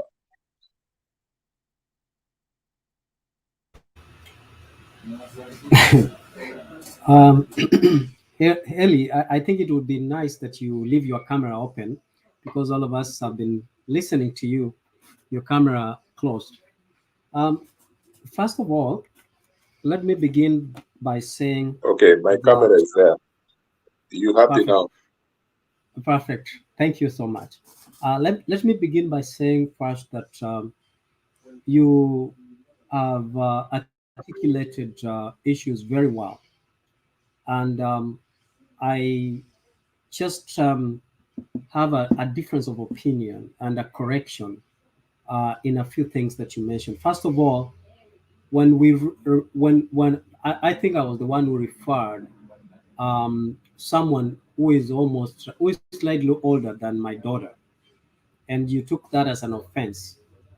And I think you missed the point that I did not generalize that generation. That we were talking from a context, and I know you talked about literature, and literature. You have to speak from a context, referring the present and the future.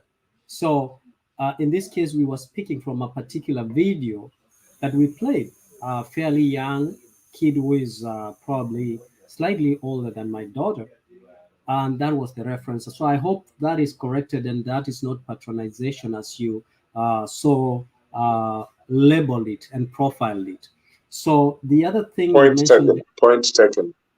Thank the you. other thing I want to correct you is that your generalization that the police terrorize communities is misplaced. It is actually because of those police that we have sanity and security and order in our country. And more often, we generalize that police are bad. Police are good. And I can tell you, I've lived abroad for 17 years and I've come in contact with police, and they have been very helpful to me. Even when I've been wrong, there was a time I was caught in Ohio speeding about 160, and the police were very nice to me, and they did not Wait, impound wait, wait, me. wait, wait, wait. Listen, my friend. No, So, no, let me when finish did what you leave Kenya? When did you leave Kenya the first time? I was when I was about 23 years. So Which year? Which year was this? uh, we are in the public, and you want me to tell you my age? Yes, yes. There's nothing. If you have nothing to hide yourself, just go Yeah, ahead. of Which course. year did you leave Kenya? I left 2006. Okay, Okay, so I left Kenya in 1993. How is that absolutely. for me to keep some change? Uh, February uh, 1993. That's the and first time I left Kenya. I was 19. yeah, but my point is that And so what I'm saying is, this thing about how long ago you left Kenya, and then we start competing about how many years I've been here, you've been no, here, no, and no, all no. this, but about police. Ellie, you're missing the point. What I'm No, I'm saying, not losing it. What I'm actually, saying, actually, you what I'm are. saying, what I'm If you saying, miss you my know, point, and I know allow me to that the put it up. police in Kenya are very corrupt, That is a fact. That is indisputable. including But during that times of doesn't mean. protests. They kill But that people. They doesn't shoot mean. to kill. But that doesn't mean that every police is corrupt. You are generalizing that, and that's the Most warning of that them I'm are. giving to you. Most of them. That doesn't mean all. That's why most of them, just like the clip that we saw, and someone underlined may. Most may might change a meaning in a sentence, and you know that. So this idea of painting Kenyan police as evil police officers is actually misguiding.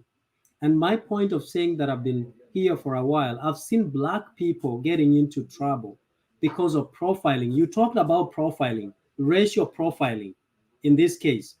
But more often, it is because of their reaction towards the police that actually validates the opinion on the stereotype of the police to react the way they react. And the reason why I gave my example, that Bwana, you're so conservative for a no, young I'm not person like you conservative. I'm not to conservative. to I'm to just no no no no no no. really, I You listened when now you now were you see talking. you're trying to divert Very good us. Can I listener. have 2 seconds to just respond to Very you? good listener. Let me put my point, and then you will have your moment. No, but Uh, you're making too many. You're saying so many things that don't make sense. You're trying just to like you say did, that just black like you did, people. and I gave you time. Just like No, you did, what you. a lot of things didn't Okay, make I'll sense. I'll I shut was up. very patient. Thank you. I was very patient to wait for a moment. So what I'm trying to say is that we cannot talk about police officers and generalize them and put them in one box and say all of them are evil. The police officers do a wonderful job to protect our property, to protect life, and actually allow our day-to-day activities to go on smoothly because of their presence and them being in uniform. However, there are also bad police officers. They are bad cops. You know, they're bad cops. That is indisputable. Are there Kenyan police who are bad cops? Absolutely yes. Are there Kenyan police officers who are corrupt? Absolutely yes. Are there citizens of the Republic of Kenya who are bad? Yes. Are there citizens of the Republic of Kenya who are criminals more than the police officers who commit crimes, heinous crimes than the police officers? Yes. Now, I wanted to just to bring you back and say, you have a point. I agree. Some police officers terrorize. Some police officers go overboard, use excessive forces, because as well they are human beings who also have fear when they are approached with the multitude. The other generalization, the other thing that I actually absolutely agreed with you 100% is that Uhuru Muigai Kenyatta is not innocent. You know, they are part of that bill, especially to do with land, that actually was implemented and was kept silent, that now we are going to put it in law. But if you go back to what Uhuru Muigai Kenyatta presided, for example, the pilot the pilot titling project that he presided over, especially in Eastlands and Kitengela and other parts of the country. If you look inside that title deed, there are bylaws, and part of those bylaws say that the county government of Nairobi at any time will start collecting rent from the land that you own. Because why? Because there are bylaws that are set, and as you sign that title deed, you agree to it. But what is now in the bill, we look at Ruto as a monster and not looking back and see that Uhuru Mugai Kenyatta had already done it. And the other thing I No, just can I wanted stop to, you there? But we know I'm about actually the land rates. We know about the land rates, actually and finished. but we know I've that actually this finished. in this I've finished. financial bill, Wait, there was area, going to be an additional rates that was going to be charged at a I've certain finished. percentage. I I've think I've 4% finished. Yeah? to I've any finished. person who owns land. So I've can you say finished. something about that? Don't do Uh, propaganda, my friend. I'm not, and I wanted to correct you on that. So you actually made an allegation, outrageous allegation, that the government, the people who raped women, allegedly are linked. You know, they were paid. You know, you are making statements that you cannot authoritatively quantify or substantiate. You suspect that that might have happened. You could easily also say that the people who are looting every property or in the CBD were probably agents of the government to make the protesters look bad. Now that is what is called propaganda. You understand? That is now what is called propaganda. We have seen in history people who are bad. We have demonstrators who mean well for the Take the country. example of Gideon Bovi saying that mavi zilitupwa na wale watu wakati wa Jubilee na sijui ODM sijui nini pale, walikuwa naenda rally, alafu wale watu wa kina supporters wa Jubilee walileta mavi wakaweka hapo kwa rally, ni hapo pale kwa ile venue. Nani akasema magari zilikuwa zinachomwa na pesa ilikuwa ya watu wa Jubilee. And Sonko said that was not propaganda. He said he had facts that had been sent to do these things. So we have a historical precedence in this. So when I say that state securocrats are used to perform such heinous crimes, you still don't believe it. But you're a propaganda machine, so I can understand where you're coming from. Go ahead. No, I think I think we can allow Makiadi to give his opening remarks. Then yeah, I'm finishing so that Makiadi can come in. You know, early we can disagree to agree. You don't have to label people to be propaganda, to be like we are propagandists. When we, and that is what is called, when there's a difference of opinion, it doesn't make any person or less of a person. It means that's democracy. And for you to say that we are only, I think our argument here is that the people who came to demonstrate did the right thing. We agree that the bill is not in its entirety, or part of the bill is not good for the country. We have agreed that. I don't know why you have selective listening. What we are saying is that when people come to demonstrate, it's only nice that they demonstrate and don't loot and destroy the property, because at the end of the day, it goes to the pocket of the taxpayer. How does that one make us propagandists? You know, unless there's a different definition of propagandist. If you may help me understand that. I will respond to you very briefly. I agree with you that when people are out protesting peacefully, because that was the tag of the protest, there should be nothing but peaceful protesting, because damaging property or costing businesses is something which basically, personally, I don't agree with. It doesn't help the economy. in fact, I even, I was not amused by the way Parliament was, for example, stormed and things broken, things smashed and all that, or people's houses, politicians' homes being burnt and stuff like that. I would rather they would have arrested, citizens arrest of the likes of Martha Koome, Mutai Nguni, David B, and all these propaganda machines that surround William Ruto, all these political fellows. I would rather those young people would have done staged citizens arrest rather than damaging property or infrastructure, because that's just a nonsense. I am one of those people who believe that, for example, statues represents history, and I've seen pictures where certain very, very old monuments were desecrated, and I think that's really awful. But that's just my personal opinion.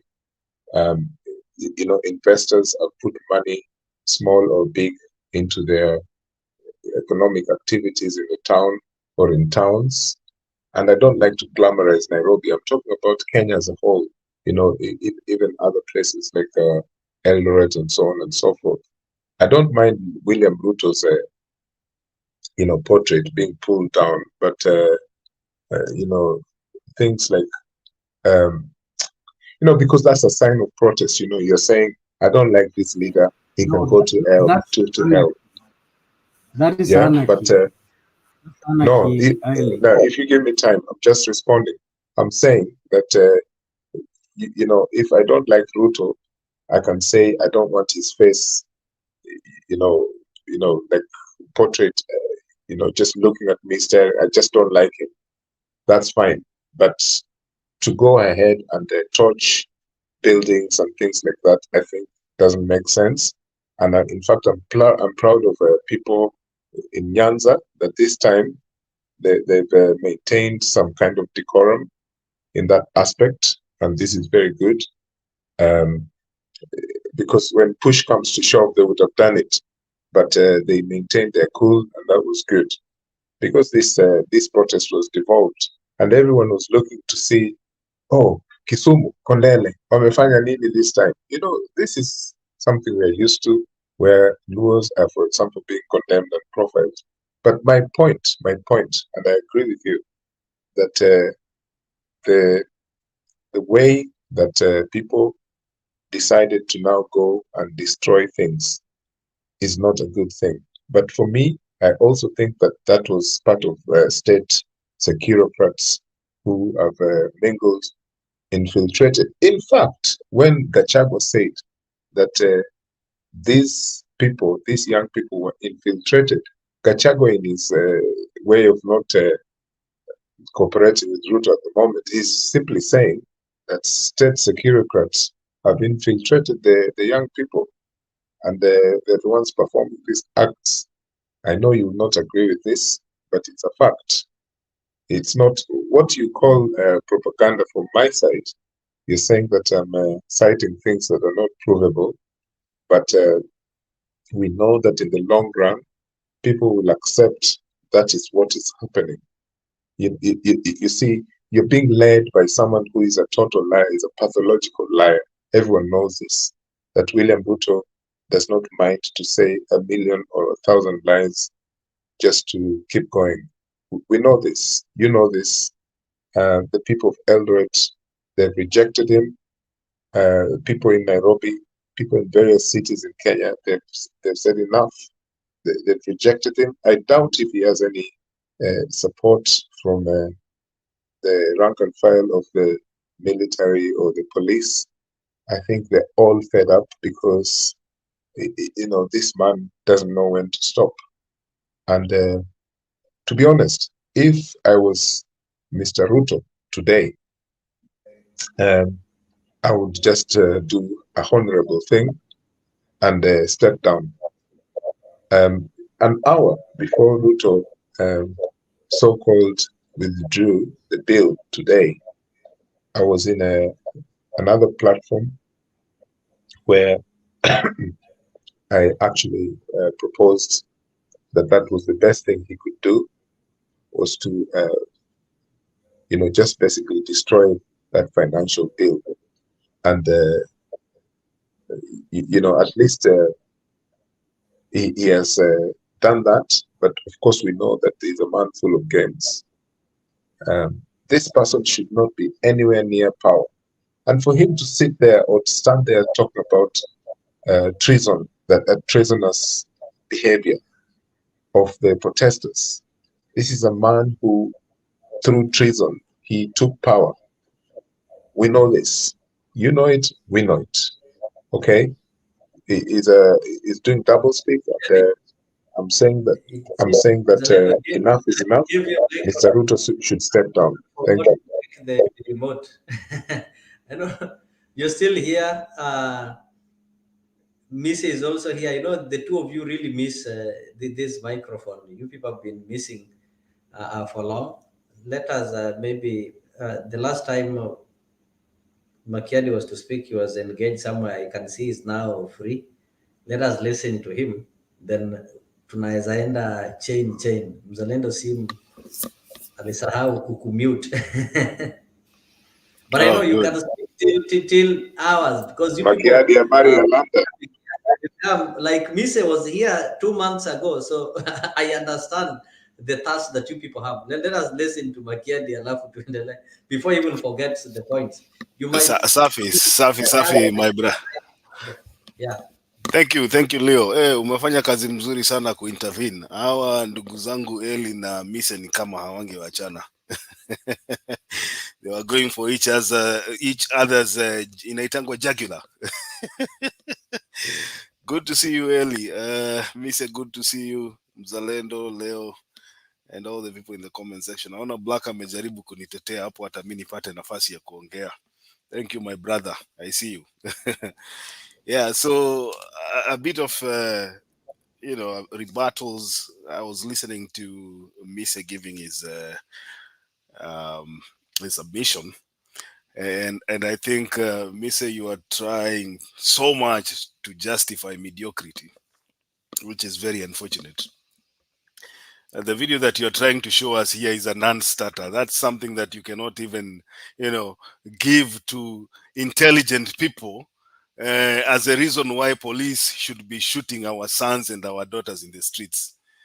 That's not even an enough reason for you to come and display that on the screen here and tell us that the police were being provoked. I don't know if you understand what it means to picket. There's demonstration and then there's picketing. That young lady did not do anything wrong to the police officers. These people are trained. They are trained to encounter such actions. I think if you talk to anybody that has been in the forces, you are hardened. You are hardened. Part of the training of military and police officers is being hardened to withstand that without totally reacting. And so it is unfortunate that people are being killed in our country.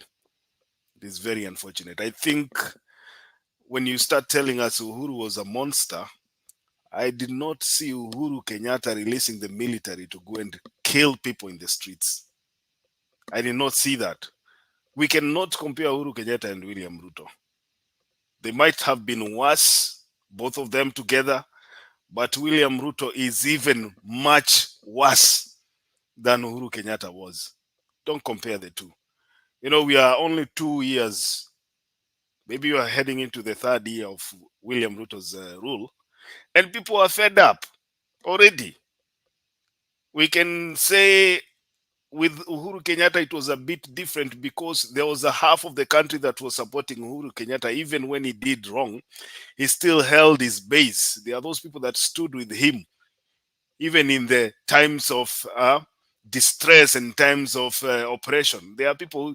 William Ruto has united the fours, opposite sides, people who do not even come together in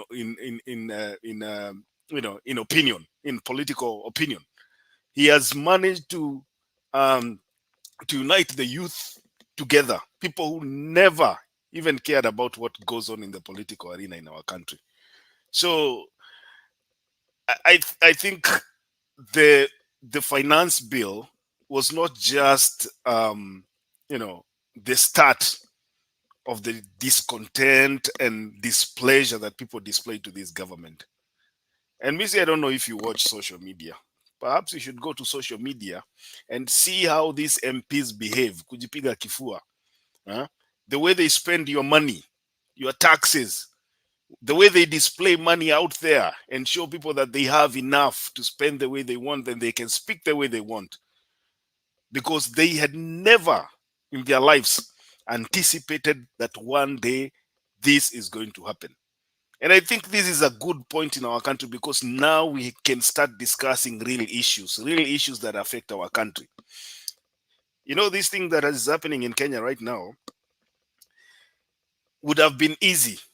Ainge escalate ifike mahali imefika Misi. Jana tulikuwa na mzalendo hapa na tukasema it was as easy as raia wamekataa finance bill, wachana nayo, weka kando, rudi kwa drawing board, sikiza watu wanataka ni. It was as easy as that. Hatungefika hapa mahali tuko.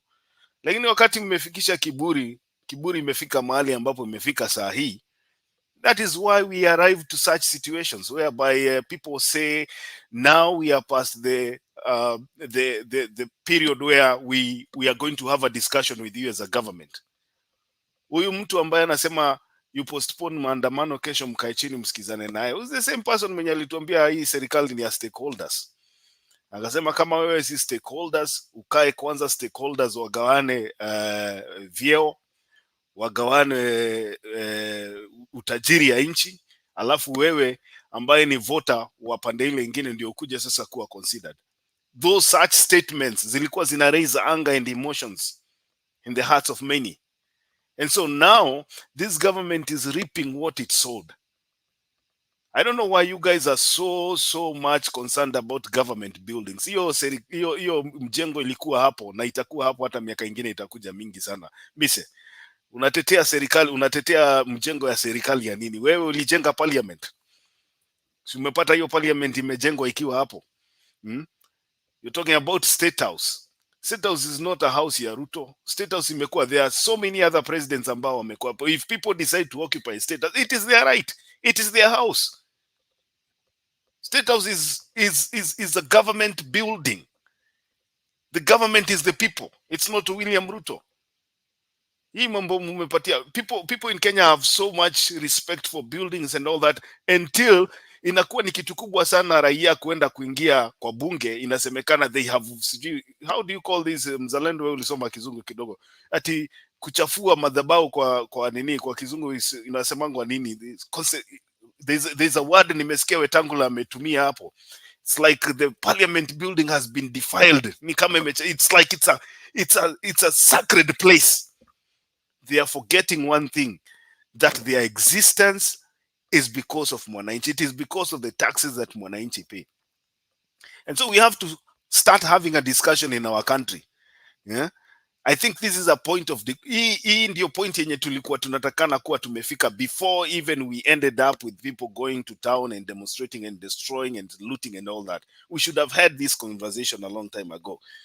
When I was watching Ruto giving this speech today, I looked at the MPs there.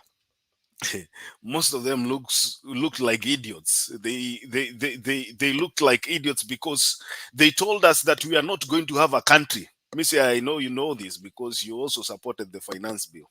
So you somewhere discussing how the finance bill is going to change our lives and our country. The MPs were That's a lie. You shouldn't lie. That's a lie. You've lied in very... I don't know who is the moderator. You should. These people begin with the Eli, begin with Makiadi. They have misquoted everything that we said. But it's okay. Mzalendo Mise was somewhere telling us that the world will come to an end simply because if we fail to pass the finance bill, the Kenyan government is not going to operate. There will be no money to pay teachers. There will be no money to pay police officers. There will be no money to buy subsidized fertilizer. So mi nauliza nyinyi Mise, na hii comrade yenye walikuwa na I distance myself from those statements. relax brother, relax, you have a chance to respond. Black anasema sijui ni consecrated area so mise hii finance bill vile imekataa kusainiwa namna hii, did Kenya cease to exist? Mzalendo, remember we were here and there's somebody who came here and was telling us you have to give us amendments, otherwise without these amendments that you want to tell us where we are going to pull 1, 2, 3 and replace that, you guys are wasting your time because this thing is going to pass. The government has numbers, and they told us without this finance bill, then the government is going to cease to operate. The likes of Penny Nyagaka here, he told us here that the president should not listen to Gen Z because he is the one who is supposed to be making the decisions. These are the hardliners. Hawa ndio watu ambao anakaanga kando ya Ruto wakimpatia mawaidha mpaka anakuwa na kichwa kubwa, anafura kichwa kubwa. Anafikiria yeye sasa ndio the god, the best thing that happened to mankind, second to slice bread. Today the MPs looked stupid because they fought so hard. Wengine hata walipigwa mawe. Mzalendo, sijui kama umechezea watu hizo video leo, MPs wakichomolewa kwa nini ambulance. Sikia kuna mtu mmoja alisema Wetangula, speaker huyu wa bunge mwingine anaitwa nani huyu Kingi na Gladys Shilei walitolewa hapo ni kama watu wako hali mahututi, they went into the ambulance and they were covered as people who were dying, ndio watoroke hiyo mayhem ilikuwa hapo. So ile kujipiga kifua, mlikuwa mnajipiga kifua kwa bunge. Why couldn't you come out, mtembee, stroll, walk out with your vehicles, drive out of parliament because you've done a very good thing for Kenyans, something that everybody was yearning for. It was so disappointing to see, wabunge wakiwa wamekaa hapo wanapiga makofi. And I think kuna mtangazaji mmoja ameuliza what about maendeleo, wanamuuliza maendeleo gani na mumekataa. Maendeleo gani na mmekataa? GG from SMG, utaki kunisikia? Tulia tu, tulia. Tulia ni inject. So the MPs have learned that the power is with the people, and that is where we were supposed to be. It's too unfortunate that many lives had to be lost before we came to this understanding. Mzalendo, I want to finish here by saying, because naona kuna jamaa hapa anasema next person hataki kunisikia. Kenya has shown the world, has shown the world and African countries that it can be done. It can be done. I was looking at some post from somewhere that Ghana is also on the line. Museveni nasikia pia amerudisha finance bill yake kwa parliament ikwe discussed, waone ni nini watarekebisha. I think that is the way we are supposed to be going. That is the road. Hiyo ndio direction yenye tunafaa kuwa tunaenda kama Africa, because in African leadership, as long as you are president, then it means you will not listen to people. People are going to change that moving forward. And I think it is going to start in Kenya. And we are not in a situation whereby we should even allow this thing to be changed right now. Mi mahali nimefika mise, you might not disagree, you might not agree with what I want to say here, but I can tell you here that people are not even no longer interested in talking to William Ruto. People are interested in getting rid of this government completely, from the top to the bottom. Wacha tuende tujulie mbele ni namna gani tutajisaidia, because these people have shown us that they will not listen to us unless they are pressed the way they were pressed yesterday. Thank you, Mzalendo.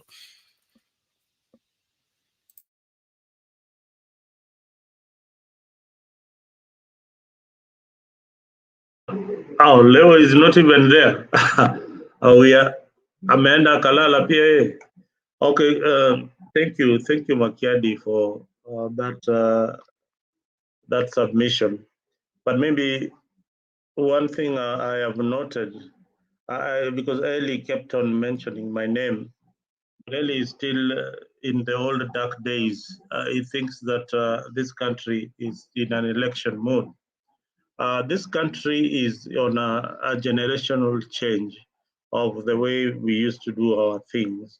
You need to understand that very, very clearly. This is not about ODM politics, Azimio politics, and Kenya Kwanza politics. This is about a regime that was elected by the people, and it failed the same people who elected them on the promises that they gave the people.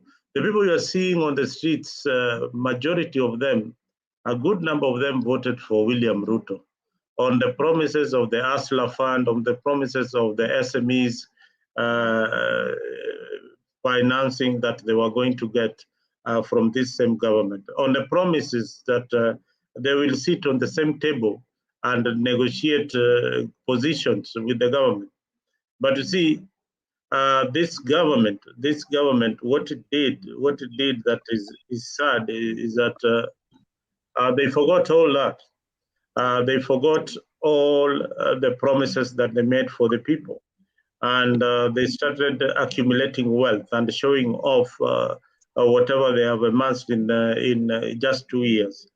Today, as we are speaking, the protest has gone even wild, and that is the direction we are saying.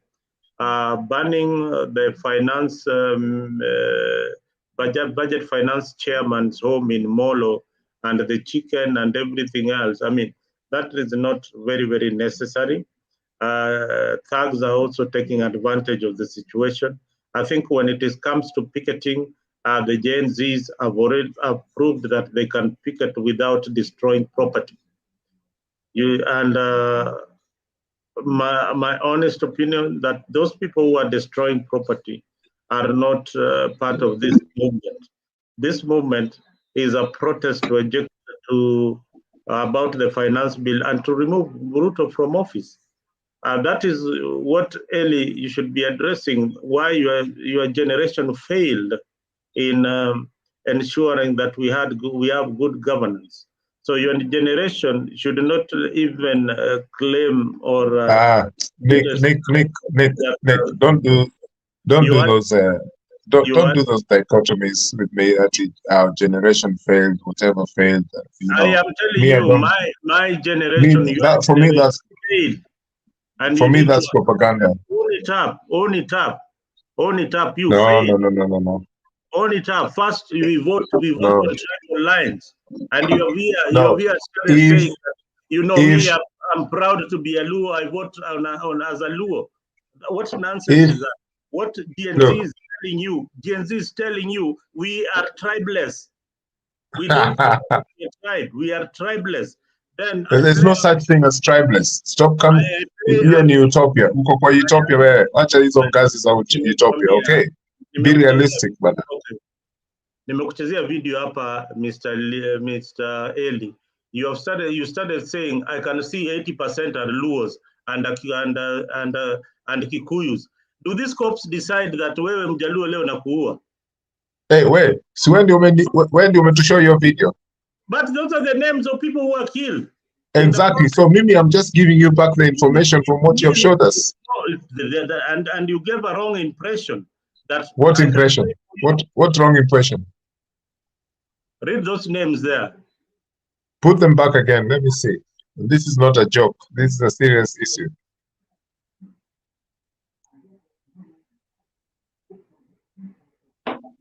In fact, I'm very disappointed that Luos had to succumb to this again.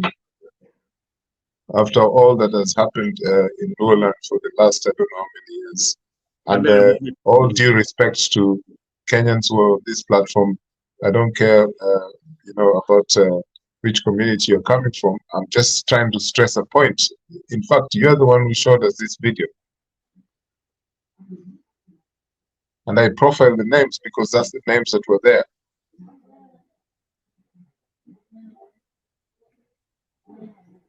Weka tuone. Na usianze kuwa na hasira ati kwa sababu tu mtu anasema kitu ambacho hutaki. Ndakudownloadia hiyo video tena. I think I've deleted it.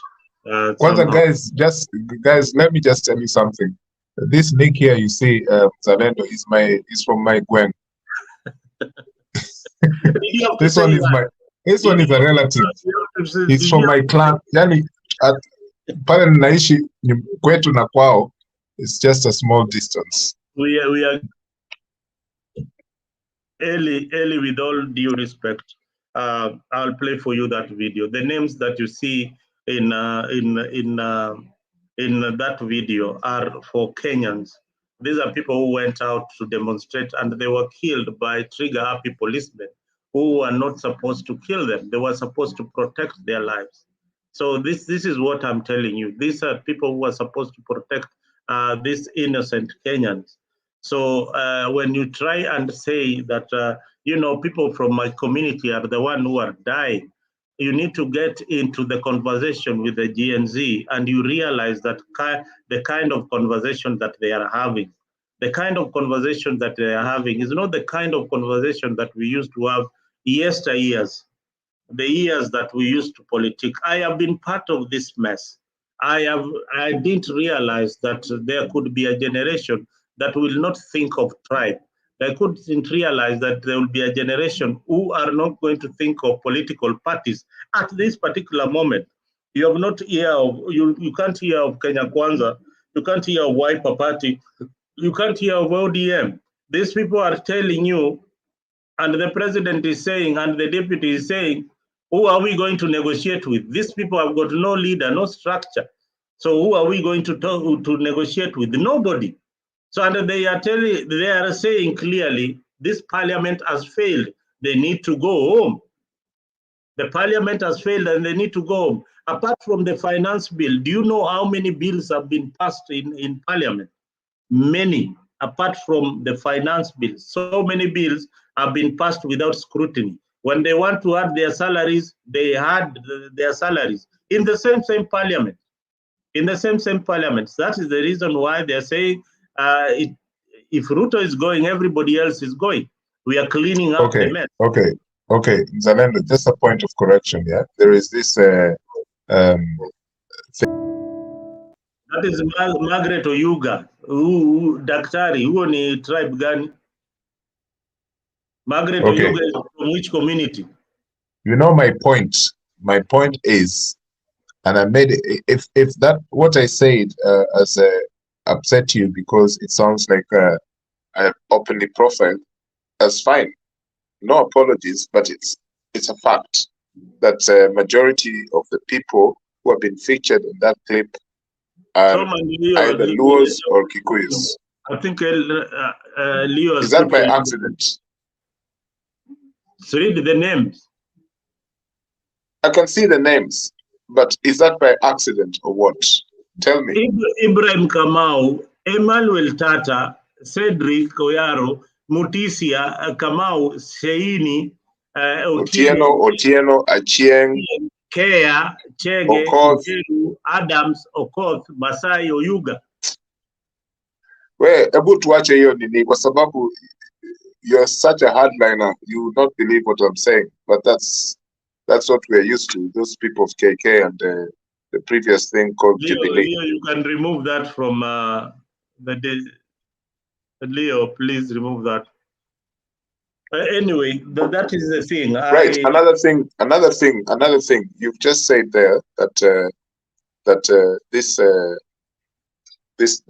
movement, okay, is amorphous and they have no leadership, because that's the fake story that has been going on.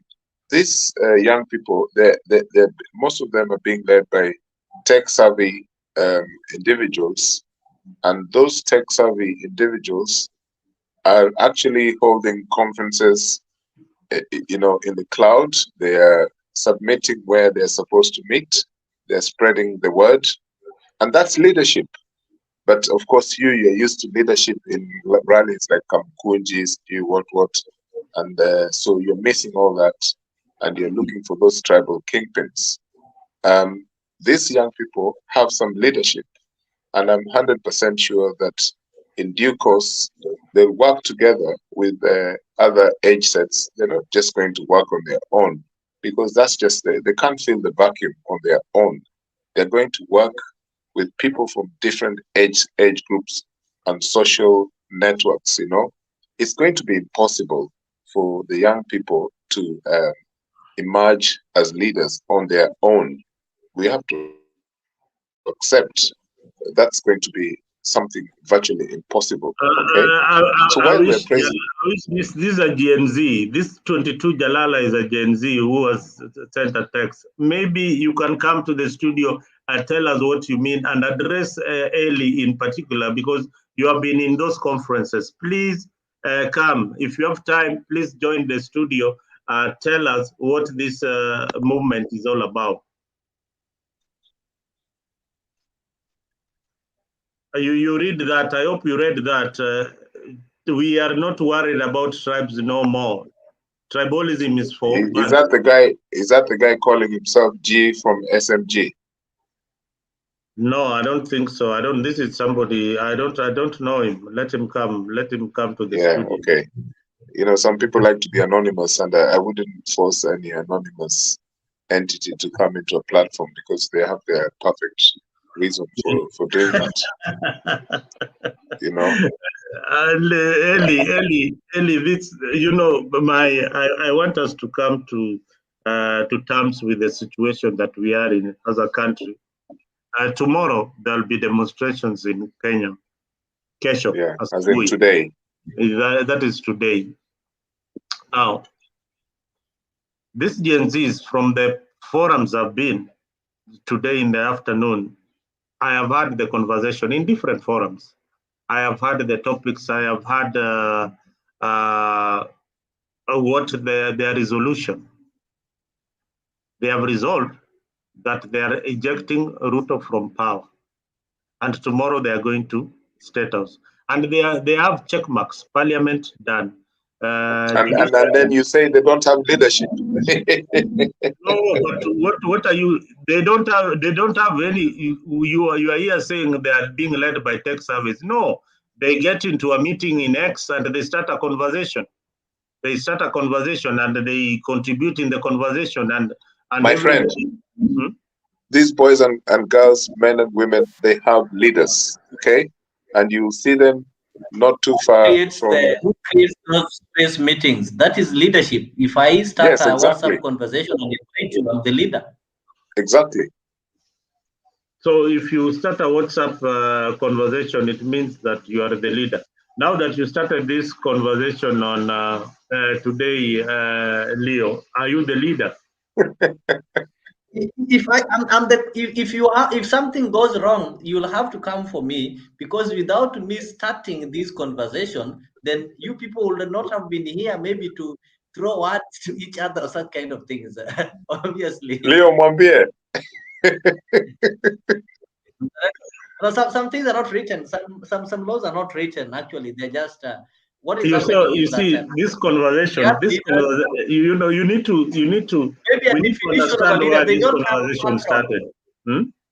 They don't have patrons, but they have leaders. Yeah. Thank you. And who are their leaders? Since you Leo. ni kina nani ndio viongozi wao vijana? Who are their leaders? I'll give you example.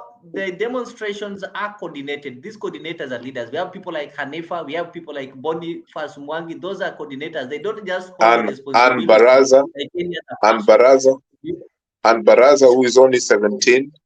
Exactly. When you go to the Law Society of Kenya, it's being coordinated by people like Faith Odhiambo. So we have people who are coordinating. So the only thing is that they don't have a bigger patron like in the political parties, whereby you are waiting to hear from Ruto, to hear from Raila, to hear from Ruto, Uhuru, and such kind of things. But they're having leaders, they're having coordinators. Coordinators are leaders in their own capacity. We have people like Amerix that you are seeing there. We are having people coordinating the medical department in Japrado. We are having the social media commentators like Gabriel Oguda, the ones you are seeing being arrested there. So we are having coordinators. So leadership is not about people who are providing money. Like today, people are collecting money for the treatment. This money is going to an account. The account is registered. So is it going to an anonymous account? And Leo, leadership. Yeah. Leo, let's just remind Mzalendo here that also the court passed, made a decision yesterday in favor of the picketing rights of the Kenyan people, that any police officer or state securocrat who tries to abduct or do any extrajudicial activity is performing an act against the law. So they've been prevented from doing this. So the likes of Mzalendo, don't be afraid, okay, that anything you say or do may impact on your comrades or friends back home or family. No, just exercise your rights. Don't feel intimidated, because I know Mzalendo, you are on our side. I know this very well, but you don't want to broadcast it. I don't know why, but I know you are on our side. Which side are you talking about? I want the side, the side that you're not. Are you talking about? The side that you're not open. The side that wants a total. No, Leo, this was not a question for you. Eli, which side is this that you want me to be on? Just by the way, I'm drinking tea, so don't think that it is okay. Whatever it is, you are taking. You need to add some more when the glass is done. It's tea. Hata mimi pia najua. No, we alafu hata niko na Mzalendo. It's interesting that Makiadi has already ran away, but I'm actually, for the record, I'm very disappointed with the sentiments of Makiadi.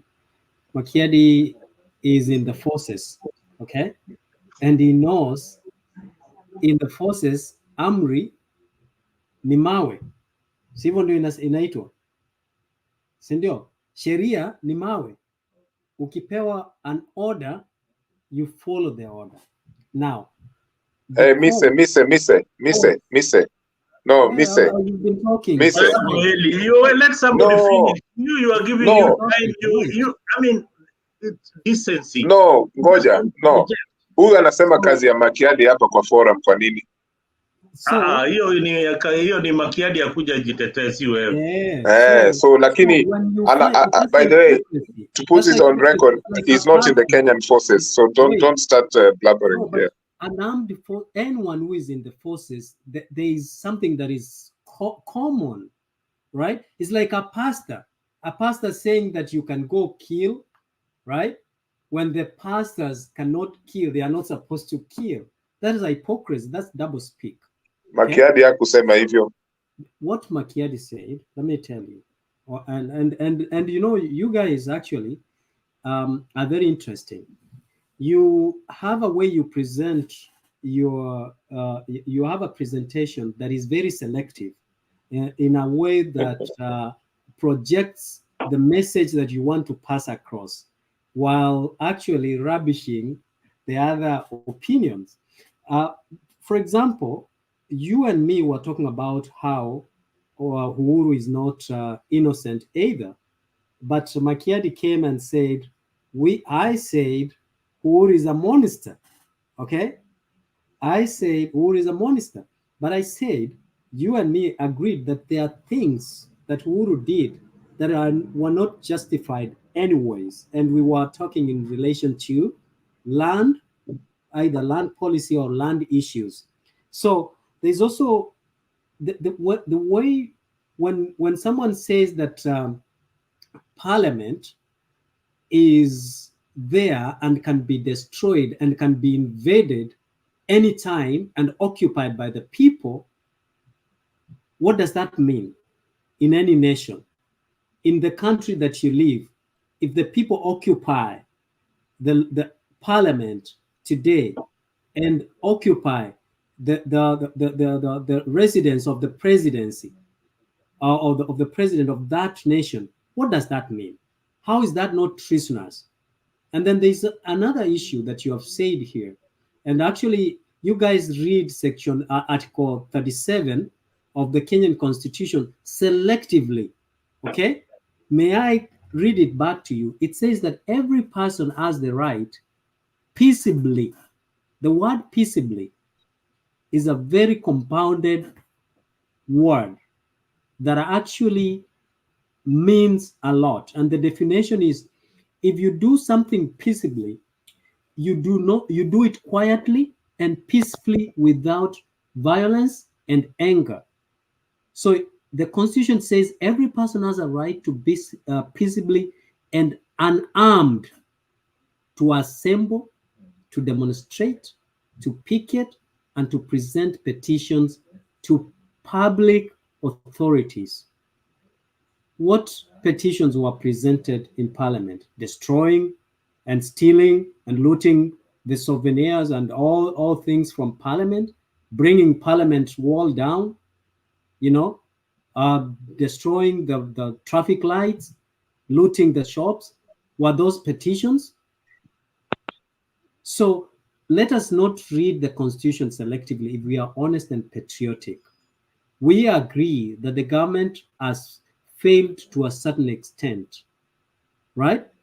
We agree that honestly, the government has not lived to the expectation. Maybe if you add up Kibaki's governance, you add up to Uhuru's governance, Ruto could be the collateral damage that the people of Kenya are tired.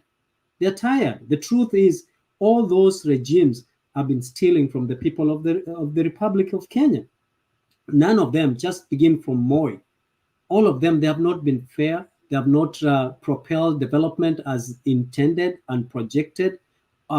Even under Vision 2030, we have not seen the upward trajectory of development as envisioned as envisioned.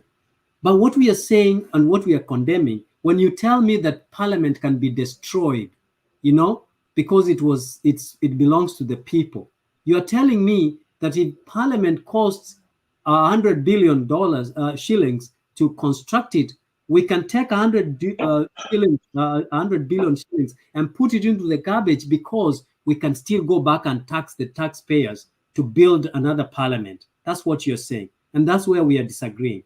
We must condemn. You and me agreed. But Makiadi came here so viciously, saying that advocating actually for destruction, for violence and destruction. We are praising Gen Z, but we must also reprimand their actions that do not go hand in hand with the Constitution. And that's what we are emphasizing. We are not here from political divides, that you are from ODM and I'm from actually my political party is Amani, okay? And I'm not from UDA, for your information. So to actually come here and argue from political party stance is actually misguiding. So for me, I'm only concerned of that person who has worked so many years, 20 years, to raise money and buy a vehicle, bus, a public transit, and then you touch it within a second. How will that person regain? Yeah, don't you think that person will die out of depression? Or you're just saying, or you think that only is only when you are shot by a police officer? That one we have already said. In my particular stance, I have already stated to you that I believe that the people who are behind the banning and such other violent things that is happening in the picture of the protest, they're not genuine, and also they're mostly planted by the state, because we know that they've done this before. They did it during Uhuru's time twice, during the campaigns and protests. They targeted civil protests and planted themselves there, and they did things like that. So it's not something that has never happened in Kenya. It continues happening. Now, of course, there are some people who probably were in the protest yesterday or the day before, and they were so angry, they were ready to put their lives in danger.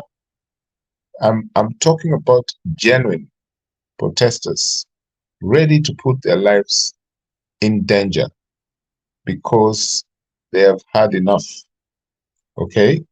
And now, when we speak about young or older people occupying buildings, because the original item of the protest was occupation, and occupation has been used for the longest time in different parts of the world. I remember when I was a student at some university in London, we occupied it for nearly 2 weeks, way back in the 1990s, as a protest, and occupation was allowed. It's a civil action. Did you destroy property? No, I don't remember that, but basically what we did was we stopped the administration building from working, because we occupied the building. We were protesting about something that was genuine, and in fact we were protesting to side with the lecturers, because their terms of their contracts had been their contracts were abused by the Tory government of that time in England. And occupation of buildings or occupation of spaces is not a new thing. It has been done before. And so when this movement in Kenya decides to occupy parliament, I think that the defenders of the so-called throne, the police and so on, don't really understand that civil action of occupation. They take it, as Ruto says, it's a treasonable offense.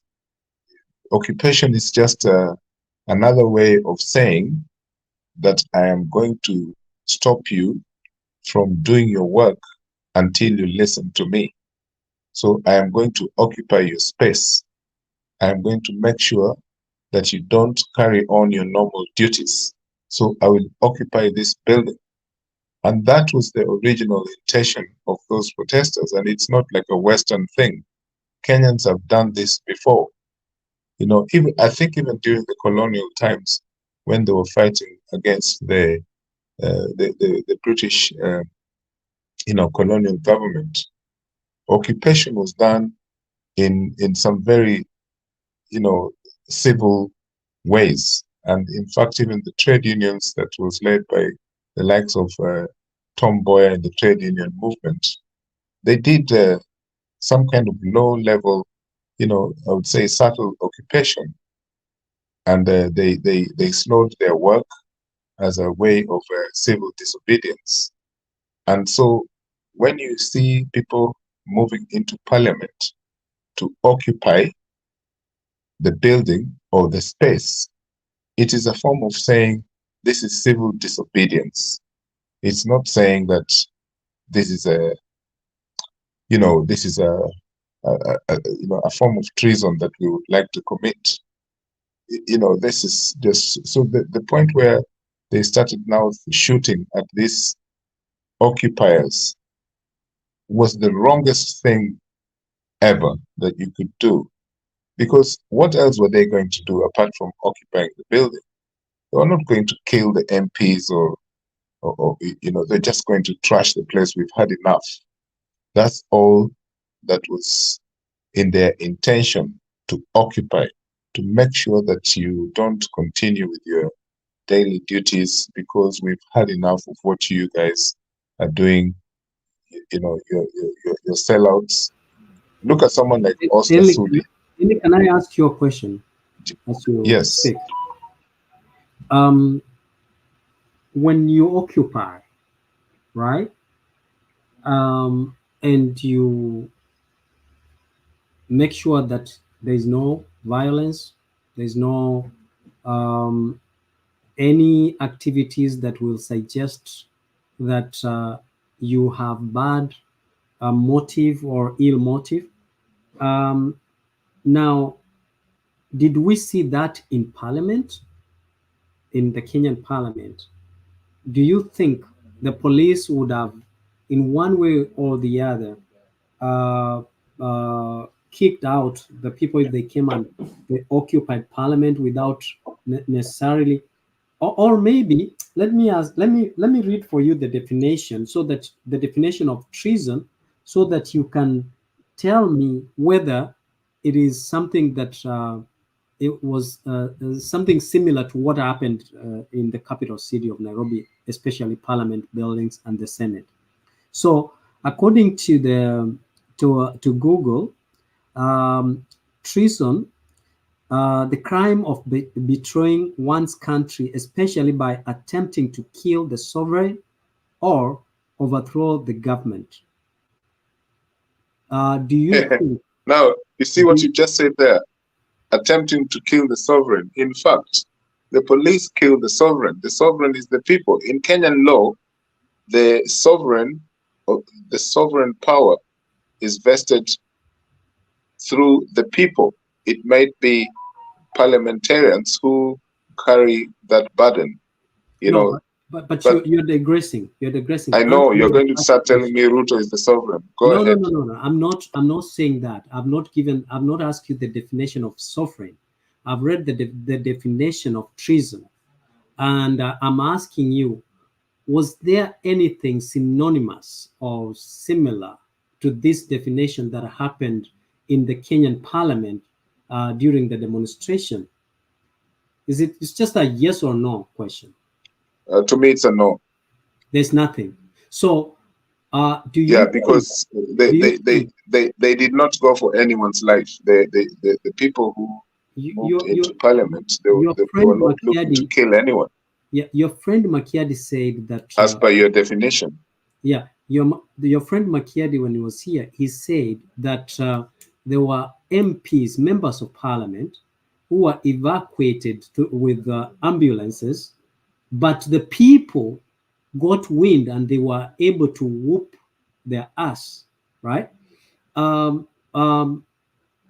you saying that he was lying?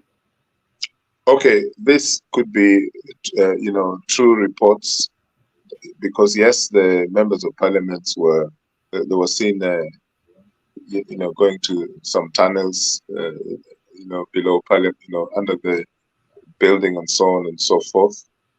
I'm not a witness about what happened, but I'm talking about the original intention of the occupiers. We are talking about the end result. The intention, the original, the end justifies the means. You know that. Sometimes. So, not sometimes. The end justifies the means. Don't be evasive. So in this case, if the people who occupy, they actually didn't occupy, they stormed and they stormed in and stormed out the occupants of parliament. Mm-hmm. Is that a correct statement? Yeah, okay. So what you're saying is also the means justify the end, okay? So if the end is to achieve something, and so these people, their original intention, I will answer you, but their original intention was to occupy as a form of peaceful civic action. Why did the police start shooting? Why are you blaming the police? Because the police every day interact with the people and they have never shot at them randomly if the people didn't trigger. But they did yesterday. Reaction. They did the other day. So the police can shot. Honestly, let us be honest to ourselves. If you're not doing nothing, if you're not disobeying the order from the police, right? Then the police will not shoot at you. Why would they? Why? Article 37 says that when you're going to demonstrate, you're going to do so peaceably, without being violent, angry, or without being armed. That's not what we saw. That's not what we saw with the demonstrators. We saw them throwing and hurling stones towards the police. The police have a right to defend and protect themselves because they're being stoned as well. Man, this is ridiculous because you know yourself. Don't you think the police don't you think the police are citizens of the Republic of Kenya? Don't you think? Yeah, but who had weapons? Right to defend themselves. Who had weapons? What do you call a weapon? Don't you think? Come on. A stone is a weapon? This is just, we're going round in circles, right? There is a protest today, as in tomorrow, and if a similar action happens where the police just don't like the face of the protesters and start shooting around like, as the way they like to do in their trigger happy way. They're soiling the constitution. They're denying the rights that Kithure Kindiki talked about. He said that people are allowed to continue with their protests. Okay, so the people, That's a to very me, blanket way of putting it. Let us yeah, but read the word by people, word what the Constitution says. okay. You Can generalize I it. ask you a question? Sure. Can I ask you? And let us Do you think reference that what the Constitution says. people should continue protesting tomorrow or not? Absolutely, they should, but they should do so. In any engagement, there are rules of engagement. The Constitution has outlined the rules of engagement. Number one, it says that every person has a right. You can exercise your right, but your right has limitation. Don't forget that. No right is absolute. And that's the assumption that a lot of people who are against Ruto are making. No one who has a right that is absolute. Even actually, you have a right of life, a right to life, a right to live. But again, you cannot terminate your life as well. So there's a limitation. So if we are going by that, you are going to rely on Article 37, then let us follow Article 37 to the letter. What does Article 37 say? Article 37 says that every person has the right peaceably, and we have looked at the definition of what peaceably means: unarmed, to assemble, to demonstrate, to picket, and to present their petitions to the public, not to come and break the walls of Jericho. Okay? Those walls belong to the taxpayers, like me. I'm not interested with the demonstration. Why would I be taxed to rebuild the walls that Elias brought down out of anger and tantrums? That's what I don't understand. Don't I have a right as a Kenyan to question why my money or my tax is being used or reused in a project that was initiated and completed and commissioned?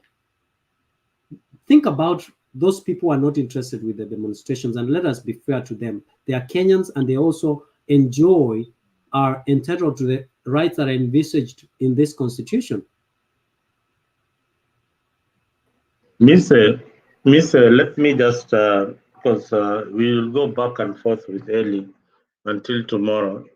Now, we need to jump into another issue here that people are not seeing. The rift between Gachagua and William Ruto, and the president making that announcement that all expenditures in government will be reduced, and specifically the DP's house, the renovation has to stop. You see, I think there is a lot of politics that is going on the background that we are not understanding. And we need to really get to the bottom of it and try to analyze what Gashagua's speech meant, contradicting the president directly. Yeah, what I read from his speech, maybe I'm wrong, or Eli can correct me. The DP was clearly contradicting his president indirectly, that they have failed in as a government, but more so the security organs of which they aid have failed them. What do you think? And today I also heard that his security has been withdrawn, motorcade withdrawn. Yeah. What is going on? Are you asking me or Eli? Of course, Eli has gone mute. I'm asking you that question. Eli would like to enjoy seeing confusion and chaos within the current government, because basically he does not believe that that is a legitimate government, and therefore he has.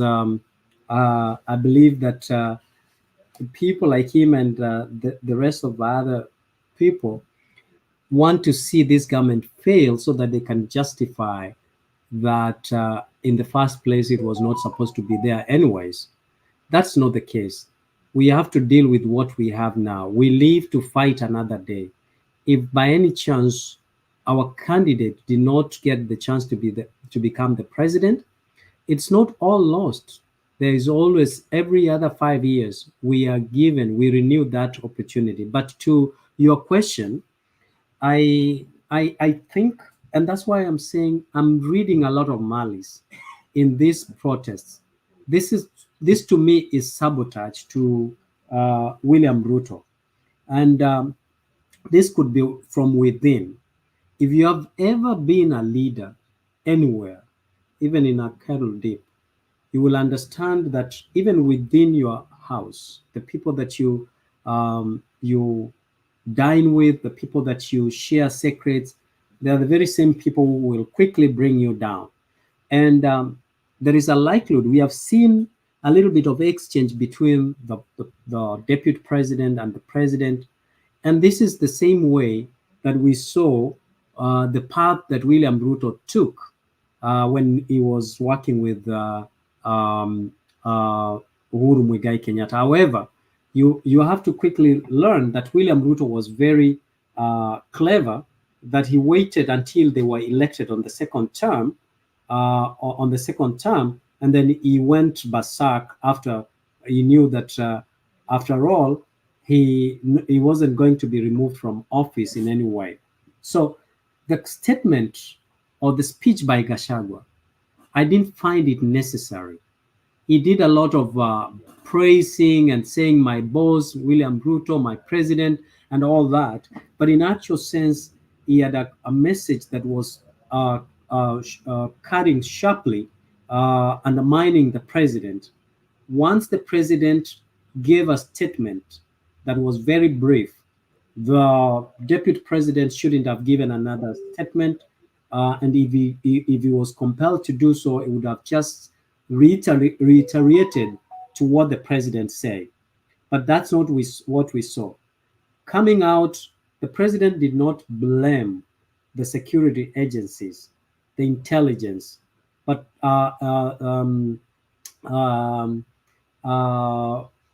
but you saw Gachagua coming out so strongly and blaming the intelligence for not giving them the report they need. They actually don't need the report. They need to do the right thing. If they did the right thing, we shouldn't have been where we are. The reason why people are tired is that, yes, there is borrowing, there is a lot of other projects that are going on, but we are not seeing, there's long term and short term.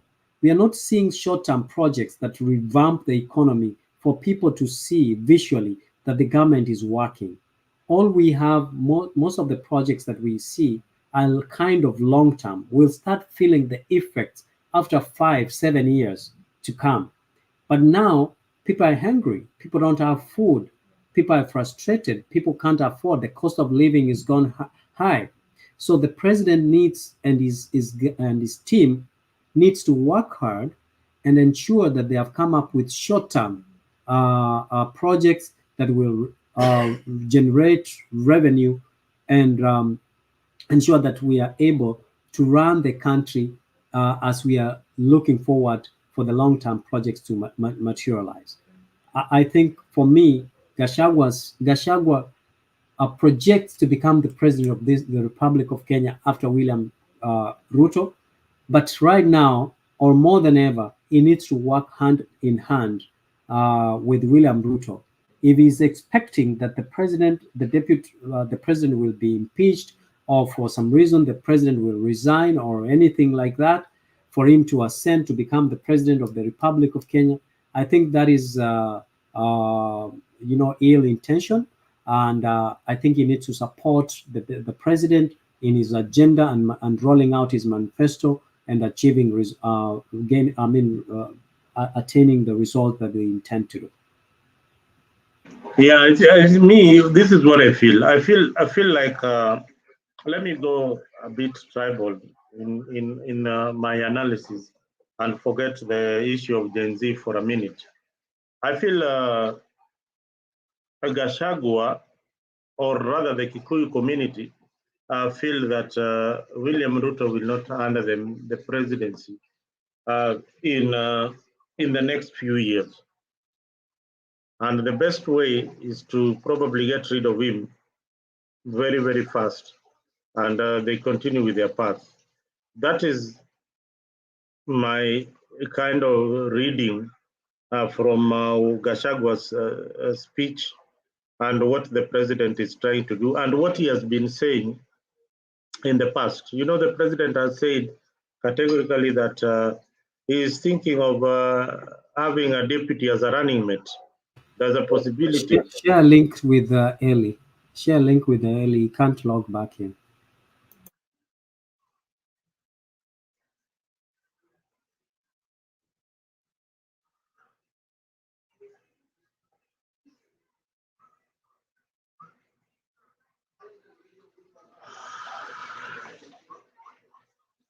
Eli, please come back. So that's what I'm seeing. That this rift have been orchestrated, and it has really blown up beyond their expectations. So now what they're doing is firefighting. I think Ruto didn't anticipate this is going to happen in his regime. If things cool down and the dust settles, I can see a new alliance or a completely ruthless president called William Ruto coming back to deal with almost everybody that he thinks was interfering with his leadership. But again, more importantly, the message has already been sent by Gen Zs that they want to be led in this particular manner. They want a proper audit. They want the government streamed, as such that they don't have so many positions in the government. This is what I wish to happen in our country, is that this can trickle down to the county governments, where there's a lot of wastage. Yet the bill was addressing an increment in allocation. Over 400 billion was to be allocated to county governments to share. So this is something that the president needs to address urgently, because if you don't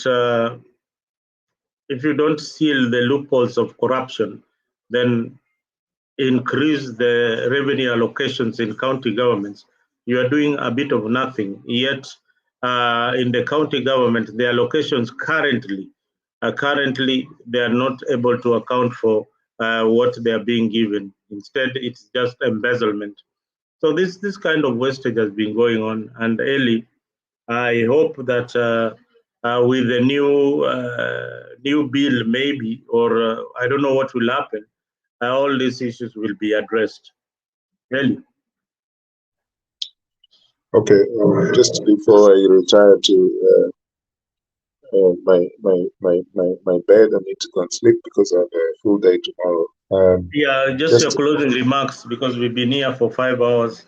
Yeah, just on Gachagua and Ruto, they both say that they're honest people. You hear Gachagua waxing lyrical about how honest he is, and and people always fall for that. I laugh. This is a man who was caught out by none other than his friend Uhuru Kenyatta for the economic crimes that he committed in Nyeri. So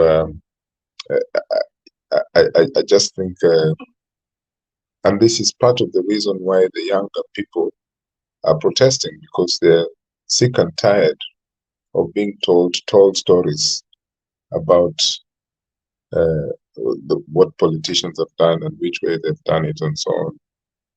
In fact, Gachagua's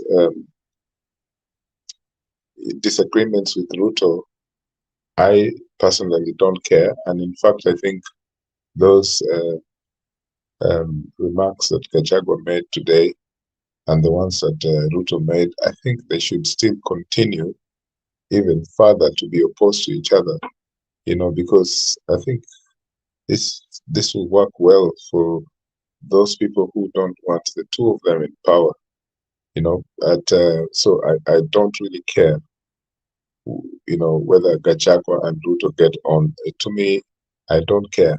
I just want Kenyans to be the ones who um, the consequences of any good development policies or anything that shapes up the Kenyan people in a better way is what I'm concerned about. I don't really care what the political elites in Kenya do in terms of their lifestyle and so on and so forth. Of course, they've cost the Kenyan polity a lot by their behavior, the allowances that they increased to furnish their lifestyles, especially those politicians in parliament.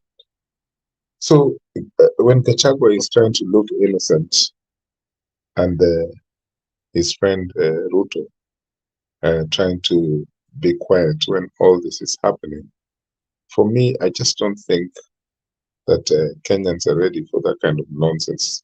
Gachagua is not innocent. Ruto is not innocent. Gachagua is now blaming the NIS officer as the person with the unique power that he should have furnished Mr. Ruto with. This is just games. What I know is that we need someone like Gachagua anyway to break the UDA party. And this would be an amazing feat, which I can only wait for to happen, because these people have really tortured Kenyans within this short 2 years. So I don't see anything productive that's coming out of the Kenya Kwanza regime. Really, thank you very much, viewers. We come to an end of yet another session of Africa 24. Thank you. Eli, thank you very much for your views this evening. We don't take your presence for granted. Asante sana for being part of this wonderful discussion. We hope that tomorrow we'll also see you and analyze what transpired in the course of the day. But we pray for those young people who are going out there to demonstrate peacefully, and we pray for those officers who are also going out there and not to be trigger happy to kill these young people who are joining the demonstration. Otherwise, good luck. We are with you in spirit. We are with you financially if you want any kind of support, because this is, you are right, it is your time to make the right decision. So many things have gone wrong in this country. I remember the Kriegler report, the 8 pointers in the Kriegler report ought to have been addressed after the post-election violence in 2007. Some of those issues were not addressed. If they can come up now, we have reached that junction where these issues have all to be addressed. The issues of land, the issue of employment, nepotism, tribalism, those have to be addressed. Otherwise, thank you very much. Those who are on the comment section, Asante Sana. Thank you, Awesome, for being part of this great discussion. Mr. G, Asante Sana for being part of the show. Goodia, I didn't see you this evening, but if you were there early, Asante Sana for being part of this family. Black, Kama Kawaida, you didn't disappoint with the conversation there. Asante Sana for everybody else. Andrew Bara, Ellie's comment is factual. Thank you very much, Andrew, for being part of this discussion. Next time, please come to the panel and air your views in this panel. This panel, we don't discriminate whether you're from UDA, Kenya Kwanza, this is the platform for you to come and talk about your country. Guys, let us pray for our children who are going to go out there. Let us pray for the country. Let us pray for peace. Otherwise, thank you very, very, very much. And as we say it here in Africa, my condolences to the families of those who lost their loved ones in this struggle. I hope that you'll find some peace from the Lord. And poleni sana kwa wale walipatikana na hizi msiba, na Mungu atawafariji. Asante.